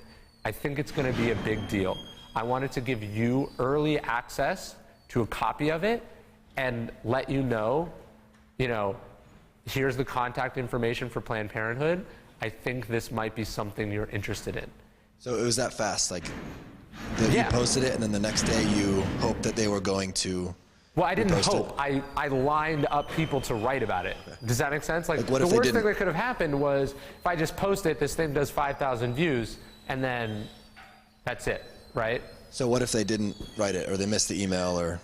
Well, I'm actually going to show you this in the other one, but that Ellen was talking about, that does happen. So you want to make sure that your stunt. Yeah. Sure. Okay. So for you guys out there at home right now, this is real life. And people have to have their garbage picked up. That is right. And it's real. There's garbage. And right outside of our Creative Live studios, some garbage truck guys are going to town on the dumpsters. I mean, they're like, yo, Ryan Holiday's inside. Let's mess up his class right now. I'm impressed though, Ryan. You just kept going. It's like you didn't even hear it. Yeah, it's true. You got to work through the noise. I think they're still going through it right now. But again, thank all of you guys who are online and piping in with some dialogue and all those things, and everyone here in the studio audience that is providing a little bit of their story. And while we have your attention, all of you out there on the internet, go ahead and ask your questions in that Q's tab if you haven't already. We've got some good ones coming in, but it's just an opportunity to mention that to you again. So if you've got something on your mind, throw it in there in that Q's tab. All right. I think the garbage men have done their business. Are we done? I think. Are we clear, guys? Yep, we're good. Let's go Great. Okay. Back to magic time. All right. Yeah. So, so you line up people to write about this thing, so you know that it's not just one post; it's 3 posts that are going to be breaking that day. And then from there, I made sure that Tucker has a mailing list, Tucker has a blog, and Tucker has Twitter followers. I made sure that so I write my article, and then we send it to the Huffington Post and a handful of other outlets for them to write their take. And then I had Tucker post a response on his website to the whole thing. So now we have 4 or 5 voices all weighing in on this discussion, essentially inviting everyone else to chime in and say, and if you look at these, everyone is talking about it in they're questions, right? There's this, look at how many comments the Huffington Post article did. Got to jump in real quick, Ryan, and ask a question. So, a lot of people can watch this and see this and say, wow, look at the press that they got, look at these huge numbers that they got. But to be clear, so people know that there was a plan of attack. You had step A, step B, step C. It's not just, I'm going to write something on Forbes and see what happens. Right. You knew what the steps were following that. Can you talk a little bit about thinking ahead and what the next steps are? Yeah, look, this is a campaign, so it's all planned out. You know what influencers you're emailing. You have a script that you're sending them that, they're all getting the same email. I'm not individually writing this email to all these bloggers. I've sort of got a template, and I'm saying, hey, this story is about to break. You've written about X, Y, and Z. I think you're going to be interested in this. Here's a link. And then here's 5 other people that have written about it. And so that sort of kicks off this whole thing. And so the reason I like this study is basically what it means is not only did it cost $0, and the book ended up debuting at, I believe, number 2 on the New York Times bestseller list, but it was a joke that became a national media story. Someone said a joke to someone else, and someone else said, hey, let's give it a try. And the result is all this. And I think we'll do one more case study real fast, which is similar. And this was for the same book. So with this one, we reached 2 million people on Twitter, 29 media mentions, Forbes, Fark, Crushable, did 13,000 Facebook likes, 1,300 StumbleUpon votes, more than 500,000 page views. Now, this stunt, when I had the idea, to go to what we were talking about, I thought this would be the stunt that would get all the attention. And the Planned Parenthood one would be interesting to like some political people, or it would, it might be kind of a funny local story. Like, I didn't think it would be as big. So you never know. You're guessing to the best of your ability, and then you've got to be prepared to run with the ball as soon as you get it. And so same plan of attack with the Twitter stunt. And I'll show you what it was in a minute. Same plan of attack, equal research, same number of employees and interns working on it. But it did quite well, but there's a big difference between 29 media mentions and 200. So for this stunt, basically what happened is, I don't know if you've heard about it, but there's this service, there's actually a set of services, but what they do is they allow you to buy ads on people's Twitter feeds. So like if you're a reality TV star, you can say, hey, if you want to post a sponsored message from my Twitter account, it costs $500. Or if you're, I think Kim Kardashian, for instance, sells tweets for $15,000. And then you've got all these other much lower people who sell for $100 or $200. Anyone with a lot of Twitter followers can sell them. So I'd read this article about Lindsay Lohan being, when she was having her financial troubles, she tweeted about some like libertarian cause, and it got all this media attention because basically this libertarian cause was like, look, if we pay her to do this, it'll kick off this whole media discussion. So for Tucker's book, we decided we would take a bunch of jokes from his book and offensive things that he's known for saying, and we would see what celebrities we could get to say these things. And then the idea was they would all do it, and it would get a lot of attention. People would be like, what's going on? Who is this guy with blah, blah, blah. So we put in $500 in the thing and submitted a bunch of tweets that we knew would be way too offensive to actually go through. But we hoped like maybe one or two of them. We ended up getting banned from the service. So we only spent $200. And the result was all this press. So these are the tweets. I did not write any of these tweets, so you can't get mad at me. So we photoshopped what the tweets we submitted would look like. This here is the interface from the site. So we took all these screenshots, we wrote about them. And then we submitted them. I didn't know David at the time. I submitted him this article. He writes it. The headline, Tucker Max's rejected Twitter campaign and stab at celebrity endorsement. So David, in his article, is explaining that these didn't run. And I don't know if you can see, but this blog picked it up the next day with the headline, Tucker Max proves you can pay celebrities to tweet whatever you want. So even though the article that kicks this whole thing off shows that, or explicitly states that it didn't happen, bloggers were in such a rush to write about this story that they ended up confusing almost happened with did happen, and this story was reported as news. It gets a ton of media attention. Tucker posts the story about it on his website, which ends up doing another 5,000 Facebook likes. It was one of his most read stories of the year. That story was the most read, this story was the most read story on Forbes for the week.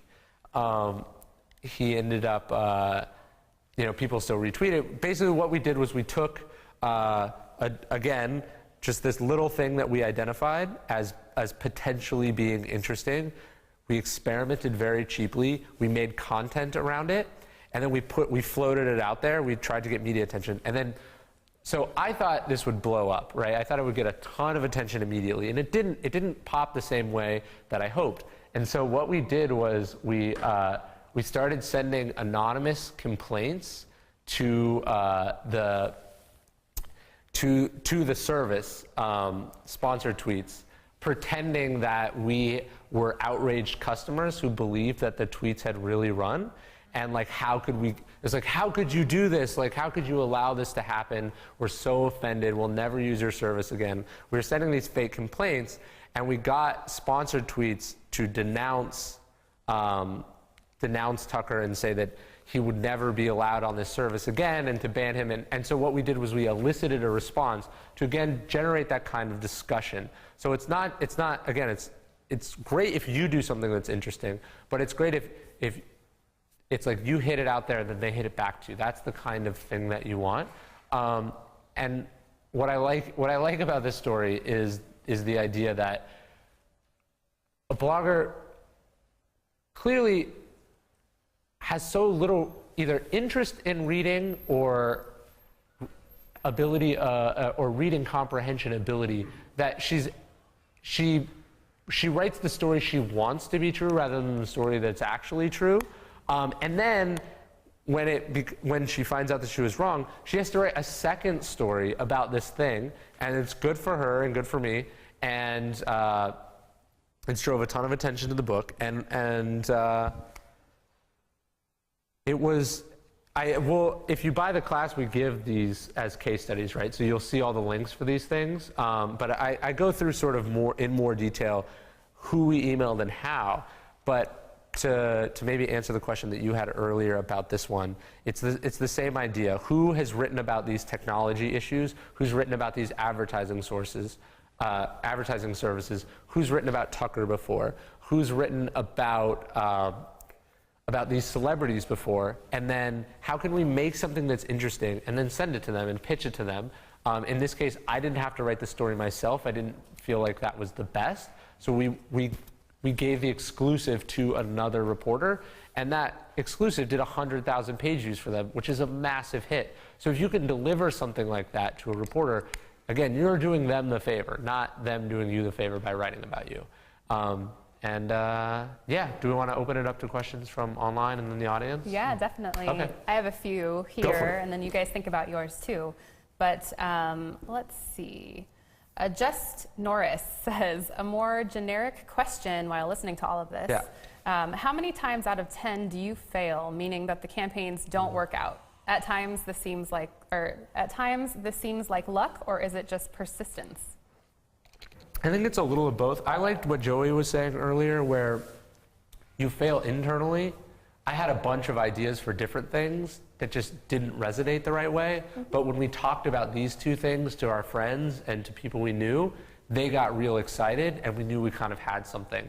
So I suggest sort of having a valuable network that you can float your ideas to, or know other journalists or people who write about, who maybe this isn't a fit to, but ask them, is this something that gets you excited? What do you think about this?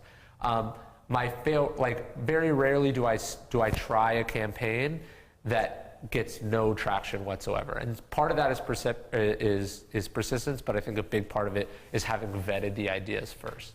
So another question coming in from online from Voino, and it says, how important is controversy in selling the story? It says, like, obviously sex sells, but after that, what? Death? I mean, are there other opportunities to create controversy that isn't maybe as controversial as Planned Parenthood? Well, so certainly controversy is very important. Humor is obviously a sort. The second one isn't sexual at all. It's just controversial humor. It's sort of like, I can't believe he said that. That kind of thing. I like that reaction. But look, this works. We're talking about compelling narratives. This works for his specific brand and type of fans. If we did this for someone else, it would have been a total failure, or it would have been a real PR disaster. He's kind of bulletproof when it comes to PR. Like, he doesn't care what you say about him. He just wants you to talk about him. That's his brand. And you want to find out what are the things that you could do that are controversial in your space, but maybe not as controversial objectively as these are. Right. I have another question for you, and then we'll go back to some more online questions. And just so people don't get the wrong idea out there, when you're working with Tucker or some of your other clients who are authors or doing other things, is it clear that you're doing these around campaigns, meaning this isn't January through December? This is surrounding a book launch, a service launch. It's not like every single day you should be reaching out to folks like this. It's around something specific, or no? Yeah, no. I mean, clearly you could just do it whenever, but I like to, if you're going to be going out actively and seeking media, you should have a reason for doing it. You're not just doing this stuff for fun. Like, for instance, there's this service out there. I forget what it's called, but we just found out about it a couple of weeks ago. Apparently, there's this service where you can find like retired professional athletes who are not like down on their luck, but like not making millions of dollars a year anymore, and you can like just buy going out to lunch with them.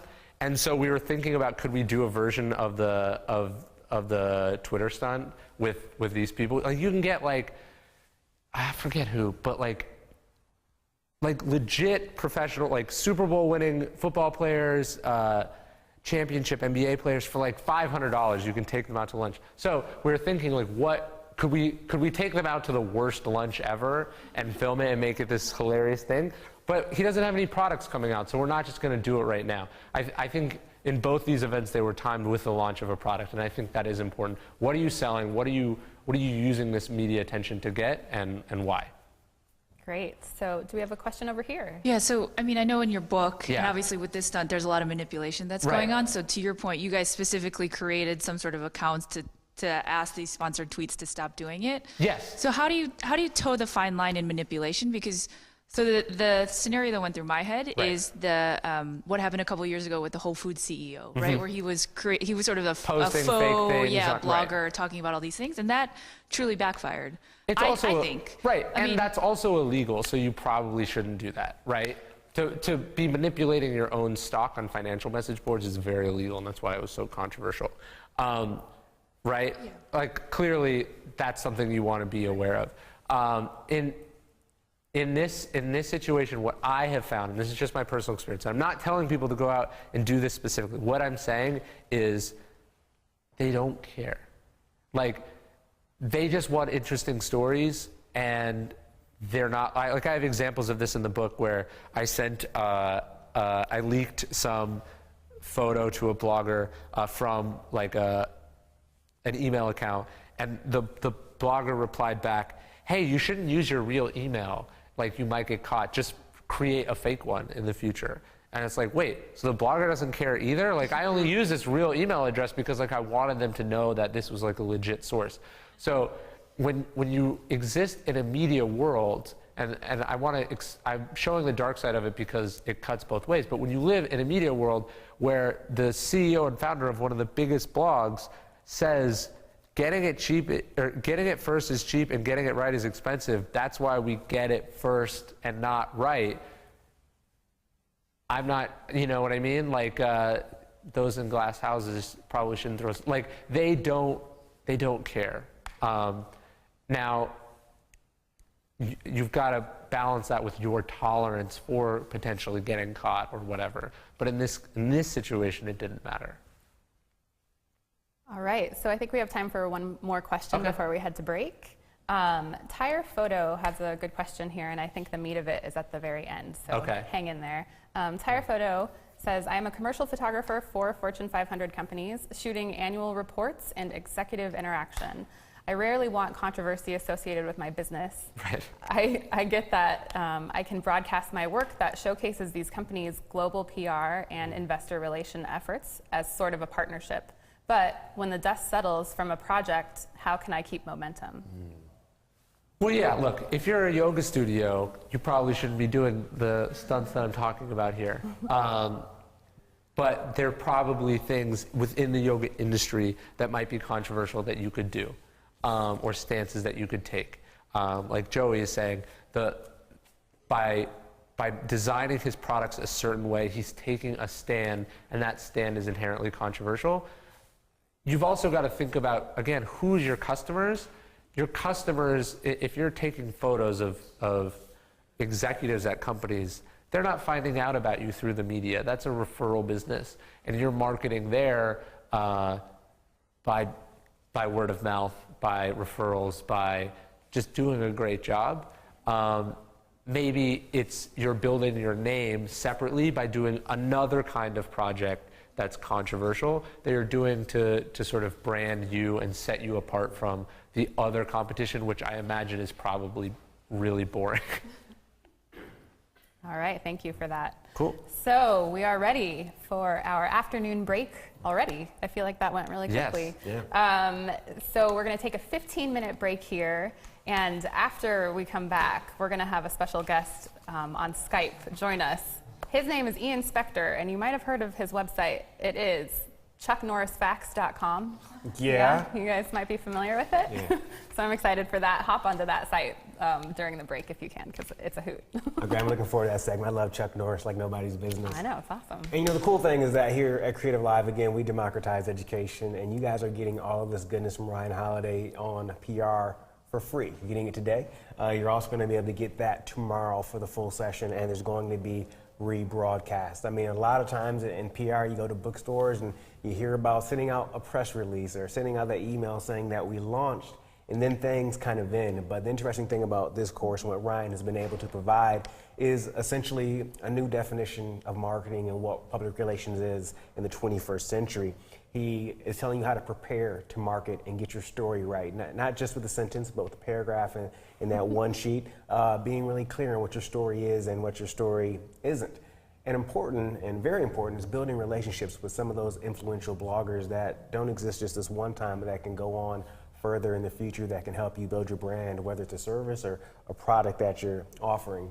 And of course, identify so many new opportunities. We've gone through so many different things already, and this day isn't over. We have another day coming up. Again, when you purchase this course, you get all the different modules on all the different segments. You're getting bonus materials, including case studies, where Ryan breaks down step by step how he went about getting press for certain campaigns and book launches. So you have access to all of that. The course costs $199, but throughout this broadcast, this live broadcast that's for free, if you purchase right now, it's $99. So again, the course is $199. What you purchase now during this broadcast is $99. So we're really appreciative to have Ryan here with us. Absolutely. All right, we'll see you back in 15 minutes.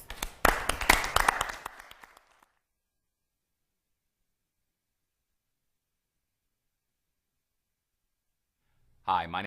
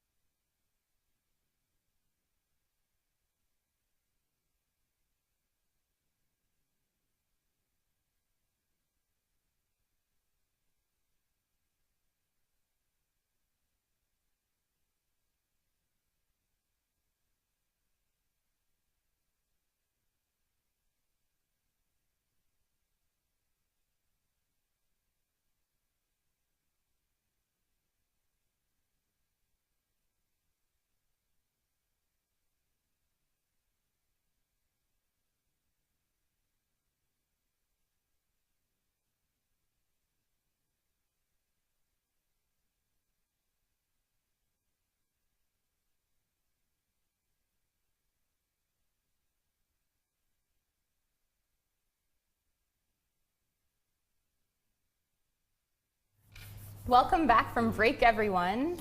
This is going to be our last segment of the day here with Ryan Holiday, and we have some prizes to give away. We do have some prizes to give away. In the prize, we're giving away 2 copies of Ryan's excellent book, Trust Me, I'm Lying, Confessions of a Media Manipulator. And I'm just a little background on it. When I first saw this cover and the title, I was a little biased. Why? Because I'm a traditional journalist, went to Columbia University to study journalism, and I'm like, what am I going to learn from this book? And this is one of those books, when I started reading it, the journalist and the guy who has a company now, each page I was going, yeah, didn't do that. Oh man, of course I should have did that. Oh, I'm an idiot. There's so much goodness in this book, and I don't say that just to sell it because you're getting it for free. But there's so much goodness in this book, but beyond him giving steps like steps 1, 2, 3, 4, 5, how to get more press and develop campaigns and do those types of things, what I really love about this book is how rich it gets deep into journalism history. So you understand the inner workings of not just media companies, the big blog ones, but how newspapers and other organizations got started with the press and how things went from back then to today, the inner workings, and then how the reader, how the individual, the business owner can take advantage of that. So we're really happy to be able to give away 2 copies of this book. And who's the first winner? All right, first winner. We found the first winner on Facebook. Her name is Summer Crook, and her quote was, "Attention is the currency. In this attention economy, you have to make sure you are doing things that capture and keep people's attention. Congratulations, Summer. You're going to get one of these bad boys. And our second winner is Dana Lehman. Our Twitter handle is @DanaLehman. And the quote is, "Who are the people that are influences of your space? You find that by looking at the people who paved the way before you." True indeed. Congratulations. You guys got a book coming your way. Pretty cool. Yeah. All right. So Ryan Holiday. Yeah. I heard we got a little Skype action about to happen with the We do. inspector, Chuck Norris Facts creator. It's weird. I was at this, I went to this party a couple years ago, and it's where I met Ian. And at this party, I was introduced to Ian as the guy, the first guy I met, I forget his name, but they were like, he invented Keyboard Cat. And then this other guy, his name's Ian, he invented Chuck Norris Facts. And it just blew my mind that a person invented these things. And like all the things that we are sort of now cultural touchstones, there was someone behind them engineering that thing. They had the idea, they spread the idea, and then they capitalized on it. And I think Ian's a great example of someone who took a weird, crazy, creative idea and made it an international sensation. It's done billions of views. When I say Chuck Norris Facts, you imagine what they are, and you can picture them. And what I think is even more compelling is he didn't do that through a viral video. It's writing. And to make writing that's so spreadable that it just overwhelms popular culture, to me is just incredibly impressive. And I thought we could talk to him about where that came from, how he did it, and sort of what principles we can deduce from his work and apply to our own. So here are some of the facts if you've never read them, although this isn't working. But whatever, let's just put them on then. Here he is. Hey. Ian, how are you? Good, how's it going? It's good. We're having fun. Where are you? You're in New York right now? Yeah, I'm in a very windowless space in New York right now. Yeah. You look like you're in the 80s right now or something. Really? Yeah. Is it because of why? It's all dark and gray and weird. I don't know. I'm working with this group of guys. We kind of squat in a larger office, so we get by. All right, so let's start things off. Why don't you tell us how you had the idea, what happened, and how this all went down. Sure. I mean, I'm smiling because it was such an accident, and the way I see it is so different from the way you praised it. But I'll take all that. We'll go through. I'll prove that you actually were a genius mastermind who made all this happen. So just tell us what happened, and then we'll go from there. Sure. So it actually didn't really start with Chuck Norris. It started with Vin Diesel. Okay. This was back in April 2005. I was still in high school, and that movie, The Pacifier, had just come out, where Vin Diesel was playing a Navy SEAL babysitter, and I was browsing this forum online, and people were kind of poking fun at Vin Diesel for being Vin Diesel and being Vin Diesel in this movie, and it kind of turned into these fake one-line facts. And so I had a web hosting company because I was 15, and some people get jobs somewhere, and I guess I like to make life difficult for myself. And so I put together a quick site where people, I took the best facts from this thread, put them in a random quote generator, posted a link, went to sleep, woke up the next day, and 10,000 hits. And that was pretty surprising and impressive, and it made me think, okay, well, where can we go with this next? So day 2, just started taking submissions. Day 3, put up Google ads, and within a month or so, there were about 1 million or 2 hits. And about a month or 2 after that, I put up a poll. Who do we cover next? And so this was summer of 2005. So there were 12 people in the list. And, they ranged from, George Bush and Dick Cheney to Samuel L. Jackson and Lindsay Lohan. And then there was a write-in, and more people wrote in Chuck Norris than voted for any of the options that we already had. And so I figured, okay, well, I have nothing to lose really, I guess. And so then we added another section for Chuck Norris. And That always stayed sort of the baby brother to the Vin Diesel site for a few months until somebody posted the link to the top 30 facts on College Humor. This is pre-Twitter sharing and Facebook sharing and all that stuff. And that's when everything kind of blew up, in a good way, I guess. And then, within a couple months, starting to get offers to do a book, and then we eventually did a book. Which was a bestseller, right? Yeah. If you want to sell or get on the bestseller list, you can make a book that pisses off a celebrity and hope that they sue you. That wasn't really, it's a very risky thing, and I'm very fortunate that it worked out. But yeah, that all happened. Okay, so I guess we can get into that at some point. Yeah. So you claim that this was an accident, but from what I hear in the story, you started small in a web forum, testing a funny idea about a well-known, newsworthy individual. Then based on the success of that initial stunt, you created a spreadable website that was cheap and easy to make. You put it up there, you sent it out to your friends. It blew up, so it blew up on a small scale, so you sensed that you were onto something. Then you polled your audience to see what other things they would be interested in. Then based on direct audience feedback, you identified a potentially more interesting target, made that, continued to make great content, then distributed it to a viral website, which blew the thing up more. And then you published a book about it, which became a bestseller because you weren't afraid to piss off a celebrity. And so to me, it sounds like you were behind the scenes the entire time doing everything right. Well, that's definitely one lens to look through for it. Yeah, I mean, you don't have to be modest. You're an expert. I was, raised by, neurotic, Jewish attorneys who were like, don't do this, book because you're going to get sued for it. And, So you took a risk and it paid off. Right. Absolutely. And, I didn't know Chuck Norris was going to work. I never watched, Walker, Texas Ranger or anything back when it was on TV or, even like now. I wasn't a huge fan, so it was just sort of, are these people just like messing around with me on the internet, in this poll, or, is that something that, has legs? And, and if it hadn't worked, it's not like you invested $1 million of your own money to do your experimenting. Yeah. And, eventually out of this is what got me interested. I ended up, this thing kind of spread out, how can I put this?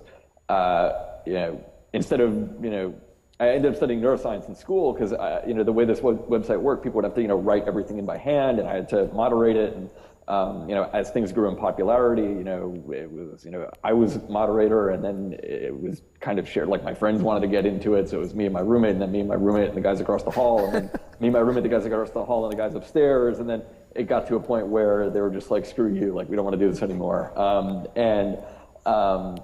It kind of got me interested in, why people, behave the way they do online, and, what can we do to maybe engineer better web experiences, and other stuff like that. So why do you think they hit such a chord? You and I have talked about this before, but why? I mean, there are ridiculous facts about an actor that until recently nobody liked. Why did this take off? Well, I mean, you mentioned before, and I think it comes down to content. I mean, the way the website originally worked was you could only see one fact at a time. And to see another one, you would have to refresh the page. So I knew that, if it was just open to everybody, we'd end up with, crap or spam or whatever. And, it would keep people from coming back. And, something else that I noticed was, because of that, people would sort of gather in groups. So one person would find it and then like call somebody over and be like, hey, check this out. And, then, that's one way to get a bunch of people to go out and then spread that message. It's very like analog viral. So that brings up a question. So you think the design of the website was integral to spreading it, because it's like, if I get it all in one sitting, it's just like sort of like, hey, check out these funny facts. Right, whatever. you can just read through but it. if And it's eventually, like, I'm like, you know, one pellet's coming down the chute at a time, I'm like just sitting there clicking over and over and over and over again. It's like addictive. Right, and I mean, eventually we had to open it up so that people could browse through, and it got to a point where we had enough content that people could sit for a while and, you know, get their daily dose. Right. And, you know, as far as, you know, content goes in that whole curation process, you know, I was just like really, really picky. You know, I guess this might be something for a lot of you know, UGC, you know, user-generated stuff.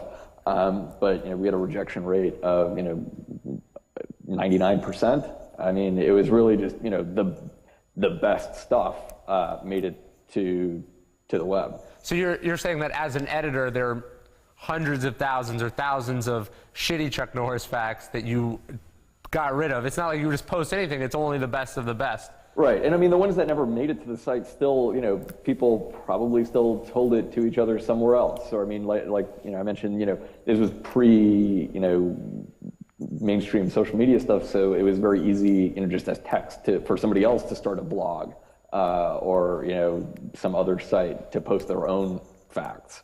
But most people didn't want to, you know, have, I guess, the responsibility of having to maintain, you know, that whole, or something like that. I think it's interesting because so many of the things that are viral we think are usually video, or they're like, before video it was GIFs or, you know, sort of like little animated things. But yeah. Yours is one of the few that I can think of that went super viral that's text. Obviously Maddox and some of those guys went viral too as text, but this was a pretty sparse website, right? Yeah, no, I mean, it was really bare bones. So you knew what you were getting, and I wanted to make sure, you know, people, you know, would, like, if they didn't laugh, then it was a fail. So it doesn't matter what you're doing or what form, what matters is the reaction the content elicits. Right. I mean, yeah, it comes down to the user experience, and part of the experience that I wanted to have was that people would enjoy it, and in this case, you know, they had to enjoy it by laughing. And how did it spread? So pre-social media, it's email, right? People are just, it's so good, people are emailing the link, or they're, like you're saying, calling everyone over in the office to come work there were and read this emails thing. And, you know, there were some simple things where, you know, you could set it as your away message, you know, that sort of thing for remember that. Yeah, like on AAM and stuff? Yeah, you know, Twitter is a series of away messages. Yeah. Yeah, it was just all about volume. And, you know, once enough people, you know, got interested in it, that's all it took for, you know, the concept to spread. So do you think there's anything particular in what you sort of looked at as being a good one or a bad one? Like, when you're judging a fact that gets the post or not, it's not just laughter, but clearly there's, I think, an element of absurdity, of offensiveness. Is there a formula to it? What? Is there a formula to it? Or just what, because all of them, actually I would say there's like the opposite of a formula. It's more like, what are the principles that make for, or themes that make for good sort of short viral pieces of content? I think they should be surprising. You know, a lot of the facts that I like, you know, they might start off one way, but, you know, detour suddenly at the end and end up somewhere else. So unexpectedness? Yeah, unexpected surprise. Right, okay. And, you know, that Someone just turned off the light. I think that's an automatic light. Yeah. Okay. So surprise?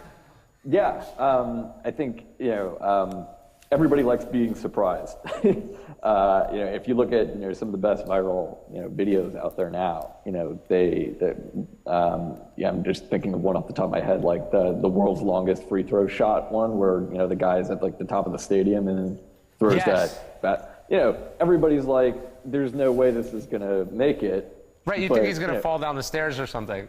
Right, or, you know, he'll hit the backboard and like the thing just falls back over because it's so high up, or, you know, whatever it is. But, you know, he makes it, and you kind of want to, you know, you want to root for it. But so anyway, you know, surprise. Okay. And people respond to contrasts. I mean, that's kind of what surprise is a little bit. Right. And so you see that, so I like to play with language and the facts to kind of play out those elements. Did you find like long or short did better? It depends. There were a few where you can kind of just build on it, like there's a fact, I can't remember the whole thing off the top of my head, but it's about, the path to Chuck Norris's front door, all of the stuff that you have to cross to get to it. Right. And then the door is unlocked. But the stuff in the way is just so increasingly absurd that you kind of want to see how it ends. So this sort of build and anticipation right. can work. That would be another style. But if you're going to do length, and I think this is something that I've noticed, if you're going to go long, every subsequent sentence has to. I'm pulling out the book now just to see if I can find anything specific. Okay. You actually did. By the way, you did 3 books, right? This is number 5. So 5 books from this one idea, which is amazing, and kudos to you. But so, if you're doing something that has length, it's not to say that everything on the internet has to be short, but it should pull you. Every sentence has to pull you down to the next one, right? Absolutely, yeah. No, it should have a purpose, because nobody wants to read through the whole thing and be like, oh, okay. Right. No one wants to delay gratification. It has to be a series of gratifications. Right. And that instant gratification, I think, is something that people definitely got on the website. You saw that bite-sized chunk, and you would immediately, hit F5 or refresh to get another bit. And Ryan, I think a great example of that, if I can just jump in from the website, if you guys don't know this, Chuck Norris once roundhouse kicked a salesperson over the phone. And I don't know if you know this as well, but Chuck Norris can gargle bread. So just an example. So back to you, Ryan. We're learning so much today. Right. Well, and that's also another example of sudden detours or contrasts. You don't expect it to end with bread, but it seems so normal up until that last word.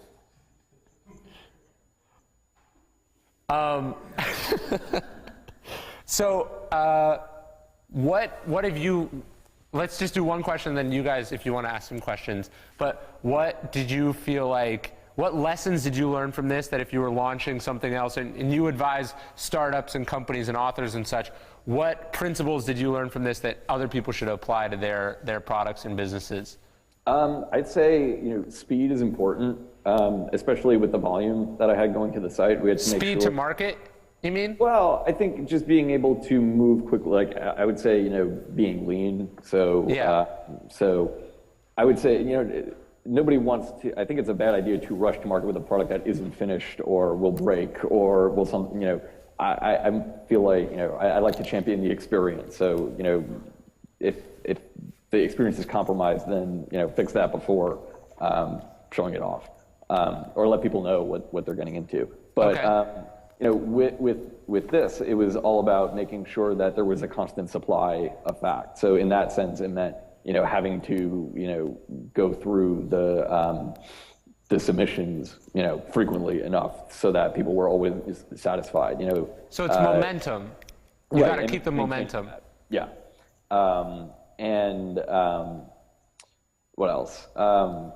There was a talk I once saw, it was all about trying to get people to fall in love with your website. Yeah. And, I don't know if that was something that, was, designed for this particular thing. Right. But, you want to build some kind of emotional connection. And actually with this, it ended up being, humor. Right. Which is a strong emotion. Absolutely. So, you want people to, emote somehow, or, you have to give them a reason to care. There's a good word for that. So it's valence. What's the extremeness of the emotion that you're feeling? So whether it's hilarity is going to be better than making someone kind of angry, or making someone super angry is going to be better than making someone chuckle. Yeah, right? There are a couple select, diehard Chuck Norris fans who are very pissed off at this book. So does anyone have we can do maybe one question? Some questions over here in the audience. Well, whoever has one, just grab a microphone. But before we go there, just to remind the audience that Chuck Norris doesn't call the wrong number. You answered the wrong phone. All right, who has a question here in the audience? A kind of random question. I'm fascinated by the, you posted one thing about Vin Diesel, and then the next day you woke up and you had 10,000 hits. Yeah. Does that really happen overnight? Like how you posted That it? literally happened overnight. How many people were hit? How many hits were you getting previously? The day before, did you have like 5 hits, or was it like 5,000 hits? The site did not exist the day before. Like it was. So let's drill down on that question and make it really specific. What were the sources of traffic, and what do you feel like, maybe you didn't have the material then, but you've been spread, like your site and your work is featured on those sort of like, hey, check out this really cool / funny / awesome thing kind of sites, and maybe people don't know what those sites are. So what are the sites that are great for spreading a message and making something go viral? That is a good question. So, I mean, I had the, I guess, fortunate / unfortunate case of, like, literally I was on a forum that was popular enough where I could post one link and go to sleep and wake up, and, that was all it took to get it off the ground. But forums are huge, and a lot of people don't think about, like, hey, how can I craft something for this forum? They think, oh, I've got to be on some blog or website. But forums are dedicated communities of people passionate about something. Absolutely, and brands and all these huge companies are all having community managers and all these things to maintain some sort of quote unquote community. But forums predate all of that, and they are really active communities, and they'll let you know usually right away whether or not you've hit something or not. And you used a forum as the sandbox for your idea, and that's where you refined it. I think it's hilarious. So interestingly enough, as it got popular, like the forum I posted on, like it made it a bannable offense to reference Chuck Norris facts because it got so annoying. Like, people were throwing them out left and right. And so, yeah. I think it's crazy that Chuck Norris ended up being bigger than Vin Diesel. How many Facebook fans do you think Vin Diesel has? He's got a lot. It's right? like 20 million. It's ridiculous. I mean, who's a Vin Diesel fan? But apparently 20 million people are. For that, but I don't know. They're doing another Fast and Furious, so I guess. So I guess I'll throw out some sites. You can tell me yes or no. Fark.com, very big. Reddit.com. Yep. And Reddit is made up of multiple subreddits who are going to be interested in content, like Metafilter, College Humor. I would throw in, Something Awful also, which is, that and, like 4chan are kind of the underbelly Fight Club sort of the internet where all of these things kind of come out of. There's like the Chive. It's going to matter about your specific space, and we can drill down on how to find I would also mention to be authentic, if you haven't mentioned that already, like these, people on forums, especially, specialty forums, can smell when you're trying to push something on them versus like, hey, check this out. We think you're going to like it. Right. That. And it has to be likable. If it's not, they're going to tear it to shreds. Right. All right, Ryan, I think it's time we got to transition on, and we're really appreciative of Ian's time. And just one last one, Chuck Norris fact for you guys. Some magicians can walk on water. Chuck Norris can swim through land. So don't forget that. But can we please give Ian a big round of applause for joining us? Thanks, man. I appreciate it. Yeah, anytime. Thank you. All right, I'll see you soon. All right, take care. Those facts are pretty cool. Yeah. And can you believe that Chuck Norris got upset with him and tried to sue him? It's like these facts are the only reason we still talk about Chuck Norris. We're talking about Chuck Norris right now. Yeah, I know, because of him. Thanks to Ian. Yeah. Right. So what's coming up next? Looks like we have a little bit of the importance of video and what goes behind making viral video. Oh, so this is working again. Cool. So so that was sort of a text kind of virality, and then I think let's talk about video. Not just viral videos, because that's not going to work for everyone, but the importance and the art of communicating effectively through video. So we're going to have Chris Johnson, who's the founder and one of the partners at Simply Film, which is a great video company that I use, and then Brendan is going to come back out as well. Round of applause as they come in. How about that? So should we start by showing some of the videos that Simply Film has done? All right, cool. So this is the book trailer for me. The internet is full of liars, cheats, and charlatans who want only one thing. We turn it up. Your attention. Page views and publicity control what you think you know, from stories on the internet to the news on TV.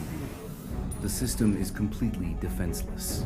Manipulators like me spread lies and generate fake outrage daily. If you were interested in media manipulation, here's one way. Start small. Send your story to a tiny personal blog from an alias email. They get an exclusive, you get an outlet. You then take that exclusive link and send another fake email to an even larger site. Like links in a chain, you move your story along to larger and more influential sites.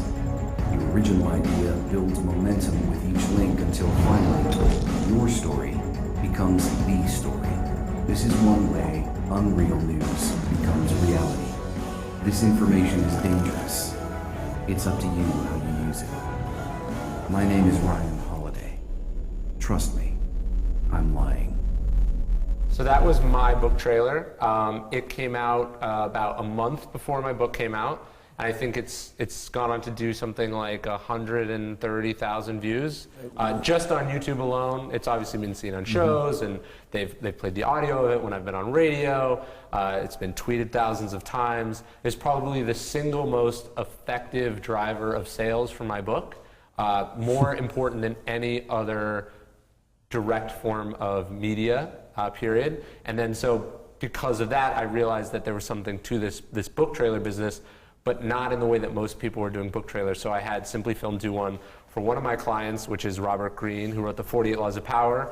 This year he came out with a book called Mastery, which sort of has an antiviral message in the sense that the concept of the book is like, you have to do a lot of hard work and there's no shortcuts.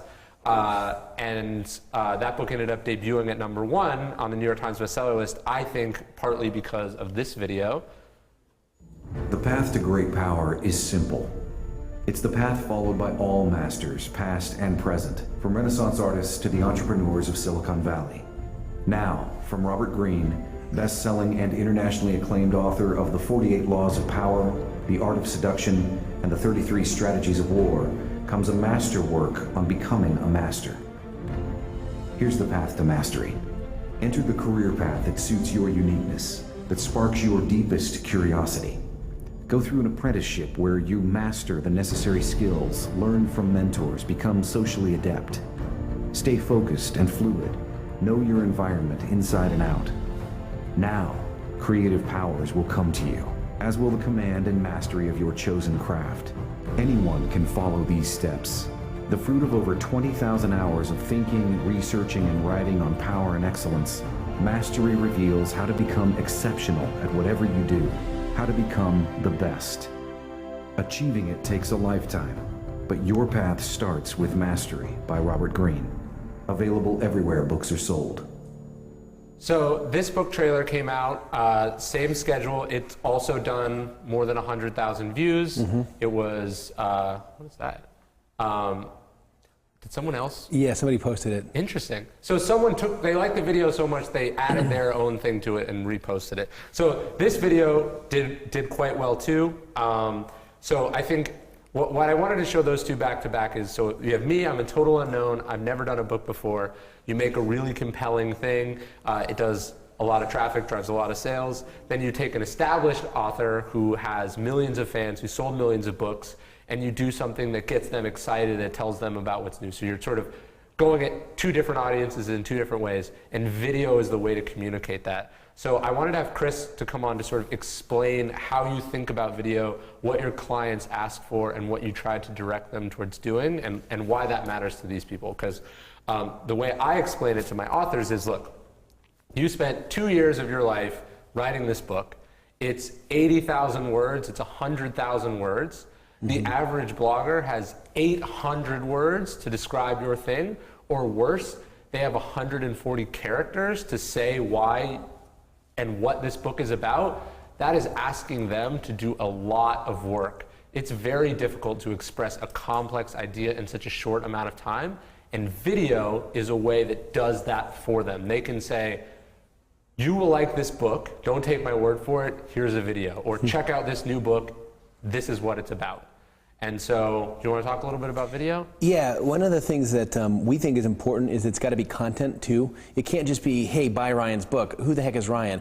We have to have some sort of idea that the whole video has to be a story. So it can't just, again, it's got to stand on its own. So whether or not they bought the book, now you know that the internet is full of liars, cheats, and charlatans, and they want page views and they want your attention. That's an idea that they didn't have before. So we've added to them from the get-go, and that's the number one thing, as opposed to saying, hey, this book is great and here's all these other authors that say this book is great. It's not an advertisement. No, it's content. It's got to be content.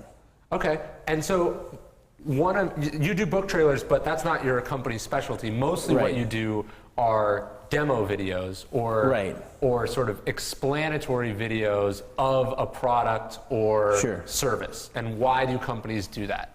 Well, you want to make sure that people understand what the product is and what it can do, and they have to see it in action, and it has to feel like they can actually use it. So if it's software, we want to show the software, we want to show the screens that people are going to be typing on, and then we want to wrap a visual metaphor around it so we can understand what what it's supposed to do.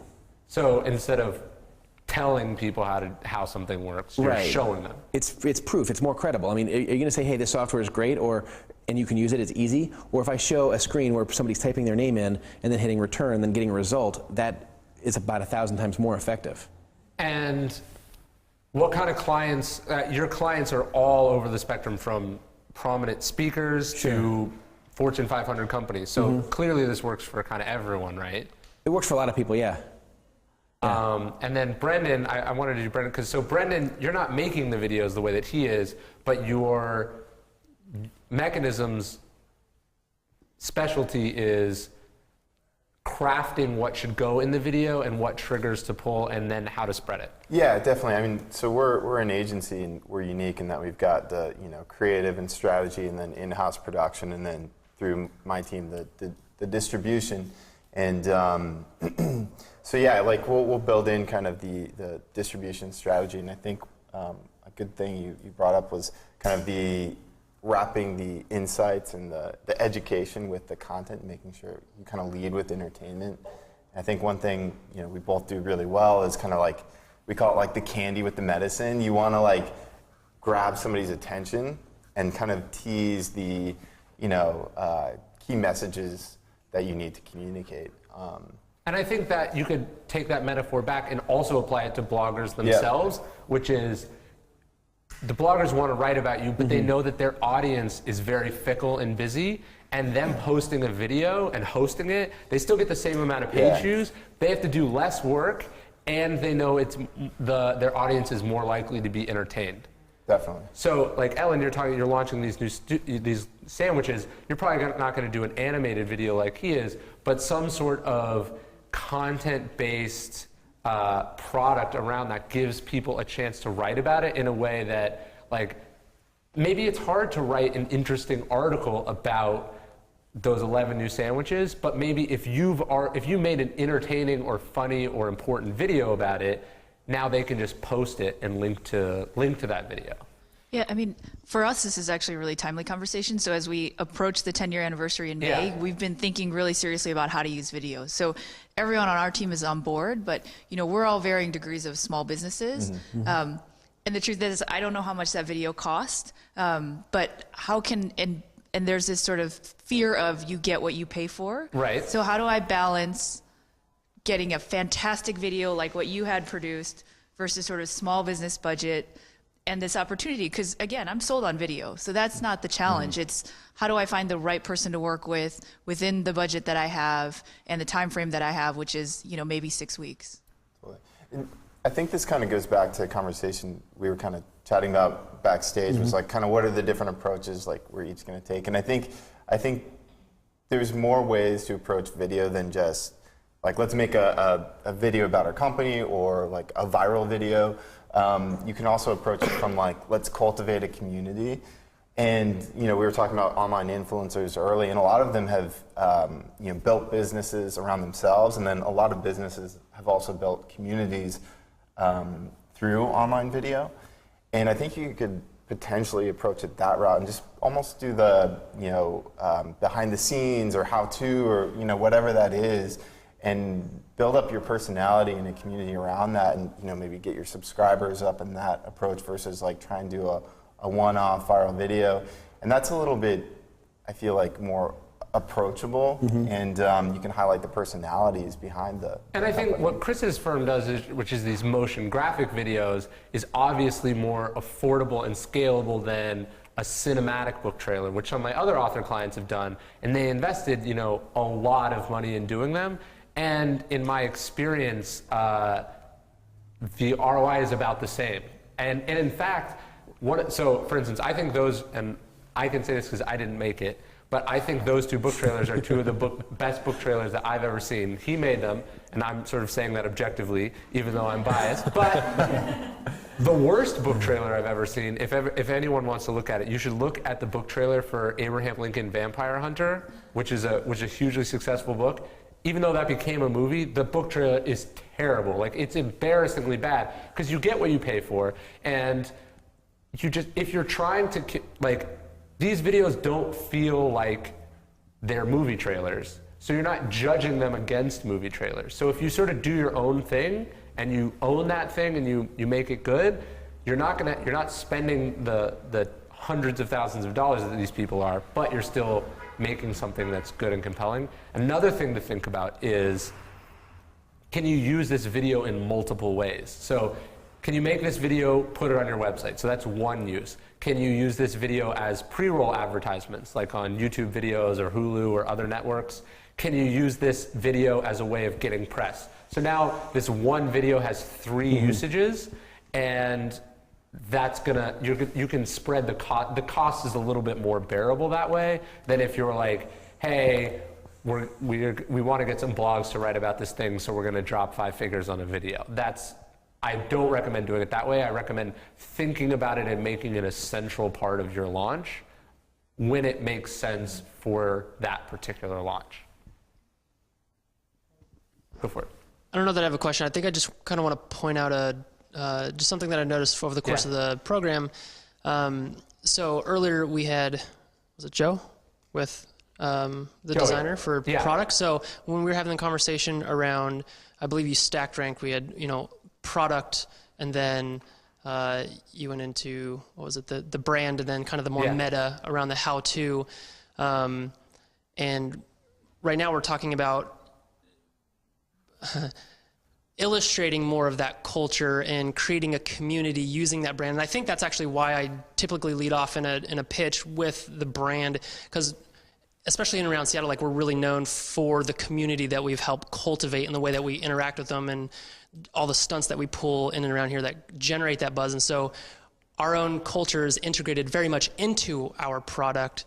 And your sense of humor and style. And absolutely, absolutely. Totally. And that's one of our biggest differentiators, right? And so just the way that we think and act and build product and stuff. But I guess I just wanted to get kind of clarity, because there's 2 sides of the table. There's one that's cut out the brand, focus on the product. Not cut out the brand, sorry, deprioritize the brand, focus on the product. But there's an alternative of help build the community. Well, what these videos are doing are expressing the essence of that product, so people can decide whether it's for them or not. So we got one more video we can look at. This one is for Seth Godin's most recent book. Do you? Oh, let's do it again. Your work, does it matter? Do you? No one remembers the ordinary, safe, deniable things you create. No one cares about all the hours you spent with the committee, whittling your best work into something forgettable. Our system may push you to polish, play by the rules, and focus group your way to mediocrity. But that won't help you break through. As long as you hide behind the system, you will not achieve your art. When you leave the room, will we miss what is standard, ordinary, and safe? Or do memories and hearts belong to those that stood out, that made a ruckus, that connected with us in some way? For too long, we've been trained, pushed, and disciplined to fit in, to be cogs in the system, to give our sweat, but not our soul. Today, the connection economy replaces the industrial one, because trust and relevance and love matter more than saving a few pennies at the big box store. The people you truly care about don't value safe. They value daring. They value gasps.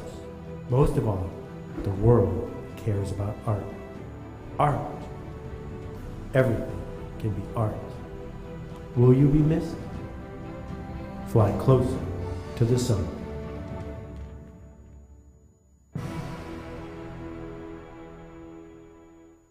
So what I like about this trailer, and I think Seth was following his own message a little bit, I think the safe route for this would have been to make sort of a cheerful, fun, inspiring trailer. But like that trailer gives me sort of a weird, almost uncomfortable reaction. Like it sort of challenges you and it stays with you, and it's sort of like, that made me feel weird. And like maybe it's not the kind of thing that you initially go and retweet, but that book is branded in your head in a certain way. And so at the end of the day, there's lots of ways to do this. Not everything has to be funny, not everything has to make you angry, not everything has to be controversial, but it does have to provoke a reaction that stays with people. And I think all of you would be well off doing video in your own way. So for Satya, like I think video for you is you're gonna wanna do this sort of glamour and fashion, or perhaps the practical how-to. And then Casey, I think for you, it's like, it might be a great way to illustrate, like your idea is kind of complex and there's trucks driving around and chefs and all these moving parts. It might be a great way to encapsulate and illustrate your idea in a way that words can't, right? Like, obviously I can get the description of my book down into a few hundred words. That's what the back of the book is for, and that's what the title is for. But I feel like the video explains the book better than I ever could. And you've got to be honest and self-aware enough to say, like, look, I'm going to invest in this video because video is more conducive to my message than words. And then for Ellen, like, I think maybe video, it's about expressing culture and the sort of intangible, like, fun atmosphere and ambiance of the restaurants. That's something you can film probably better than someone could write, so that might make sense too. But to go to what Brendan is saying, it doesn't have to be this big produced thing. Maybe you're just authentically, you're capturing what authentically happens there on a daily basis. I have a couple of questions coming in from our line, if we can ask those. Actually, some really good questions. So everybody kind of wants to get to this, and you can give us a range, but what does a video like that cost? That's from Mike. Mike in San Diego wants to know. And if you want to just maybe give us a range, that's totally Sure. fine. A book trailer will cost them around $7,500, and an app trailer will be around $10,000, and they can spend as much as they like. Okay.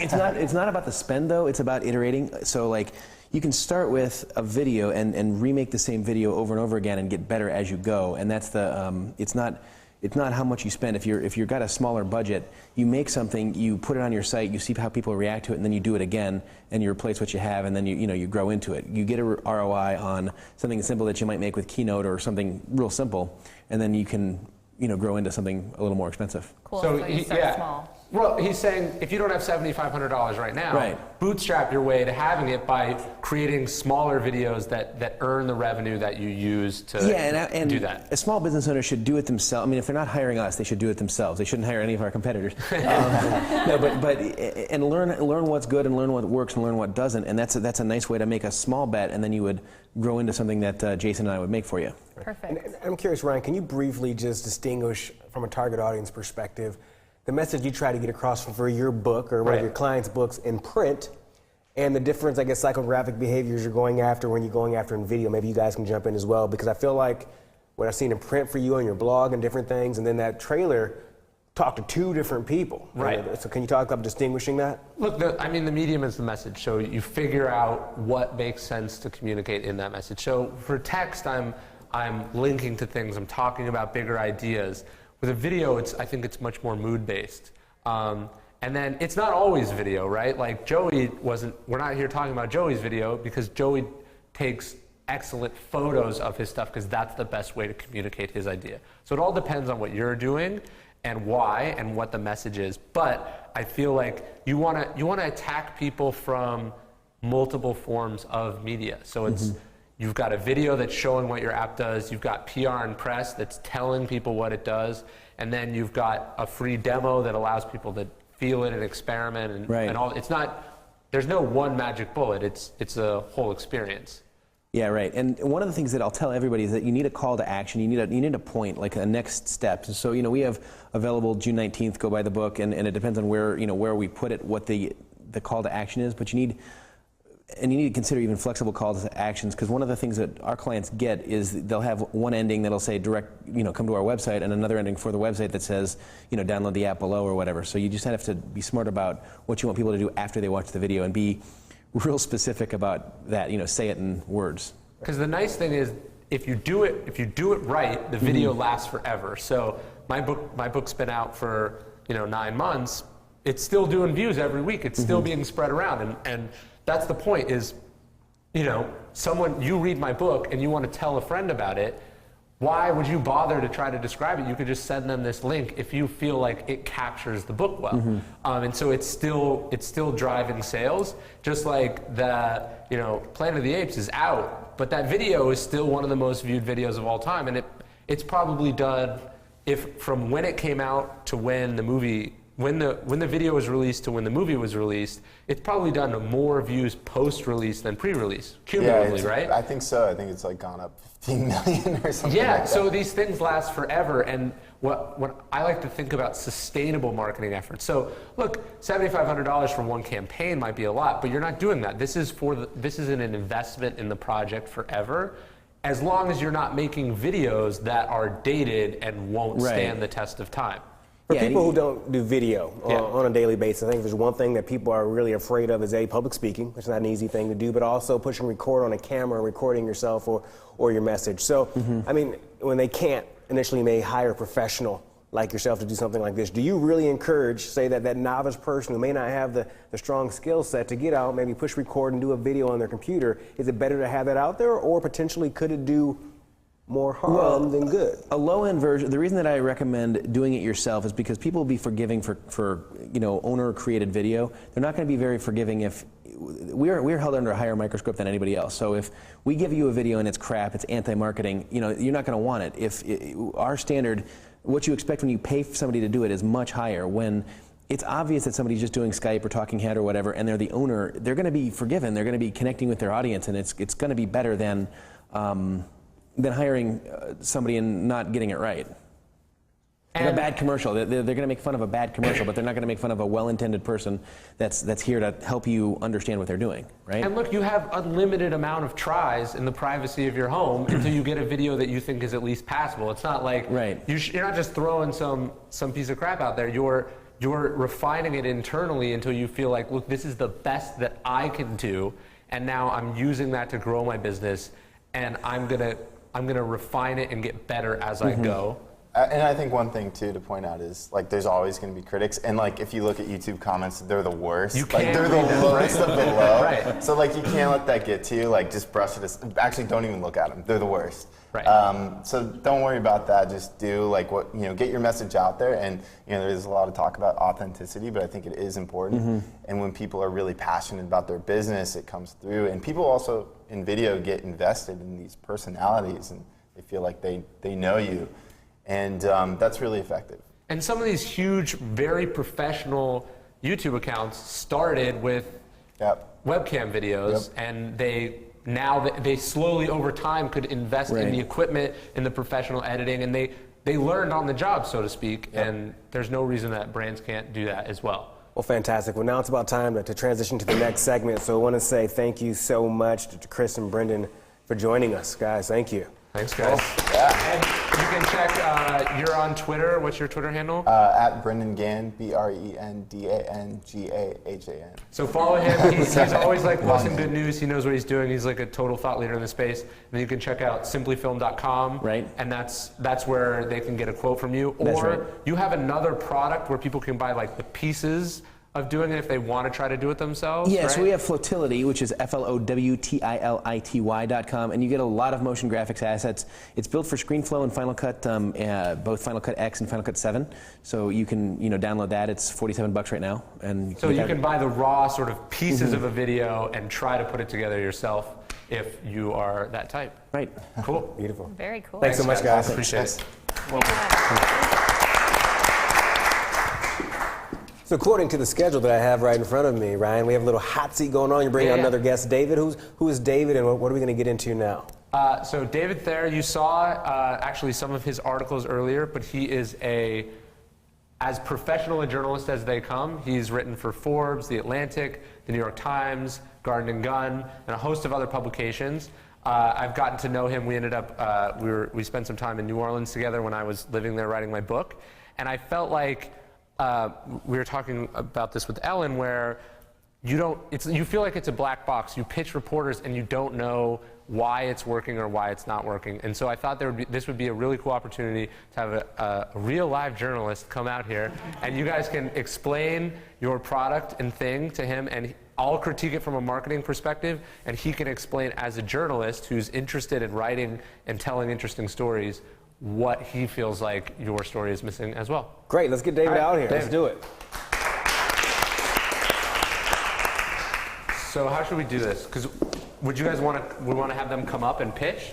I think to create some intimacy, if it's okay with the guys in the control room, we can have each individual come up to the couch, or they can stand verbally. So you sit there, and then who wants to go first? And you can just sort of, we can do it real slow. We won't be mean. Who wants to get uncomfortable? Here we go. Okay. Come on. Mm-hmm. It's like we're in a talk show right now. Yeah, you can do it. All right, so you meet David for coffee, you go to a meeting or whatever, you get a shot at him, and you write about technologies and apps and things, so he's actually someone you would legitimately pitch. So how would you tell him about your company? And Sure. we'll go from there. So I have a company called Freakin' Genius. We went through Techstars and the Microsoft Connect Accelerator. Right now we're building a mobile app that allows anyone to impersonate anyone else or anything, and you can share it with friends. It's super fun and funny, and it's free. Mm-hmm. So you can go out. What jumps out to me, though, and correct me if I'm wrong, David,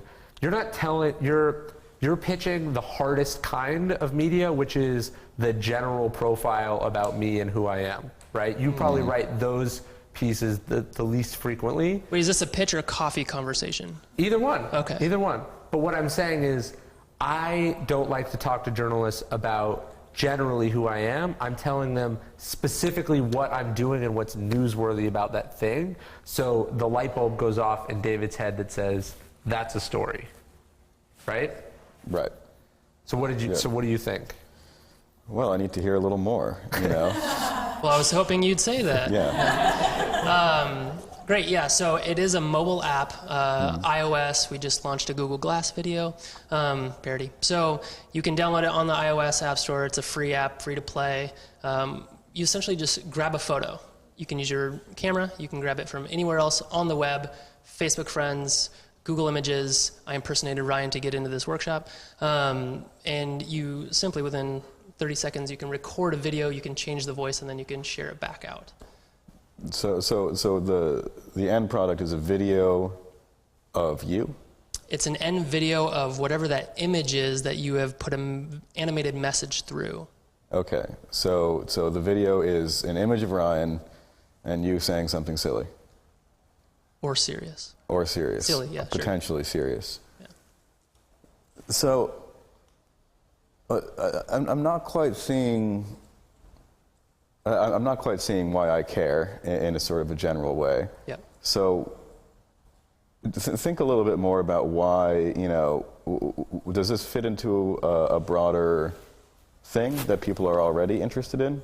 Yeah, sure. So ultimately, we're kind of tackling animation as a whole. We're focused right now on the specific message that I would want to share with you personally. Mm-hmm. I've noticed that in our early beta users that they really love connecting with people through communication. It allows them to get more of their personality across in a way that does not exist. People look to emoticons and ways to really... When you say connecting to people through communication, yeah. What does that mean? Yeah. It doesn't mean anything. Right. That's the problem. That's what he's jumping on. Yep.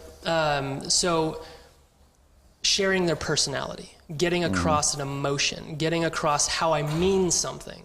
So if I'm, let's see, right now texting is, or even Twitter or Facebook, text is dry communication. It's hard to actually get a sense of what you mean when you say something, especially if you're sarcastic or if you're trying to poke fun at something. How often do you run into a situation that it just doesn't translate and then actually friction builds, right? Happens with significant others all the time or new friends.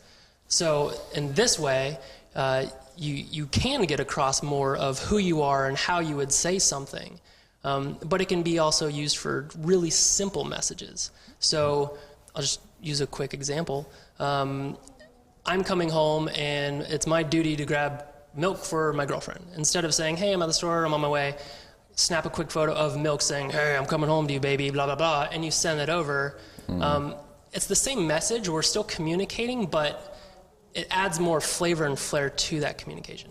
So that's kind of where we're starting, is the communication piece. We've built another product that's more full body that allows you to create full cartoons in real time. So I'm gonna cut you off because in reality, you probably wouldn't get this much time. And so you've done a lot of talking, but you haven't told him the most critical thing which you have to communicate to any journalist you want to write about, which is what is the angle for them and what is the story they're going to get out of this. So you're dancing around it, but I think the angle, and correct me if I'm wrong, David, is like this app lets you communicate real emotion through technology. Right. And that's what you're pitching, and you've got to get in and get out. We make an app that does funny viral videos, and an example of that would be instead of like texting your girlfriend, go pick me up milk, which might be offensive, you're saying like, hey honey, like I'm thinking about you, go get milk, and you're doing it through a funny app, right? And it's easy and cheap and fun and cool. And you think this is going to be similarly disruptive as the following other products that David has heard about and know are successful or interesting stories that people are interested in. Sure. Okay. Yeah. Right? So before you try again, just remember this, that we talk about stories and we're looking for stories, and that's sort of how we refer to them, but it's really true that these are stories, and stories have a beginning, a middle, and an end. And that is the way to conceptualize your product and sort of how you're going to get people interested in it. And so the beginning is the world as it is now, as it was before your product. The middle is what you're going to do, and the end is the utopian future in which your product has changed communication. And so David's going to come tomorrow, so you'll get a second crack at pitching after we sort of talk more about it. But it's also, and before you get to the story, it also has to be a headline, and it's got to have a photo, and it's got to have an angle. And so you've got to present all those things quickly and succinctly and in a compelling way, or it's just not going to work. Cool? Yeah. But you're good and you're getting better, so we'll keep going. Who wants to go next? Ellen?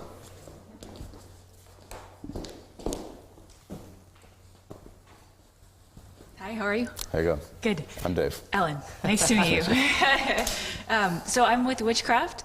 We are a quick service restaurant based out of New York City, but with 17 locations across the country in New York, Las Vegas, and San Francisco. We create real food that is handcrafted every single day for anywhere between 5,000 and 6,000 people around the country.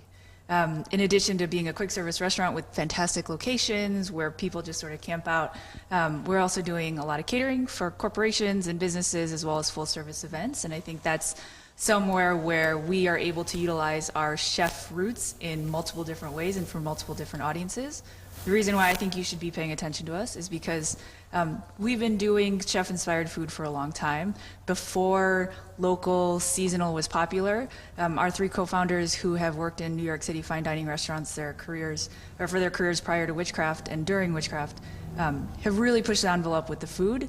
And so we continue to do that as we grow as a company. We have new locations that have been opening up within the last couple of months. We're going to do savory organic yogurt, We are now doing daily sandwiches, which our chefs have put together, just like if you were to go to Gramercy Tavern and they have a daily special. We're doing that with our food. And we're doing it in a way that's accessible for the masses. So these are the same ingredients you would get at a fine dining restaurant at $11 price point. And so it's all the same ingredients, but with chef processes and preparation. And so we're really proud of what we're doing. Mm-hmm.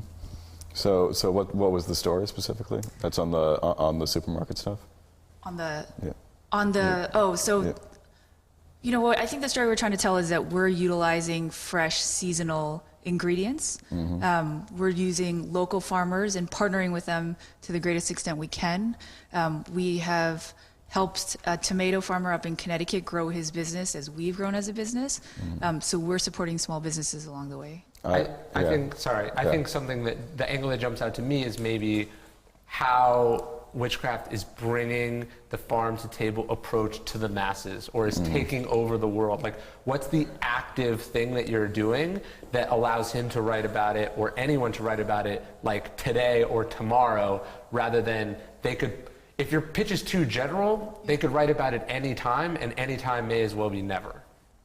Yeah, so I think, to get to, that's one of our challenges, is so we've been around for almost 10 years, and we're really excited about that. But in the media market, how do you stay relevant and fresh and above the fray of everybody else that's coming into this space? We know what we're doing is special, but it may not be the new kid on the block. Well, that's, a story's always got to be new. So I think what you're talking about is you have to constantly produce new stories. You need to give people a reason to talk about you again. Otherwise, there'll be this new kid, and you'll say, it's like Witchcraft. Yeah. But the new kid is what the story was going to be about. And so to think about your pitch, I think that one of the things that that people always ask about with this kind of thing is does it, people have been asking, does it scale for a long time? And that's a real question that I think a journalist would be interested in, that I'm interested in. Not, local fresh food, we're cool. We know about that. Yeah.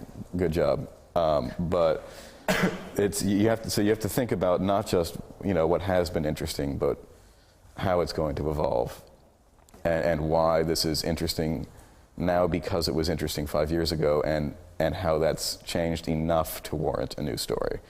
And so I think the scaling angle is probably where you're going to get that. What about something about the 10-year anniversary, that sort of pseudo event of, like, look, Apple comes out with a lot of products, and so do a lot of other tech companies, but Apple makes an event out of it every time, and everyone's like, oh, sweet, that's a lot of easy page views. And that might be something to think about, is how do you make an event which is inherently newsworthy, which then gets your message across? Yeah, so that's why I think, to your point about beginning, middle, end, I want to talk about the middle in terms of the daily chef sandwiches that we're doing right now, to draw your interest in, so that when we do something new in a month from now, you're paying attention to me again. I guess that's how I'm thinking about my goals. Right, well, I think the daily chef sandwiches that you're doing, how old is Witchcraft? 9.5 years. Yeah, so that's the beginning at this point. Yeah, but the chef's daily sandwiches we just started last month. Oh, okay. So that's the middle now, and then the end is what does it mean and what's next. So that's why I'm trying to sort of say, oh, okay, well, we're pushing the envelope on food. We're pushing the envelope in terms of what quick service restaurant groups typically do, and why what you'll get at our place for $2 more potentially is 10 times better than something you could take at a grab-and-go place around the corner. Yeah, and I think you're moving to something there, and it's just about remembering what in that is not something that we've heard before. And remember, you're competing with all the new places who just opened. And so you have to be more interesting than that, because you already had your day in the sun. So to deserve another one, you've got to be better than them. Mm-hmm. And I like the tomato grower in Connecticut. There's something in there. That's good. Thank you. Yeah. Cool. We do one more? We can do a few more. Okay. How about that? Let's do it. Yeah, we got some great students here with awesome businesses, so let's help them out. I feel like we should give these guys a round of applause for going up there. Yeah. So, good job. How are you doing? Doing Casey. Nice to meet you. Nice to meet you too. So I'll give you a little bit of background on myself, how Uber Food, the company I work for, got started, and what we're about. So I grew up on a diversified organic dairy farm in upstate New York. I got my degree from Cornell. Where about? South of Syracuse. Okay. Yeah, I grew up in Western Massachusetts on the border. Okay. They might talk to you about personal details. It might happen in a real pitch. So our co-founder got his MBA from Cornell, and our investor teaches at the Cornell Business School and the UC San Diego Business School.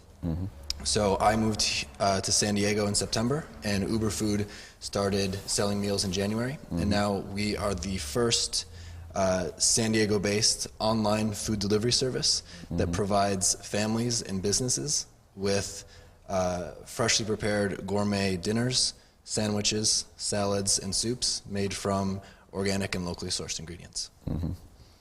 So I think with yours, it's very important to think about what source you're talking to. You're not talking to me, really, because there's no national story necessarily, but that doesn't really matter to you because you don't need a national story because you're a local business. You know, people in San Francisco aren't necessarily going to be ordering your food. That doesn't. Right. Yeah, and so I guess then what you need to think about is because it happens on such a small scale, is who in particular you're going to be pitching and what the specific story is going to be. I don't know if there's a San Diego magazine that's going to say 5 best delivery services and try and get in there. Once you're dealing with that level, it becomes very specific. Yeah. Unless you want national press, but I don't really know what it might be. I would say that would be a waste. Yeah. Because unless you're doing something so revolutionary that like this is the rise of this new trend, and you're looking to expand nationally anyway, and like you've got the plan for that in place, you're pitching someone who's going to have to say no to you because it's not in his wheelhouse, and you don't want to make people have to say no to you. Sure. If you were if you were writing about food in San Diego, which is someone who I would realistically be pitching to, is that something that's like that you'd want to write about? Yeah, definitely. And I think you just need. I don't know about the market specifically, but you just come to someone and tell them, you know, a little bit about sort of the dominant delivery services, why yours is different, and how it's going to change things right now, how it already is. Because with local things especially, people are reading local magazines not because they want to pick it up and pick up a phone seconds later. You know, good brunch spots, go to a brunch spot. And so that needs to be a very kind of immediate story. It's a practical story in a sort of a different way than some of these other things are. You know, the communications app, that's very, there's a lot of sort of conceptual stuff there, which is cool. But yours is all about just getting people to order the food. And there are, there are plans to scale nationally, right? I mean, we just launched, so we're working things out. I wouldn't start with who you are is less important than what you're doing to a local news reporter. Like, it's a great, afterwards you're like, this is our product, and by the way, like, we have deep ties to the community, and like we're, you know, leaders and important people in that space. That's extra, and it goes like, because first they have to be intrigued by the idea, then they go, what color can I add to this? But it's not like, oh, I'm gonna throw they're all nice San Diegoans, right? San Diegans. It's never been settled. Sure. But they're not going to be like, oh, it's a super boring story, but because these people are from San Diego, I'm going to write about it. You know what I mean? One must come first. So just put the personal stuff afterwards? Second, Yeah, yes, definitely. absolutely. What's your most popular food? The lemon thyme grilled chicken sandwich. Okay, because you didn't tell me anything really about the food. So let me know what it is. You know, let me know what I'm going to go and order right now, especially with local things. Like I said, it's practical stuff. It's going to be very detail oriented. And that's what we talked about earlier when you're telling me, you kept saying it's like high quality, good organic food. I don't know what that is, and nobody does. And since you're not it's not like you're Seamless or something, which is all restaurants. You're making the food, so you've got to tell me why I want food from you instead of from my favorite Chinese food restaurant. Is there a way to do that, do you think, with words, or is is that a video or is that a picture or is that an actual That does sample? bring up the video thing again, which is maybe the best way. Maybe you're not pitching David, you're doing it over email. You're like, hey, David, this is my company, blah, blah, blah. Check out this video that sort of shows our cool like distribution system or something. It's going to be hard to get me to watch a video. Really? Yeah. So you don't click links? Maybe. Yeah, one You thing know. people do always is like, here, read these 10 attachments, which Yeah. no one opens. Or read this long press release. But I feel like video, maybe. I feel like for me, what it always is that, you know, you get 2 paragraphs, well, you get 1 paragraph, and that one's good. You get another one. And attachments and videos can serve as very nice supplemental stuff, where basically I'm sold and I'm killing a little time by reading that additional stuff. But as You know? someone who writes also and gets pitched occasionally, usually when I see the paperclip attachment icon, I'm like, it's a pitch, not going to read it. Right. So not only are those things a crutch, but they can be a liability as well. Yeah. All right, so let's do one more and then Q&A. So closing Q&A? Yeah, or we not may be able time? to do 2 more people actually, Okay. and then we'll wrap up. And while the next person's coming up, I'm curious with a business like his, Ryan. You can go ahead, please step in. I'm curious with a business like his, does it behoove him potentially to do some of the social deals, the Groupons of the world, those type of things? Look, everything's marketing, right? So you get written about by David, the local San Diego food writer. Maybe you get 100 customers out of it, which would actually be a huge conversion rate to get 100 customers out of an article. Or you could do a Groupon deal, which gets you 700 customers forced through your system. The conversion rate there is actually better. So anything that gets new customers in your door or exposes your business to them is marketing. So I advise a expansive definition of what marketing is. And the smaller you are, the less likely media directly is the best way to spread your message. Okay. Hi, Okay. David. I'm Satya. Nice to meet you. I am the founder of Discover Peak, which is an online showroom that offers members exclusive access to hosiery that I've discovered around the world. So I'm inspiring women to leave their pants at home. That's it. Give me a little more. Sure. Tell them so- the once a month thing, that it's one thing a month. Sure. Women go online to the showroom, which I curate each month. They have access to things that are not available in local department stores or sometimes not offered in the United States. And they select their product and it arrives to them beautifully packaged each month. So it's similar to like a Shoe Dazzle, which is run by Kim Kardashian, similar to a Birchbox, but the women are selecting the products versus not. And as Laura and I discussed at break, it's like going shopping in Paris without leaving your home. So same thing as Uber Food. Again, what's some hosiery? Not that I know a lot about hosiery, but just give me some examples. You know, that's really important. Absolutely. So I have found with my clients that, and because you're a man, you might not understand this, but when a woman wears like heels versus flats, she feels sexier, which she feels more confident. So I'm providing access to pieces that will make women feel a little sexier, stand a little taller, which directly affects you. What are the pieces? That's what I'm curious about. Like. Yeah, just tell me about, you know, they're all around the world. Is there an Egyptian, some hosiery thing? You know, whatever, you know. I understand.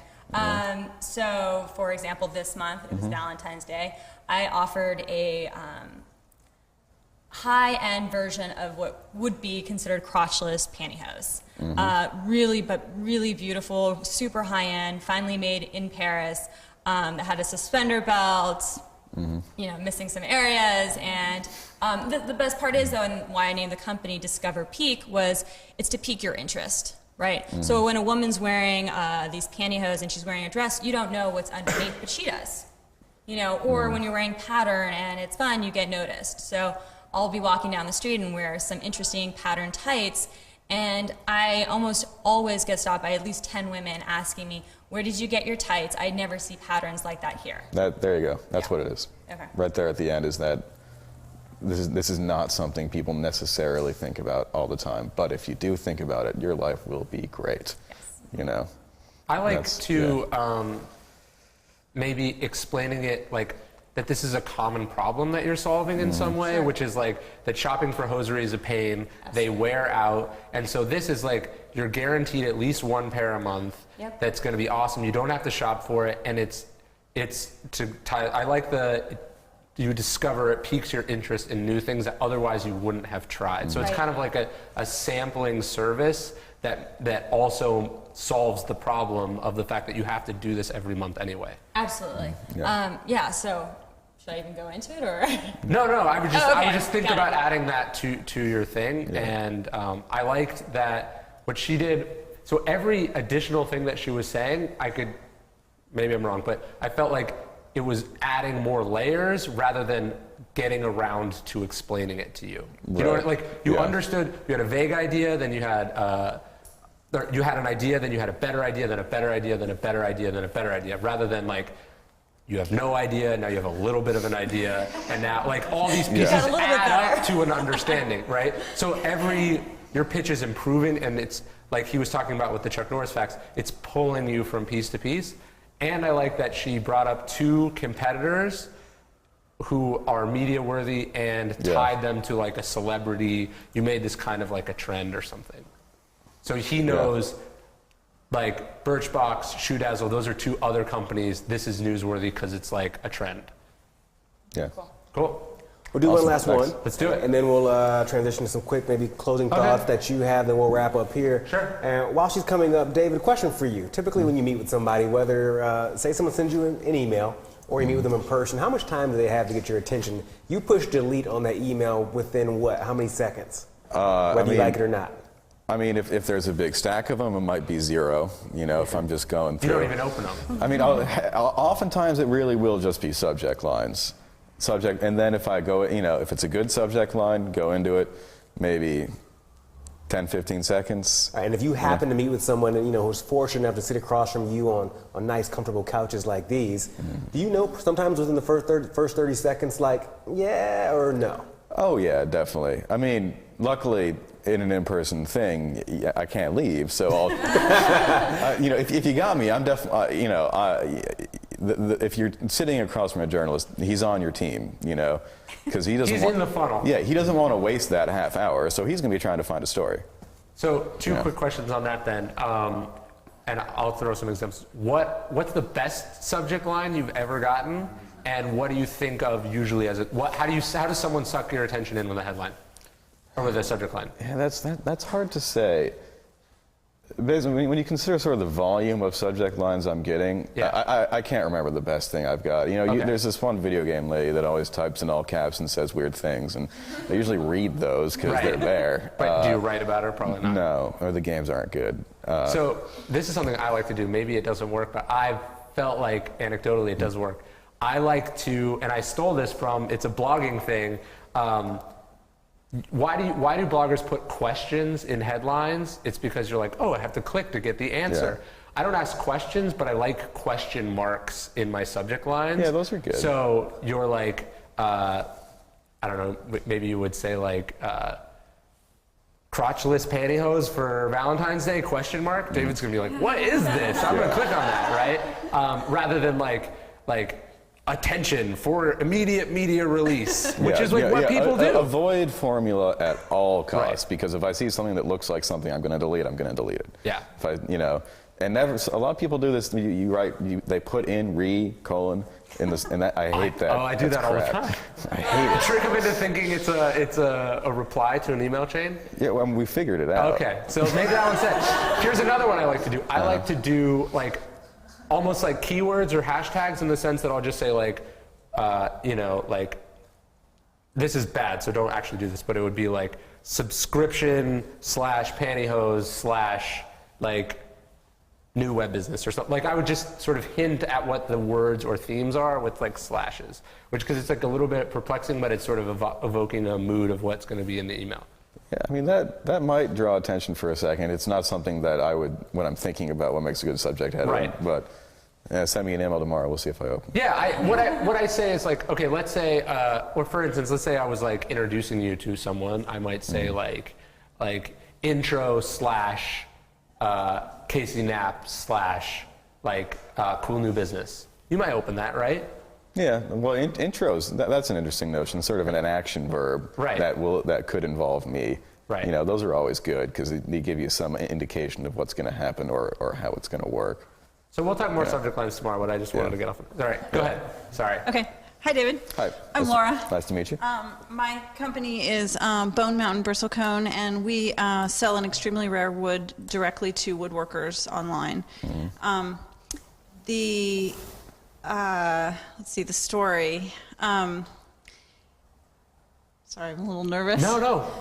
Take your time. This is why it's good practice, because this is like not a real thing. I'm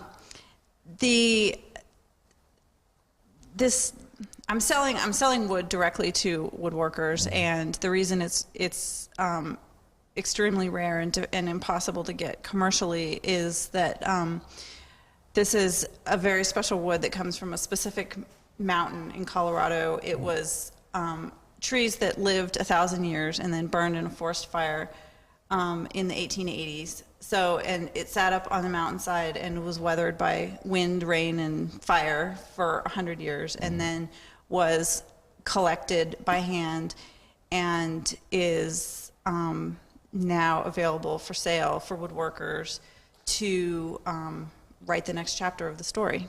No. That was really bad. It wasn't. All the pieces are there, just not in the right order. Yeah, I mean, the wood's cool. I'm into that. Lead with that. I mean, what's its name?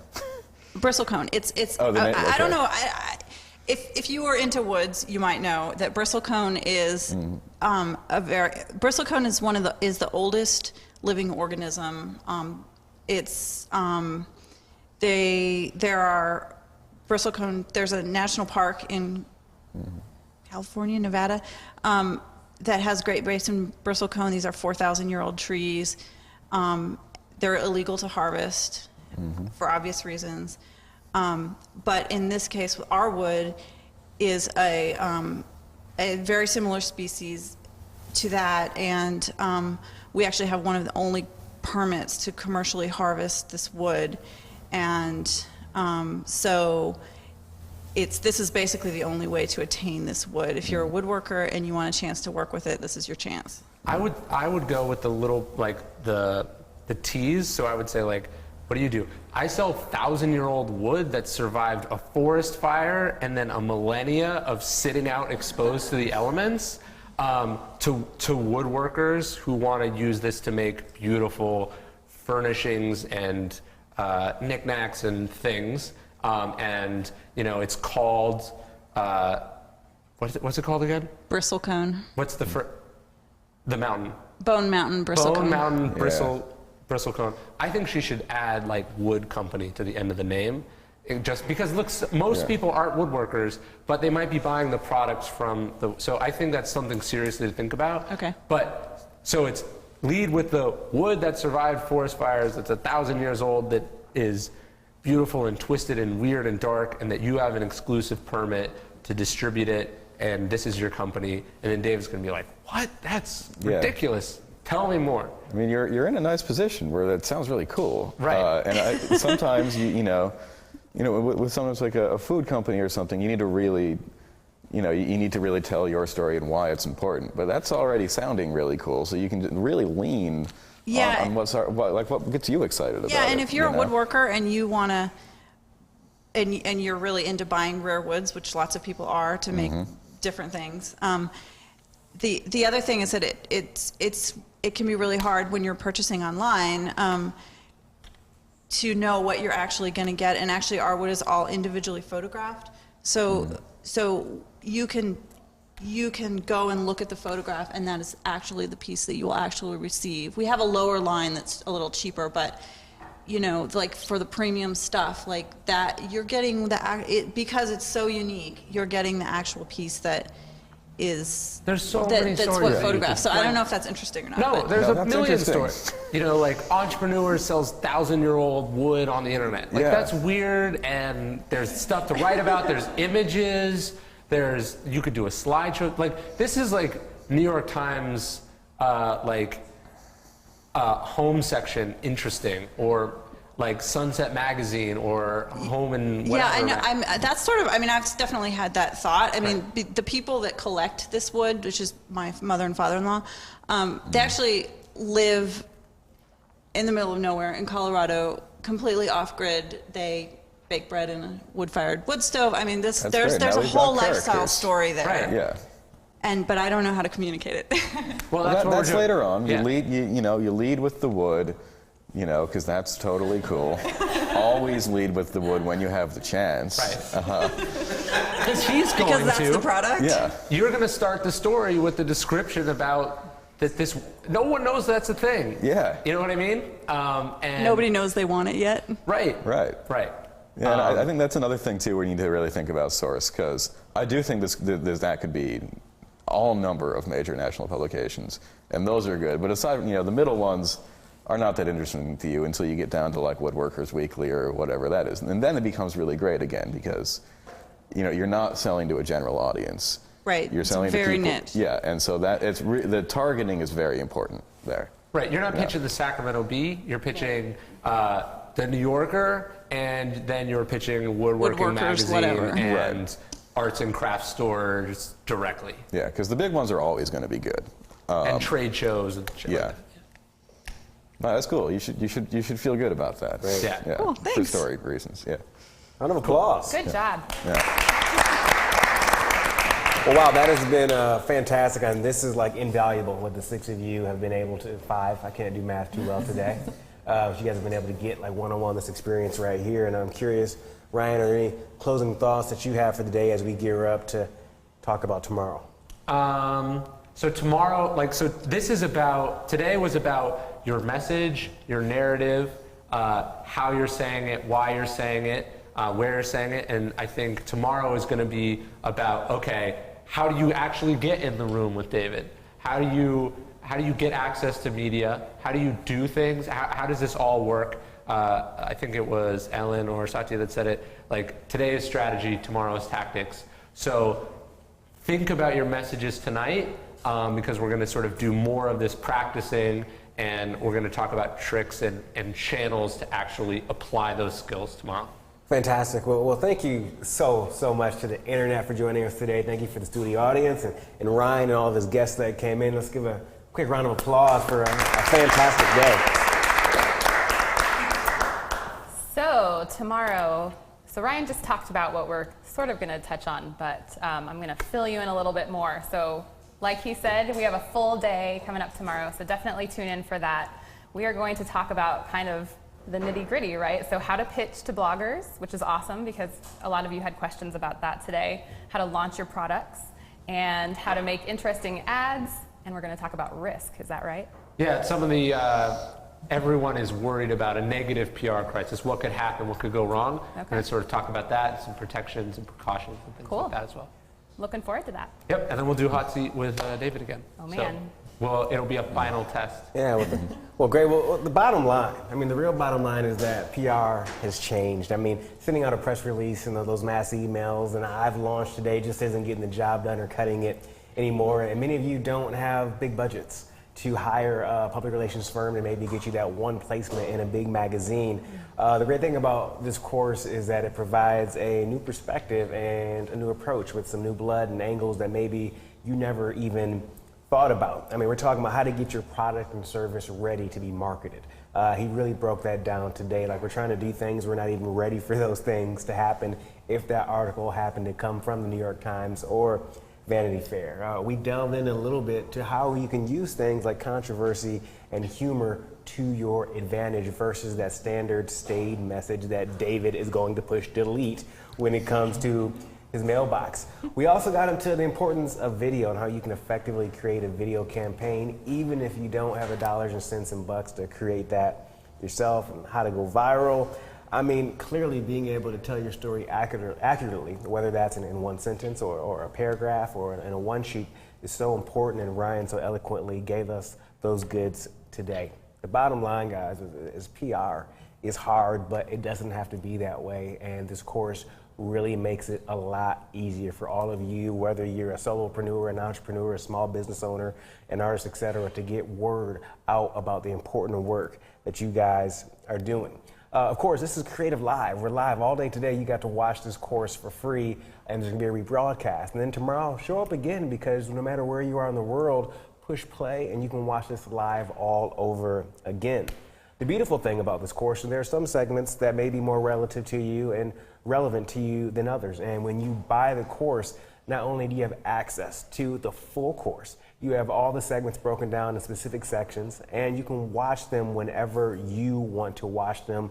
Push pause, take notes, do all those things. You can do that on your computer. You can do that on your iPhone, your iPad, Android devices, and all of those things. And it doesn't stop there. There's also bonus materials that you're going to get when you purchase this course, and some case studies where Ryan actually breaks down full campaigns and how he went from A to Z to delivering some really, really strong numbers for not only himself, but also for his clients. This course retails at $199, but because you guys are watching this here right now, if you buy during the course of this course, you can get it for just 99 bucks. Again, this course is valued at $199. If you purchase today or tomorrow, you can get that for $99 and immediately get access to some of those resources that are there. So again, it's been a joy to have Ryan and his guests here today. We're excited to have you guys join us back here tomorrow for a whole bunch of goodness. Yeah. And I like to end things with a big round of applause and a jib shot that kind of flies out. What do you say? Well, give me 1 second before we do that. I got too because excited. I need to talk to the internet about something really quickly. So we have just a couple more, well, many courses coming up actually. Hop onto the Creative Live calendar. You can just find that link at the top of the page that you're on right now. We've got so many good courses coming up right now, including a 3-day YouTube marketing workshop, which, I mean, speaking of video, that's kind of awesome, right? March 12th and 14th, James Wedmore will be here. He'll be talking about developing a winning video strategy to get views, how to film effective videos quickly, and how to convert those videos to sales. So definitely tune in for that. Sorry to interrupt. That's a good one to mention, though. So how about we end again with some nice round of applause, a jib shot flying back. Thank you guys so much for joining us. Thank you, Ryan. Thank you.